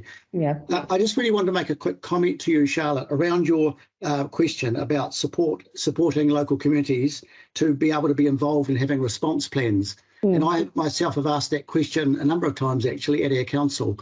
And I think overall you're correct. There's not a strong link between the community groups who have that desire and CDM. And I guess it's something which we personally I would like to support, and I think other councils would too. I can tell you that in my own area, certainly there's the CREST team here. That's the Kashmir Residents Emergency Support Team. They are a community group, and there is one in Summerfield, and there's also one in South Kashmir. I think the main links for you to actually keep developing would be through the community support workers who work from City Council, and it does need some kind of like coordination from a council level. Yes, and we have accessed them, and there's a separate team that work for civil defence emergency management, and then obviously we've got this big body of work coming in around coastal inundation, but everyone's got slightly different areas of responsibility, and that's kind of what we're looking at now. But it essentially all comes back to a core risk, which is adaptation to climate change, as well as 1 in 200 year events. So it's really about simplifying that message for us to the community, because we're finding that the engagement we're getting at a community level isn't as accessible, I think, as it could be. And as a community, as someone who's meant to be kind of disseminating the information and making it simple, it's actually quite hard, was hard for me to do it, and then to feel like I'm having a robust enough voice. Do you see what I mean? If I'm passing on information from 3 different... So that's what it was. I just saw that in there was something around the levy that could be allocated towards this. And I would say that from our community, we would really welcome that, whatever that looks like. We'll follow up on that as much as we can, Charlotte. Great, thank you so much. Thank you very much. Thank you so much, and enjoy the rest of your afternoon, and thank you for the work that you're doing. Thank you. Bye. Thank you very much, Charlotte. Bye. And it looks like the previous 2 submitters have now joined us. And so if we could please have Daniel McNeil representing the Special Character Committee. Daniel? Hello. Are you able to? Yes. So if you could do your submission, please. Thank you. Yeah. So do you want me to just start why we made the submission? And so first of all, I'll just say, hello, my name is Daniel McNeil. I am the Secretary for the Catholic Cathedral College Special Character Committee, which is really in charge of looking at the ways in which we can introduce more special character within the school, how we relate to encourage more people to engage with the special character within the school, and also looking at a variety of issues, expanding from that. And we were discussing about this and saw that this was a very, very, very important part of all the students' lives within our school. Obviously, we've been thinking about this very much from a young person perspective, specifically a high school young person. And so we're very much thinking about how we would fully be in support of making slashing fees for people who are under 25, tertiary students, high school students, community service card holders, as we believe that would be really beneficial for a lot of students, not only within our school, but also within the wider Ōtautahi youth community, seeing as many of us are completely reliant on public transport. And more to the point, that a lot of us don't have a choice in that at all, seeing as many parents have moved from different countries and are often having to take on hard jobs, having to pay for their entire family, having to send money back to their families in other countries. And we're seeing that's really putting a financial burden on them. And considering that even at $1.50 per day, if you have to do that 2 times a day, say 38 weeks a year, that is up to $570. And if you have, say, one other sibling, that's already $1,140, which a family has to spend, which may be very important to gain more access to, for example, paying school fees, paying for new uniform, more to the point, paying for uniform that is going to last them for 5 years. And so we believe that by supporting this, that we can also allow students and, more to the point, their wider families to be able to get more, use that financial money in a way, use that money in a way that would be able to also benefit, give them some more grounds to be able to create a more secure foundation, give them a reliable way to get to school and to get back home.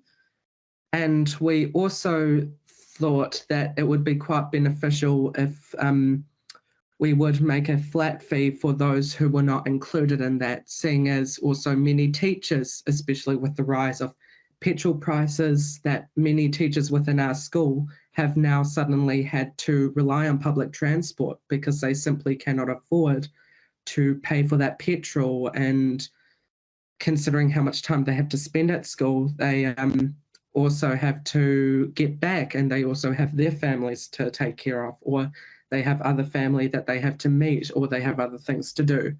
So we believe that by reducing these fees, that we can create more of a more equitable public transport system that is more widely available to students and also people who are involved with essential services, people who are working, and also just encourage people to use public transport more.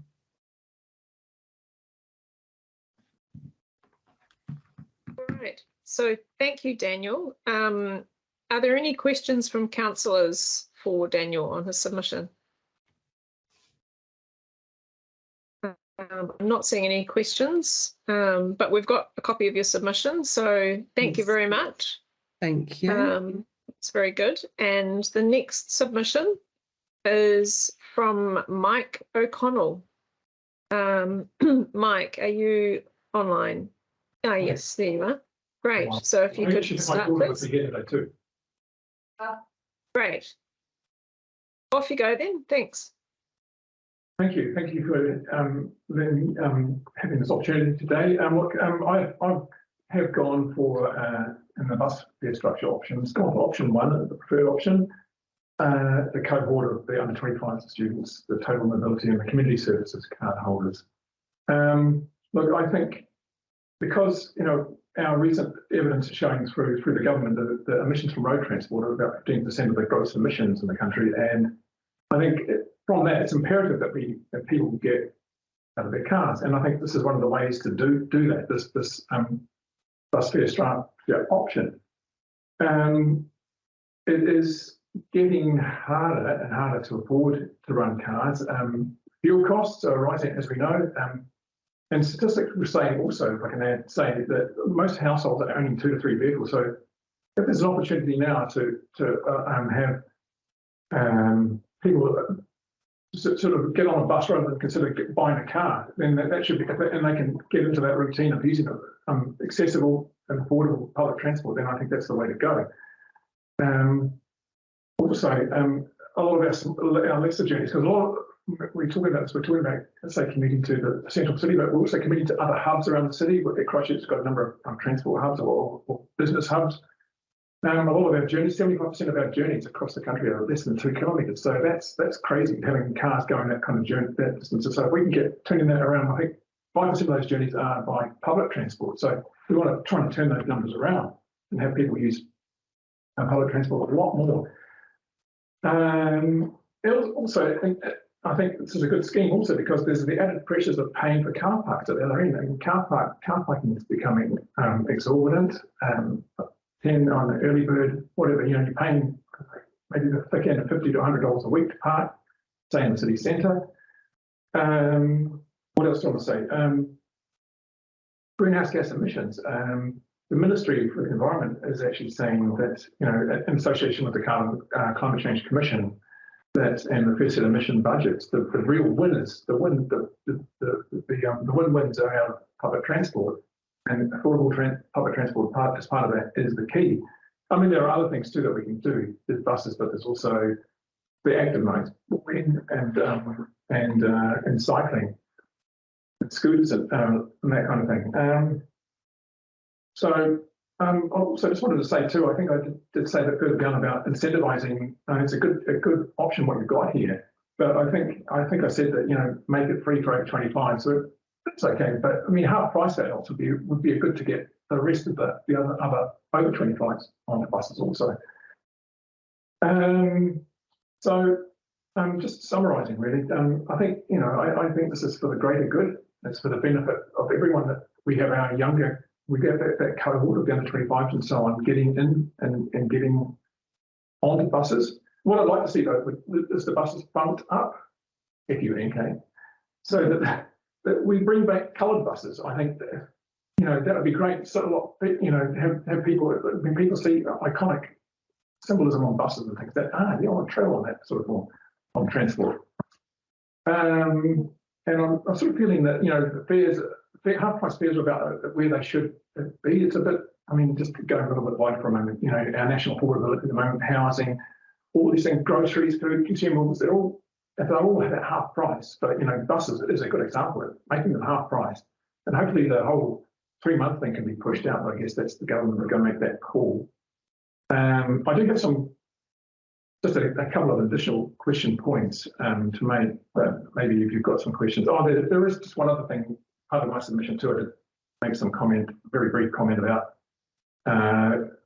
because you asked a question about funding of activities to a climate change levy, and I just bring to your attention, you probably know this anyway, the National Adaptation Plan came out on Wednesday, and you'll be seeking that's, I think, responsible for June for that. So the managed retreat, the fund, I guess, is setting up for managed retreat. That's going to be one of the snarly sort of components of that. So anyway, look, that's me really in a nutshell. But I do have a couple of other points I'd just like to mention if you know what the answer I ask to ask. Thank you. Great, thank you. I do think that we will probably be submitting on the National Adaptation Plan. I think our staff will have that well in hand. All right, now are there questions? Yes, okay, we've got a question from Councillor Lan Farm. Yeah, kia ora, Mike. Thanks so much for your submission and making the time to be here today. My question was just around you saying option 1's preferred, but you also think that fares should be cheaper, say half price for adults. Can we interpret that as you being in support of option 1 and 2, which is the flat $2 fare for everyone and no zones anymore? Would you be in support of that in terms of simplicity, or do you think just sort of discounts, something like half, 50% discount and that kind of thing would still be of appeal? Do you have any thoughts about that? More the latter, I think. I think just, I mean, most of us, I don't think really mind. We're paying to get to work, and we can also mix it up. I mean, I can mix it up with the bike, but so the bus is a good option. But I just think at weekends it just enables us, if we want to go out leisure time, it's just it presents an affordable option, or just a better option that you can group together with friends and things like that. So I just thought that would be a better way to throw in the half price option at weekends for the over 25s. Cool, thanks for that. And a question from Chair Huey. Hello, Mike. Good to see you. And thanks for taking the time to make a submission. I'm just wondering, has your daughter given you any advice about buses that you would like to share with us, or maybe she'd like to share with us? Yes, I did actually submit online.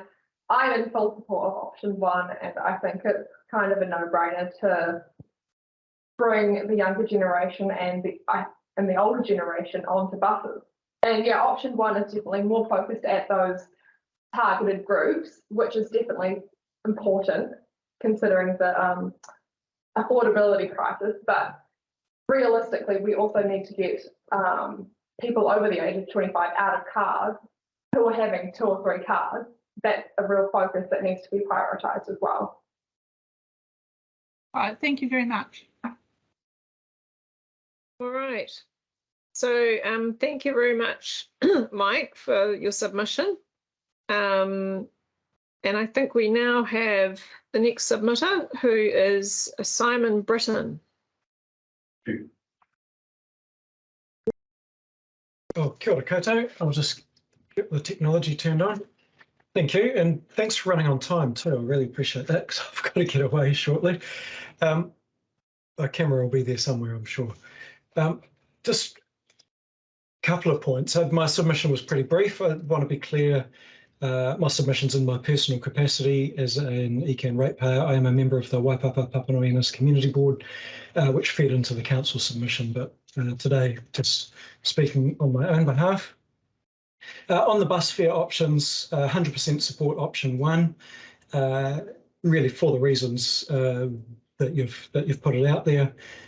From my perspective, we've got to be bold and we've got to take actions that are perhaps different, unusual, people will notice, as opposed to perhaps more fiddling around the edges or making a change that would affect a cohort as opposed to a smaller cohort, as opposed to something significant like this.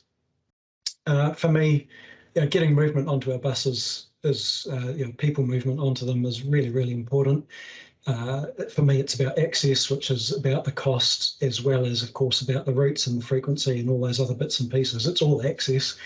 And if the lever you've got to pull at the moment is around cost, then pull it as hard as you can would be my encouragement. Someone far smarter than me, who I'm sure has submitted separately, was talking to them about this around the carbon reduction impacts. They've done the numbers on modelled emissions reductions versus the cost of this option, and their take was it was not good value for money. They were looking for I guess, more action on greenhouse gas emission reduction. But I see this initiative, yes, as being about that, but yes, also about building a user base for the buses that will have an ongoing, long-lasting impact on emissions as well as on congestion, etc. So I'm sure you'll get that feedback somewhere along the way, but for me, it doesn't change my view of the value of this option. The only other thing I wanted to speak to was around the potential future levy around climate change.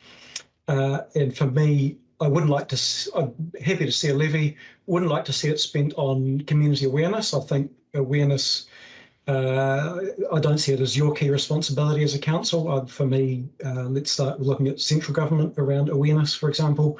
But if there are things you could use that for around emission reduction or adaptation and resilience, for me, that would be where the value would be in drawing and spending a levy tag towards that area. And that's all I've got for you today. Kia ora. Great, thank you, Simon. You may be interested to know that central government don't have anything budgeted for communicating climate change awareness, but hopefully they will in future. Anyway, there's a question from Councillor Lan Pham. Kia ora, Simon. Thanks so much for your submission today. My question is around your encouragement for us to pull the cost levers as hard as we can. We've had a number of submitters encouraging us to go for both option 1 and 2 in tandem, so that there's that free aspect, but then there's also a $2 flat fare across the whole network, getting rid of the zones. Would that type of approach meet your encouragement to pull the cost levers, or do you think that would be too much, or what are your thoughts on that? I think there's no such thing as too much when it comes to encouraging uptake of P2. Yeah, if you can do 1 and 2, great. Well, thanks for that clarification. Great. Thank you very much for your submission, Simon. We don't have Christopher in at the moment. So if you would like, we could try taking a small break and see if he turns up for us. We've only got 5 minutes to go, so all right. What time was Christopher scheduled for? Was it 2:20? All right, so it looks like we don't have our last submitter. So Petrea, is there anyone else who needs to submit? No, Christopher was the last one that we had that we were expecting. Okay. Excuse All me, right. Jenny here, Yes. Liz. Have we Yes. given Christopher a phone call to see if he's trying to hook in or anything? Petrea, has someone actually called Christopher? There have been some reminders that have been gone through. We haven't rung him in the last 5 minutes though. Okay. I mean, I think if there have already been several reminders, then I think it's pretty reasonable to expect that people should be able to. I mean, we could hang on for 5 more minutes, but I think we've already waited for 5 minutes, and he's been sent reminders, so I think that's probably sufficient. So in that case, I'm going to move to the end of the submissions. So this will basically finish the annual plan submissions for this year. And our next meeting is going to be, the next council meeting will be on Thursday, 19th of May. And I will now declare the meeting closed. And I would like to invite, now who am I inviting? Councillor Pauling or Councillor Cromwell to please close the meeting. Oh, Councillor Farm, do you have a question? Sorry, thank you, Chair. It's not a question. It's just because we're closing. I just wanted to do a massive shout out to staff just for this whole hearings process because, yeah, I mean, although it's been challenging for all of us online and that kind of thing, they've been around in the building and dealing with all this kind of stuff. So, yeah, just massive thank you to all the work that's gone into supporting us and making sure we've got all the right information and all of that. It's been really great. So thank you so much, staff. Yeah, definitely. I'm terrible at remembering these sorts of things. But yes, our staff are actually doing a very good job with the current situation at the moment. And particularly some of the submissions. All right, okay. So I'll hand over to Councillor Dianne Cromwell to finish the meeting officially. Ka pai. Tēnā koe, Elizabeth. Thank you for your for chairing this afternoon, and everyone else who chaired. It's been great to actually hear different voices, see different styles, and then helping the community get their points of view across. So to all people who chaired the sessions, ngā mihi kia koutou. And then tautoko, what Lan said regarding staff, amazing effort because I can't imagine being in the background behind this trying to herd cats, so to speak. And also the community, but the community, that's why we're here to listen to all the kōrero, and then that's where we are at the moment. So we're going to suspend our discussion here. We're going to suspend that discussion to our virtual ridge poll, so to speak, really ready to draw down when we come back and deliberate. And kind of that's our job now to make those decisions. So to the community in the hapori, tēnā koutou, and to councillors, can't wait to see you in person next week. Well, hopefully next week we're in person. But first off, I know we're online with the wānanga, so I'm really looking forward to that and having a frank and open and honest discussion in that forum. So nō reira, we'll finish off this. The Karakia, we'll suspend our discussions and then we'll move on for the weekend. Nō reira, tēnā koutou. A tēnā tātou katoa. Ka takana te karakia. Ka whakairia te kōrero ki ka tā huhu o tō tātou whare. Kia tekena anō, a tōna wā, a tōna wāhi, haumi e, hui e, tai. Ai, ki e.